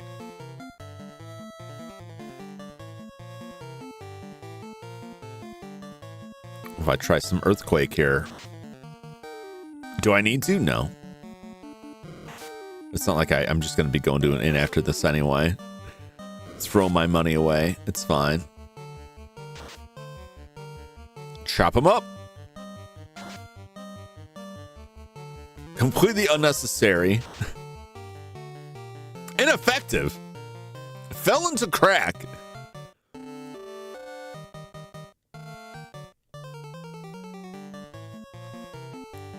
So that we just literally cracked the earth open, and then that poor wolf fell in. I feel bad about that now because we can't eat that. He's on the ground now. It's not, the meat's not good anymore. Hooray! With the crystal, even the blind can see. Estos stole it from Atoya. Let's see. Someone here knows about this. Get back here. Did you meet Smith, our blacksmith? Maybe.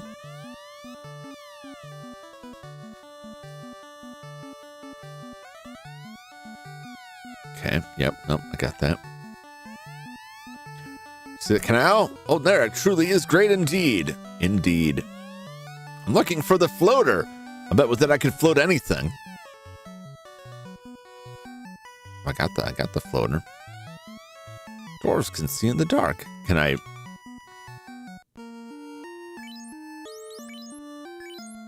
Okay. Do I not need to come back here? Okay. Is that guy down here still? His name's Smith. Blacksmith Smith. Old Narek is a very respectable dwarf. All right, well, I talked to old Narek.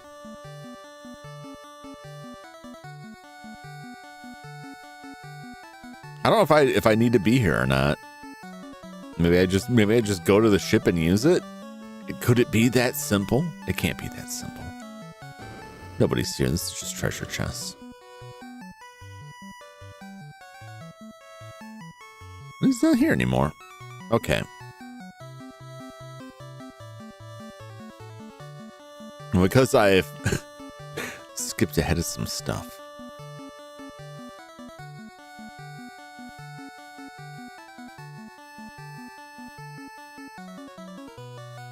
He's not going to the blacksmith. Maybe the blacksmith will. He probably won't. All right. Need some adamant. You got anything to say? Nope. All right. Well, this is a waste of my time. Possibly. Unless I just didn't find the right guy.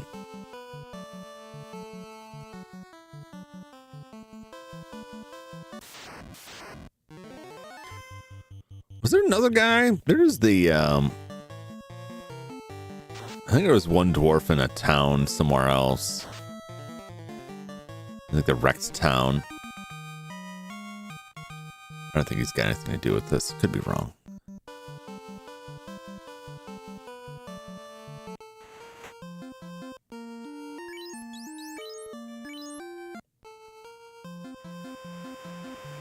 Okay. What do I do with this?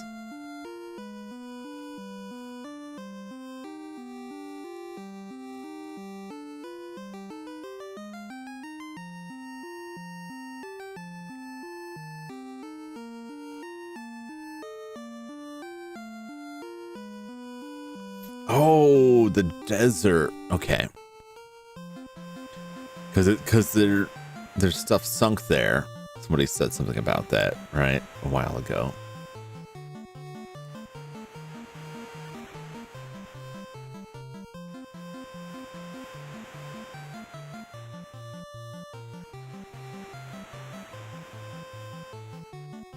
Let's see.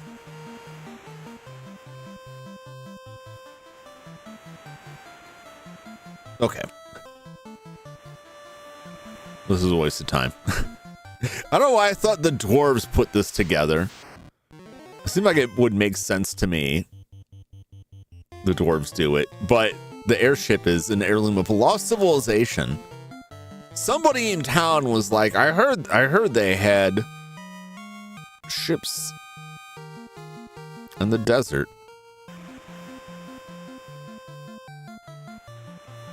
That's down here.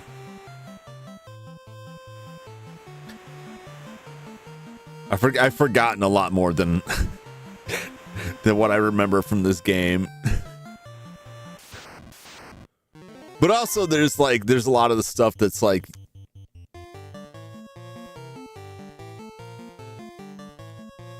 might as well.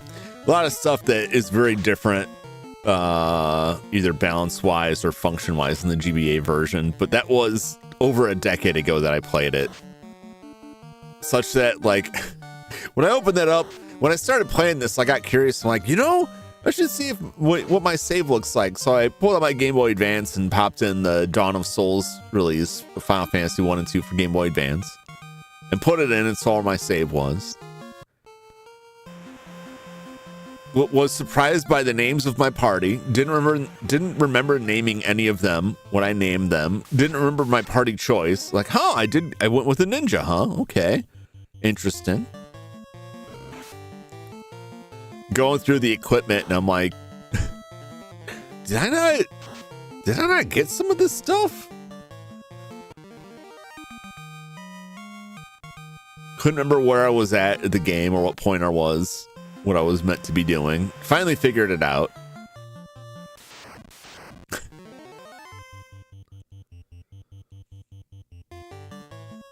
And I'm just going through it like, yeah, I really don't remember enough of this. I've forgotten most of this game.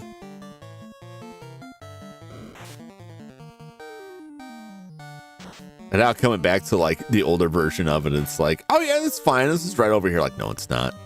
But also like just the naming conventions alone like throw me off. And I'm like, this is where we fight so and so, and you get in, their name's completely different. Like, oh, okay, this is where we find the lava stone. No, it's Floater. A very unfortunate name. Get him! All right. More fried fish man for dinner tonight.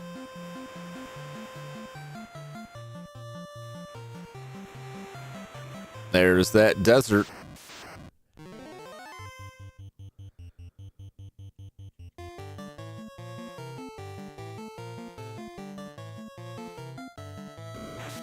Come on, man. You guys can't see you're outclassed here. Oh, jeez. Jump! Come on! Stand up to that eyeball. Screw around. Not gonna get killed at sea here by these goons. Not now!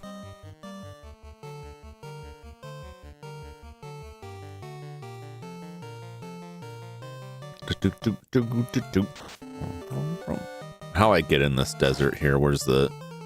We're gonna dock at here.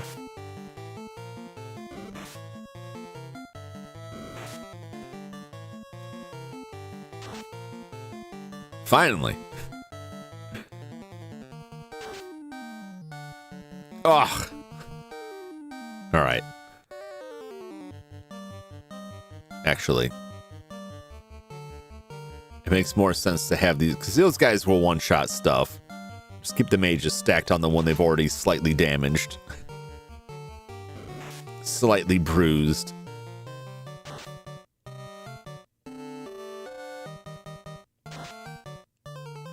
Nice. Get him. Hit him with his stick. All right.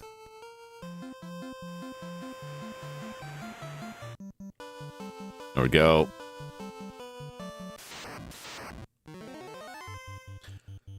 Not now, Pede. Not in my hour of triumph. I'm so excited about walking in this desert and this damn centipede, and it's like, I got you now. Get out of here.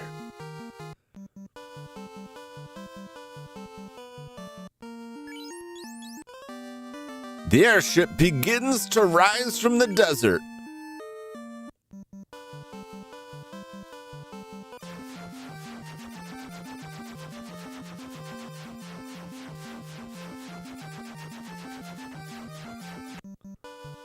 I guess our ship's just parked here. I don't know if it's just going to be there forever.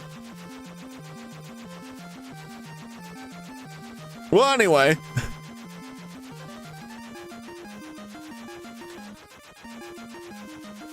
I'll just land right here. Oh, I can't.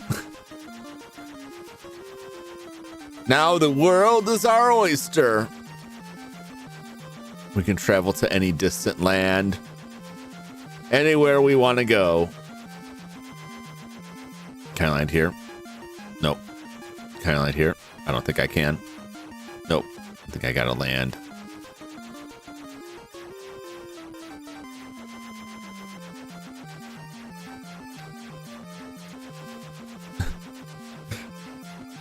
I don't think there's a landing spot around there. Where are you gonna make me land here? Are you gonna land all the way up here in the swamp? Are you kidding me? What are you joking? You out of your mind? It's like Miss Frizzle horror video that tried to fire her. Yes. You can't fire Miss Frizzle. You gotta hike. I refuse. What's the point of having an airship if I still have to walk? I already sold my legs. All right, now going back now. My hiking days are over. They better go back to that desert and raise me up a wheelchair. Where do I have to hike from? Can I land it here?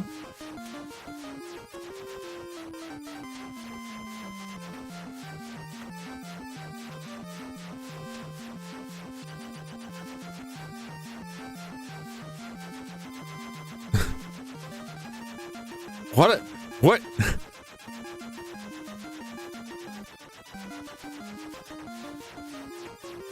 Why can't I land anywhere?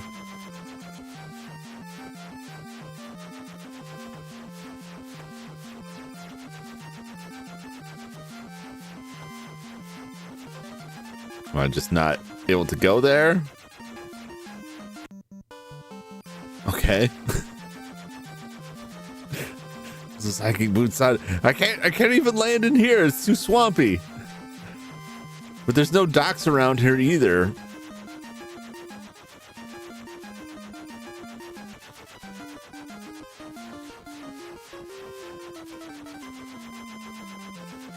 I thought for sure like that would be the place right there.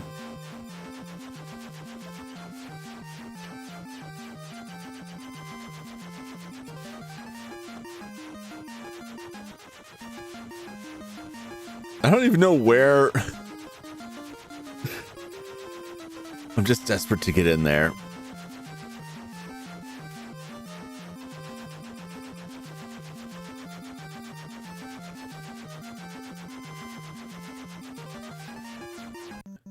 I can land here. Where am I at, fabulous person? This town is Gaia. Thank you. I really didn't think you were just going to tell me where I'm at. I appreciate that. You there? Have you been to the Cloud District? No, of course you haven't. Have you been to the city south of here? I just cannot understand a word spoken there. I have wondered what language.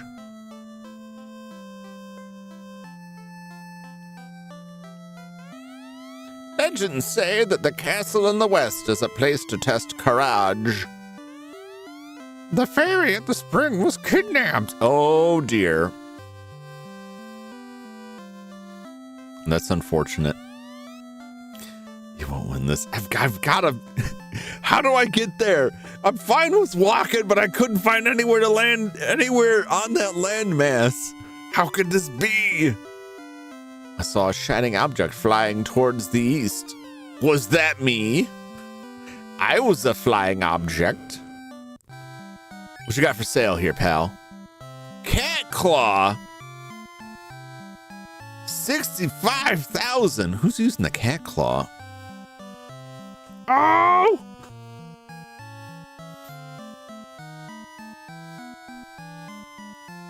What even is a cat claw here?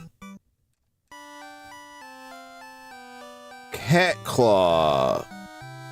Used by the knight and the ninja. Okay, that makes sense. And the red wizard. And the black wizard? The cat claw? 22 damage.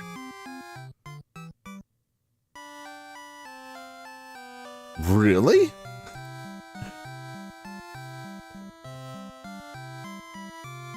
It's just as likelihood as Netflix Paramount survived me getting game together mounting counterattack. I don't know. I'm pretty sure that I don't know what's gonna happen with that now because Paramount's pretty much out of it. Because they threw protection ring. It's pretty good. It's expensive. It's pretty good. They threw like a lot more money than they realistically have at that deal. And then it seemed like everybody backed out. It was just a broom. Don't run away from me. Talk to me. Unbelievable. You're outsiders, right? How did you get this far north? I flew. Do you have great power? I don't know. I think so. Tell me. What's that broom up to? It's talking backwards. Yeah, they'll do that. They think they're smart. They think they're clever. Go to war for the fate of Mortal Kombat. I'm so curious about what's going to happen to the video game end of that either way, because I really feel like it's all about the TV and the studios, and it seems like nobody buying it cares about the video game aspect of it. So I feel like that stuff's going to get sold. Like the studios may just get shut down or sold off. What do we got here? Cure 4 and Harm 4. Oh, I gotta go a different place to get the good stuff. 45,000 gold. Well. There goes my college fund. Ice 3 and Brack. Don't touch me. No. I think, what does Brack do? I think that's short for break. Shatter enemy. I think it's supposed to break their magical defenses. I don't know if it actually functions properly. Now I want to talk to that man. Let me back in your town. No, damn it. I was trying to go up. I wasn't trying to go to the side. You there. Speak with me. Everyone thinks the tower in Yanakurm Desert is a mirage. I wonder. I mean, I would just fly over there. You could go with, but you got to ride outside. You got to bring your own ropes for that. Legend says the Sky Warriors flew about here and there from a castle high in the sky. There's a castle in the sky? Is it filled with robots and gardens? I know, but there's a castle in the sky. Just joking. There's a guy up there. Why don't you get up there? Come down here and talk to me.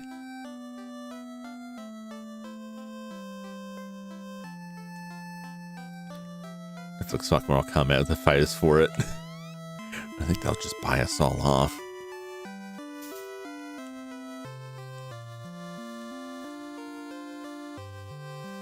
Yeah, I mean, I think they'll just... I feel like it's only a matter of time before that changes hands again. They just rifle through it and then sell that off to somebody else. Cause like they worked on video games, but like they're only interested in the games that would be part of the subscription service, which makes absolutely zero sense. When they're like, come to our app on the webpage and play these games. Like, no, what are you talking about? Are you aware what video games are, sir? I feel like they didn't know. Around DMC and Castlevania, Tekken and Sonic. I don't know about DMC and Tekken and Sonic. The Castlevania, I thought, while not a perfect adaptation, if nothing else, it was successful enough and popular enough that it brought people's attention back to Castlevania and got Castlevania games coming out again. You gotta at least give them that, man. Company has only success in animated adaptations, even Tomb Raider's ruined by Netflix. I didn't see what they did with Tomb Raider. I saw a little bit of DMC. About Tekken or Sonic, though. I enjoyed Castlevania, though I didn't watch the newer stuff yet. But it put it, back in the spotlight for people who were maybe like, oh yeah, I like Castlevania. Wonder where the games are. Now they got games. Let me see. Yes, there was a professor that studied Lefinish. Okay, well, it's nice to know that there was someone somewhere in the world doing something. Netflix Sonic was kind of good. What was it? Was it just animated Sonic? There's a pirate. I was talking to this pirate. Is it the same pirate? It can't be the same pirate. Hurdy har! You are too late. I bottled the ferry and sold her to a caravan. You.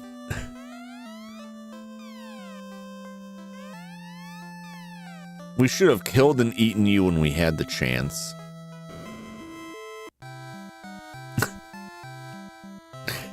This guy, I don't know what he's supposed to look like, but he always just looks like he's getting ready to beat me up.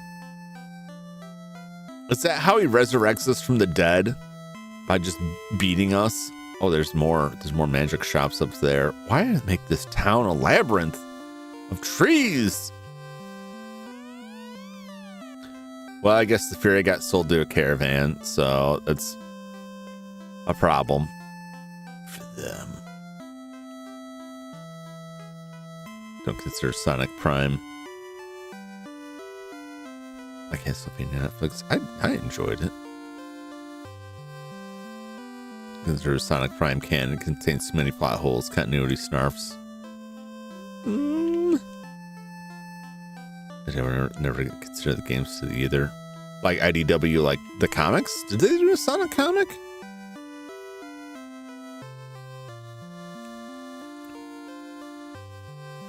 Access former MLP Gen 4 Tails? Oh, I gotta get down here.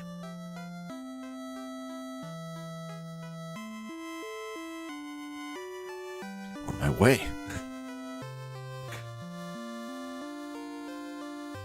That doesn't surprise me because, IDW was big in a lot of the retro stuff. Only a fairy can draw oxale from the spring.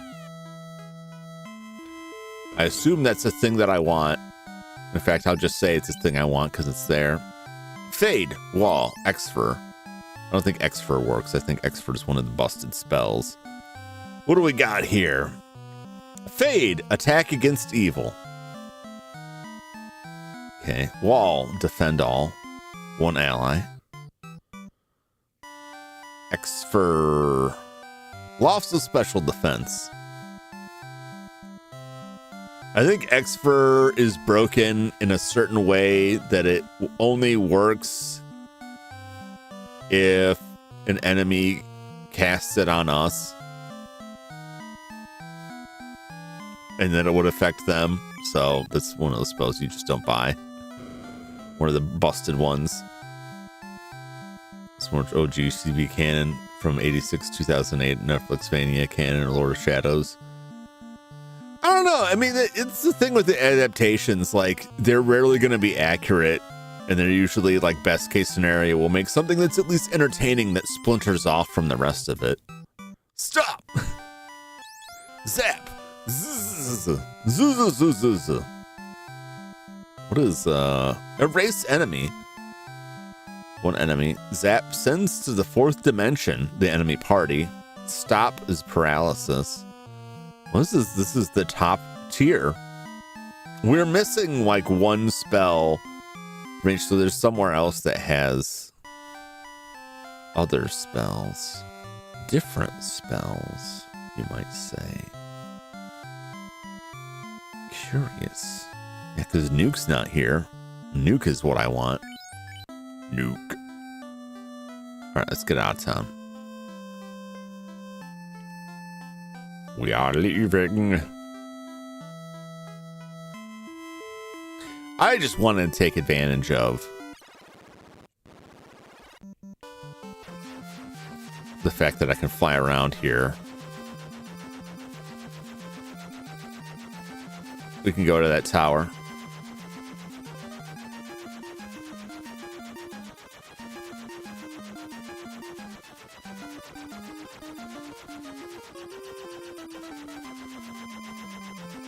Just all the random areas here.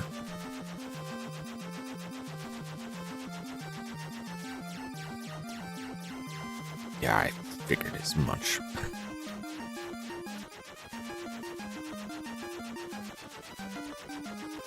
Bring my boat up here.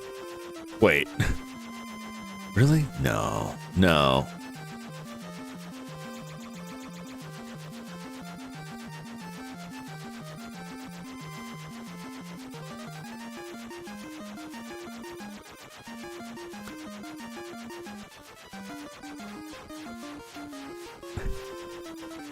Why can't it also land in the water?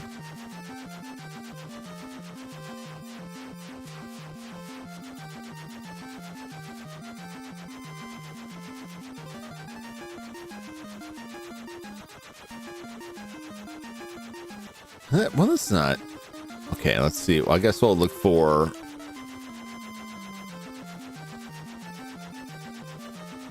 That wouldn't count as a river. Is there a river anywhere around here? I'm dumbfounded, like... How do I make it onto this landmass here?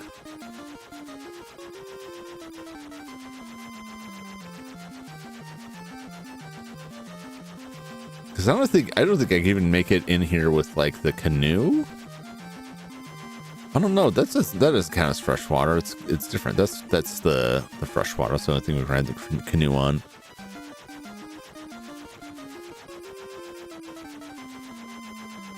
About to reach through the screen and steal Jum's controller. I'm just trying to figure out where. Like, I don't mind walking, but I have to be able to walk from somewhere. And so the question is, here, okay. That's all I want to know is I can walk from here. I can walk from here over there. You can fault me for like, where's the clearing? Where's a place I can land?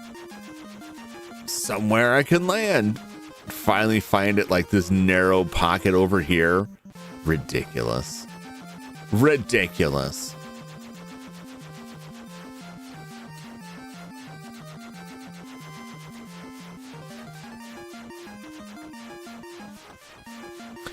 I can't land in the desert.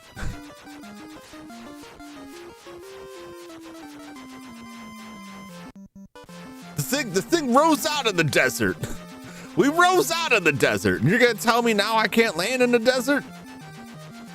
The thing was buried in sand. What are you saying? Oh, there's no going back. We can't go back. Okay. Okay, that's fine. We'll explore the area.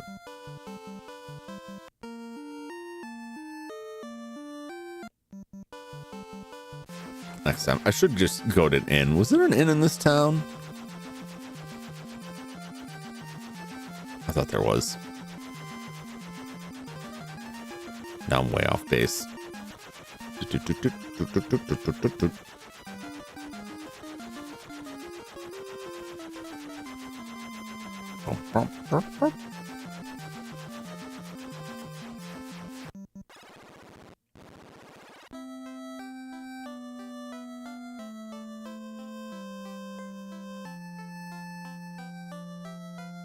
Yeah, there's an. Of course, there's.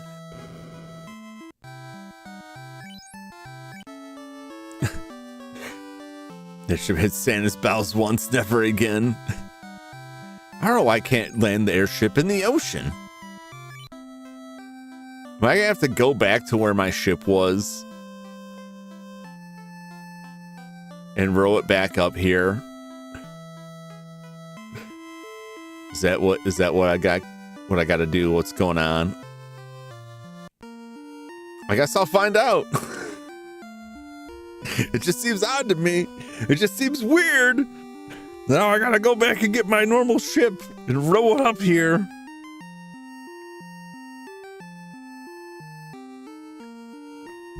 It's fine though, I'll do it. Whatever the game wants. All right. Well, that's a good place. As good a place as any to wrap it up for tonight. We're up. Wait, how close is Chuck?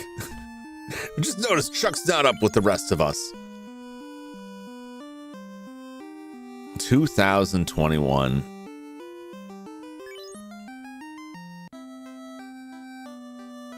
All right. Can we? How good is the Peninsula of Power still going to be okay for this? He's very close to leveling. I just want to point out. Where are we?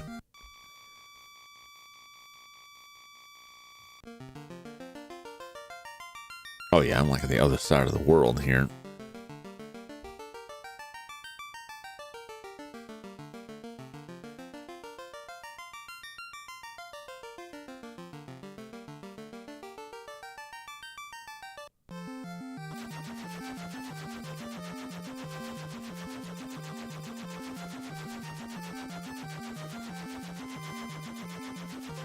We need to...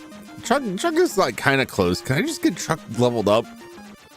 Is he just like that last little bit?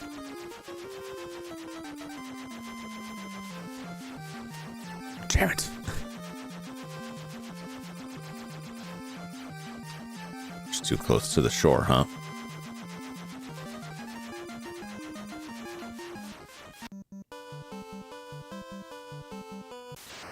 Go over here. We'll fight the stuff that's in this river. Ooh, a gator. Oh, that's a pretty nice looking gator. Mega Man Classic mashup stuff from the games. Archie, Mega Max, giving Mega some unexpected Ruby Spears. I guess, you know, when something's been around for a long time, they just grab whatever they want and mix it together. Like TMNT, like the Archie Comics TMNT, like had stuff that was pulled from the actual TMNT comics, but then they just kind of like, we also like this creature and we're just going to do whatever we want with him and ignore the story that existed. It was entertaining. You know, I'm not complaining, but it definitely was different.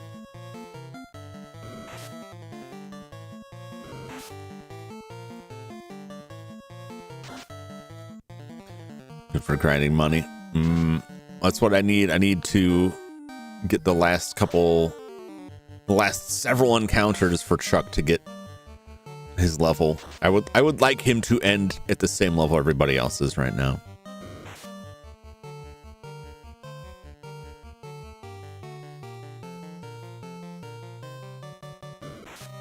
Monster Ranch made both Origins and Monsters canon. Games are created by God while being genetically enhanced by super civilization. And make canon be created by super civilization. I see. Bye. All right, catch you later, Judd. Thanks for dropping by, as always. Have a great evening, and I'll catch you on the next one. We'll be back tomorrow night with the Nochi for Donkey Kong Country 3. Ooh. Man, they were really digging into Orko there. But why?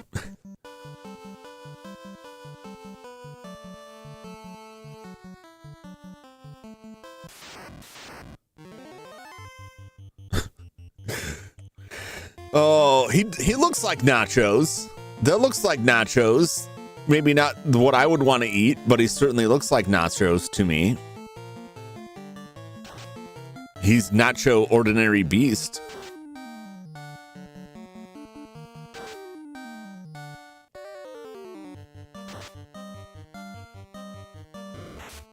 Let's see how. Ooh, boy. Well, that was a lot of damage.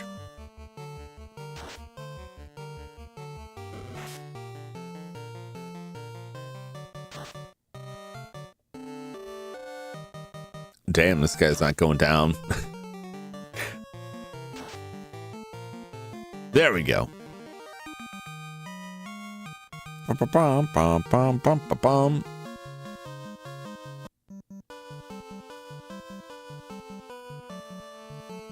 All right, what's up with this town?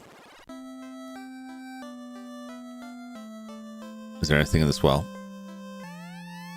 Okay, no, it's just a well.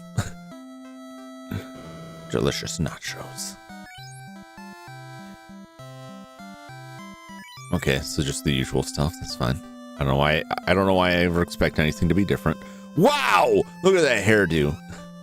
Underhill Caravan Master had something very strange. I will have to kill him, I guess. My legs are beautiful. It's so nice to have legs. What a weird statement. It'd be a shame if something happened to them. My father runs the caravan. He is having a closeout sale near the oasis in the western desert. What do you mean I gotta walk? What? I saw Bahamut, but to be honored as a true warrior, I must return with proof of my courage.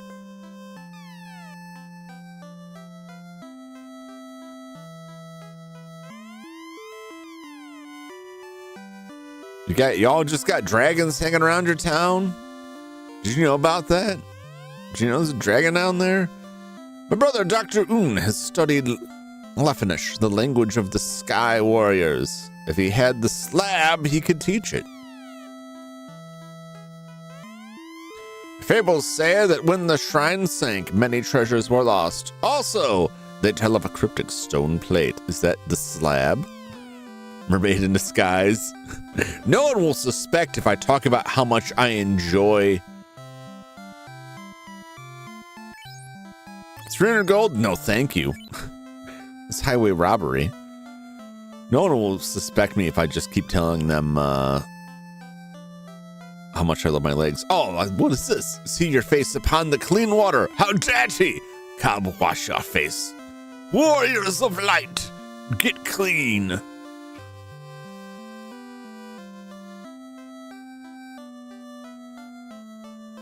Hello, sir. My name is Cope. I saw it north, near the waterfall. Believe me, I think it was a robot. Really? I'd like to see it. I'll go north. All right, buddy, you're in my way here. Could you just...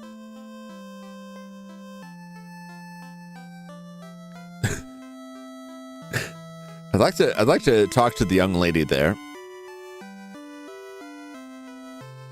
If you could just oh my god. Buddy, please. All right, I'll talk to this old man. Copium. I've invented a new substance more powerful than any. Until 200 years ago, the power of water brought us good fortune. Now it all comes from a toilet. And Brando gives us what plants crave. He's not going to get out of the way, is he? Oh! I make my run for it. I made a submarine to save the mermaids. But to go deep enough, it will require axial. Okay. Wait, you mean that person is actually a mermaid in disguise? I thought that was just a bit. And now it seems to be the case. I better get my fishing net. Mermaids aren't human. You have legs! I do have legs. Thank you for noticing. Saber. Doesn't work. Blind. Probably works. But do I want it? A rub. Hail 3. Hail to the 3. Okay. 4,500. We can't even cast that yet. Look at these. Cope says he saw a shining object fall. Avast ye land numbers. Stand up me way. What are you doing out here, man? This town used to be prosperous 200 years ago. How would you know? Were you alive then? Are you immortal? Legally, you have to tell me so I can drink your blood.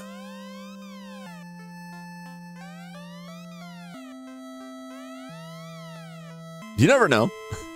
You never know. One of them could contain treasure. Ooh, this guy's looking jazzy. Come back here and talk to me.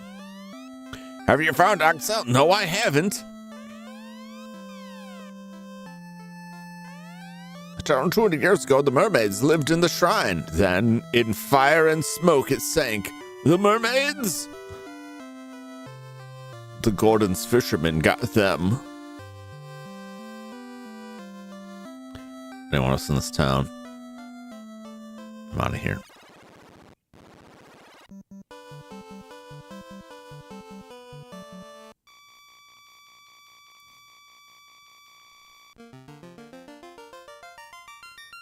Well, there's a whole bunch more area we can cover there.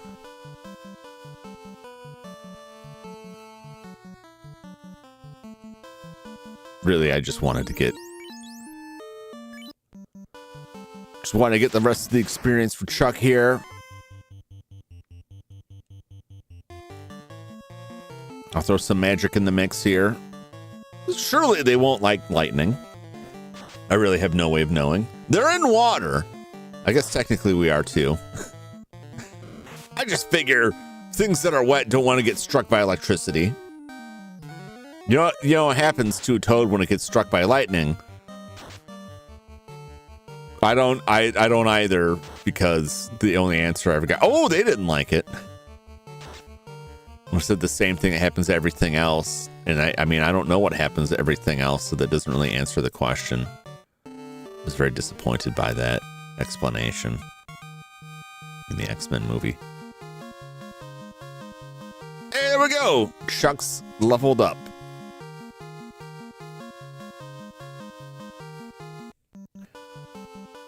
His legend will grow ever stronger. If we ever get out of here. Stop experimenting with it. I'm not experimenting. It's from the X-Men movie. It's Halle Berry's line as Storm, right before she electrocutes Toad, played by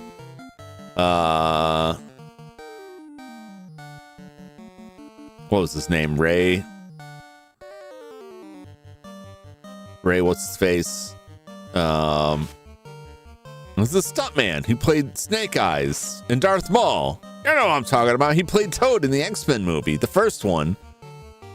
And Halle Berry shows up and starts blowing around with storm powers and says, do you know what happens when a toad gets struck by lightning? The same thing that happens to everything else. And then strikes him with lightning, and he just kind of...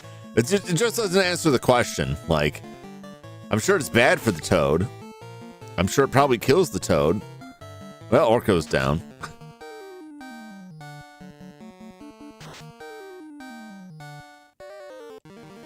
Man, they really chewed at that. No, who you're talking about? Who, the stuntman? Who, the actor that played Darth Maul? And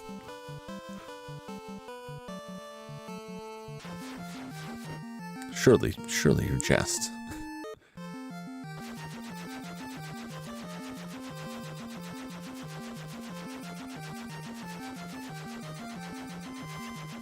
Let us return to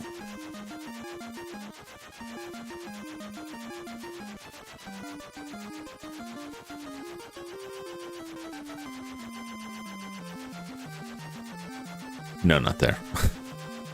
Elfheim. Ray Parks. Ray Parks is his name.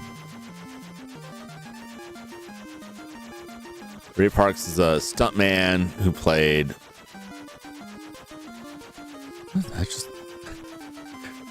The hell did I just pass it? He played Snake Eyes in the G.I. Joe movies. He played Darth Maul in The Phantom Menace.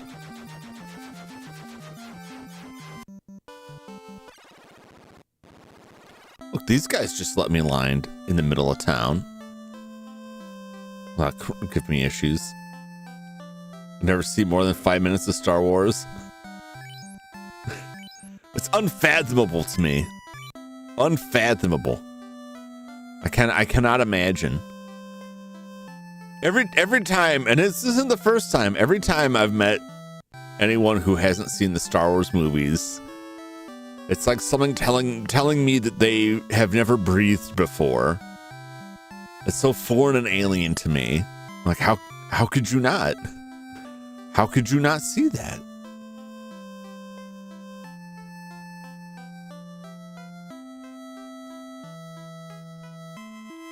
Don't trap me. I don't like that. Don't trap me there. Negative interest. Yeah, that was how the rest of them went. What's up, Joshua? How's it going? I only watched them once. They're okay. Oh.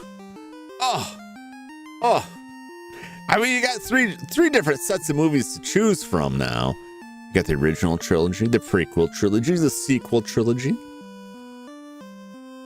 Indiana Jones.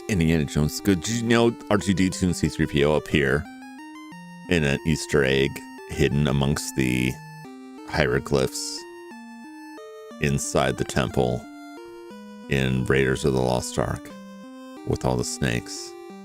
They're there. Raiders for a long time. Yeah, I grew up with them, and so I can't, like, I've been watching Star Wars since I was a child. I was in the theater when Yoda came on screen, and all the kids in the theater went, Yoda! I think it was Return of the Jedi, because they wouldn't have known about him, because we wouldn't get spoiled on movies back then. I was very young. I was told this story. I don't recall it.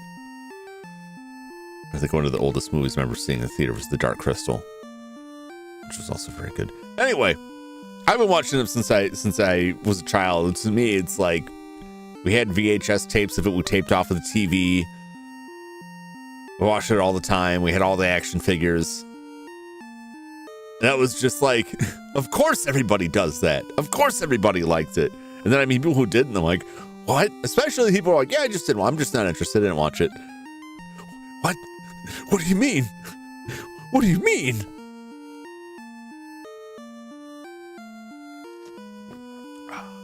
No, you don't have to explain yourself. It's not a judgment.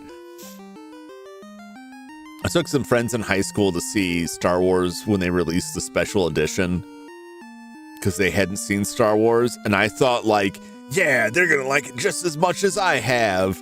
And they both fell asleep. I was like, yeah, I'm not paying for tickets for you guys ever again. Never seen Lord of the Rings either. That was more age range. Really? The Lord of the Rings was? That was Star Wars, what, like late 70s, 80s kid? Yeah. Star Wars was late 70s Star Wars into the 80s.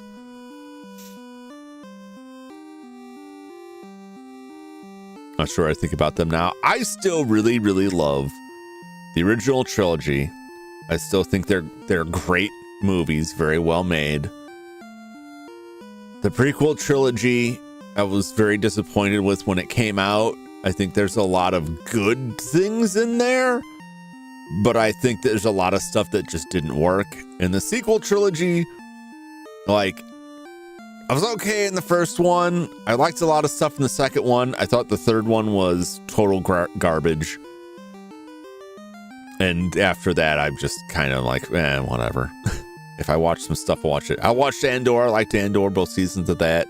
Watched the first season of Mandalorian. Never bothered to watch the rest of it. Didn't watch any of the Boba Fett stuff. What do you feel about midichlorians?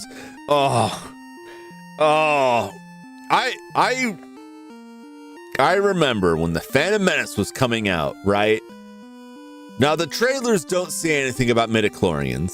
You just see like Darth Maul, and he looks really cool, and there's lightsabers, and it's like, oh man, this is gonna be so great. And the day before it came out, and I had tickets, and I was gonna see it with a bunch of friends, I happened to take a look at the comic book adaptation that was released that week on the shelf at the comic book shop I worked at. And I picked it up and I'm like, ooh, should I spoil the movie by reading the comic book? I'll just thumb through it a bit. And I landed on the page where they're explaining testing his blood for midichlorians. And I had this terrible sinking feeling in the pit of my stomach. I felt someone walking across my grave. Just a chill ran down my spine. And it was awful. I'd been so excited about the movie, and that one page was enough to completely shut that down. So that when I went to the theater, I was already like, I don't know. I think this is going to be awful. And I was extremely disappointed. I thought there's good stuff in it, but overall, I'm just like, oh my God, I can't believe it. I'm glad I read the comic first. Because it would have been worse if I just saw it in the theater. But I remember my friends like really excited about it too. And they looked over at me and they're like, aren't you pumped about this? And I'm like, yeah, I don't know. And I saw some stuff. I don't know. Like, what do you mean? Like, no, I don't want to spoil it. I was reading the comic and, you know, you'll see. And they were very excited. And then the credits rolled and it was like, they all just kind of sat there like, huh.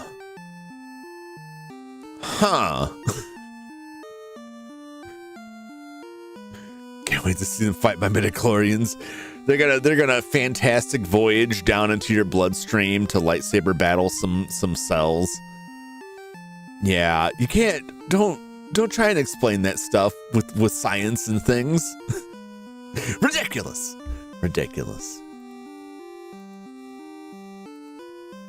I still have the original trilogy to go back on. I just have to find. haven't watched it in a long time, and I really want to find a good copy that is non-special edition, which they claim doesn't exist anymore. It's out there. There's laser discs of it. I can find a laser disc script somewhere. It's science fiction. I don't know, man. It's just like I much rather watch than the actual Star Wars. I just I mean that would be neat. That would be a neat story.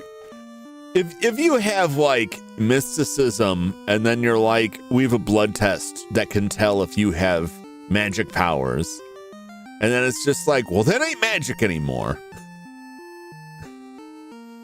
So you're sitting there reading, I have no mouth and I must scream. Oh, that's good. That's a good one.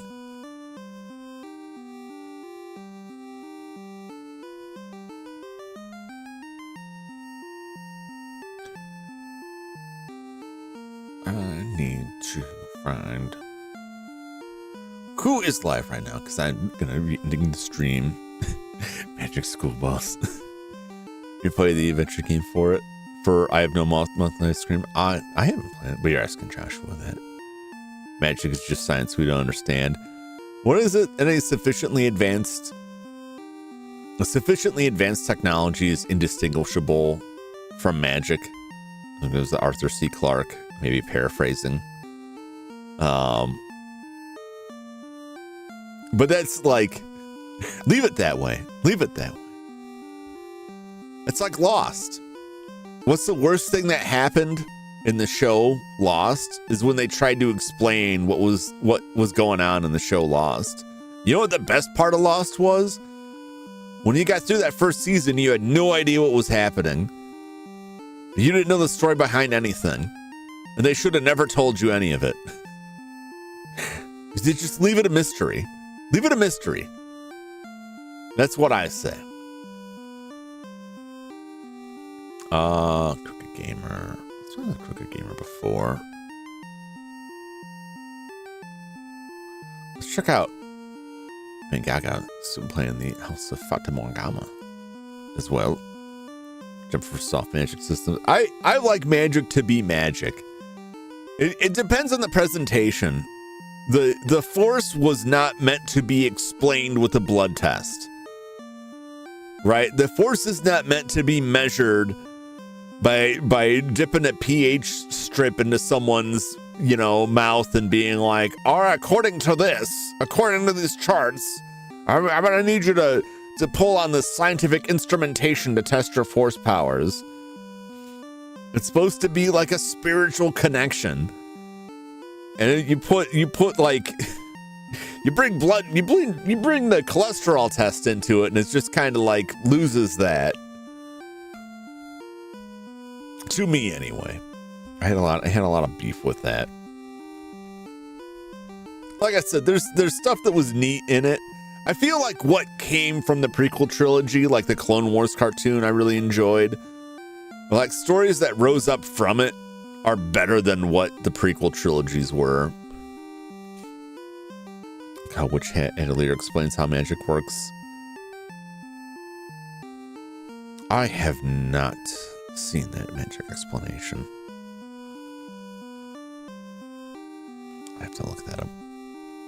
But that is the end of the stream for tonight. Is a manga. Oh, that's right. I was trying to remember if there was a manga and anime. But I was thinking of like the Atelier Ryza series. Atelier series. The Ryza is just one of them. A bunch of the Atelier series. I think it was showing up like on a list recently, and my finger was like on the button to pick up a volume, but I've got too many series. Oh yeah, I just really like the artwork on it.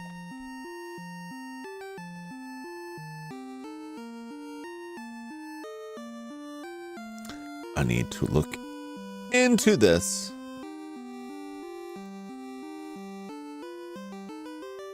Oh, it does have an anime, I think. Do they have a movie? There's music listed.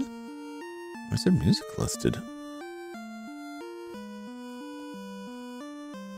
Anyway, I posted a link to Mangaga. They're playing the House of Fatamorgana. They've been playing for a bit on that, so I've been enjoying that series. So consider stopping by there, giving them a subscribe. Thank you so much for hanging out with me, as always, and chatting with me. It's pretty lively discussions today. Started talking about a bunch of anime stuff and Dragon Ball, various series. We died horribly several times. We did get the airship, and now I'm just frustrated by all the places the airship will not go. But next time we'll continue our journey. It will be 2026 when I return. Because I won't be back next week. I will be on break for the holidays. So this week I will be around on Monday night. Anochi and I will be playing Donkey Kong Country 3 on the Nintendo Switch Online. At least getting it started. Tuesday we're gonna play some Christmas Die Hard action, and that'll be it for me until New Year's Eve. So hopefully you drop back in for some of those. So as always, thank you so much for hanging out with me. Thanks for chatting with me. I hope you enjoyed, and I hope you'll drop back again for the next one. Until that time, so long everybody. Bye-bye.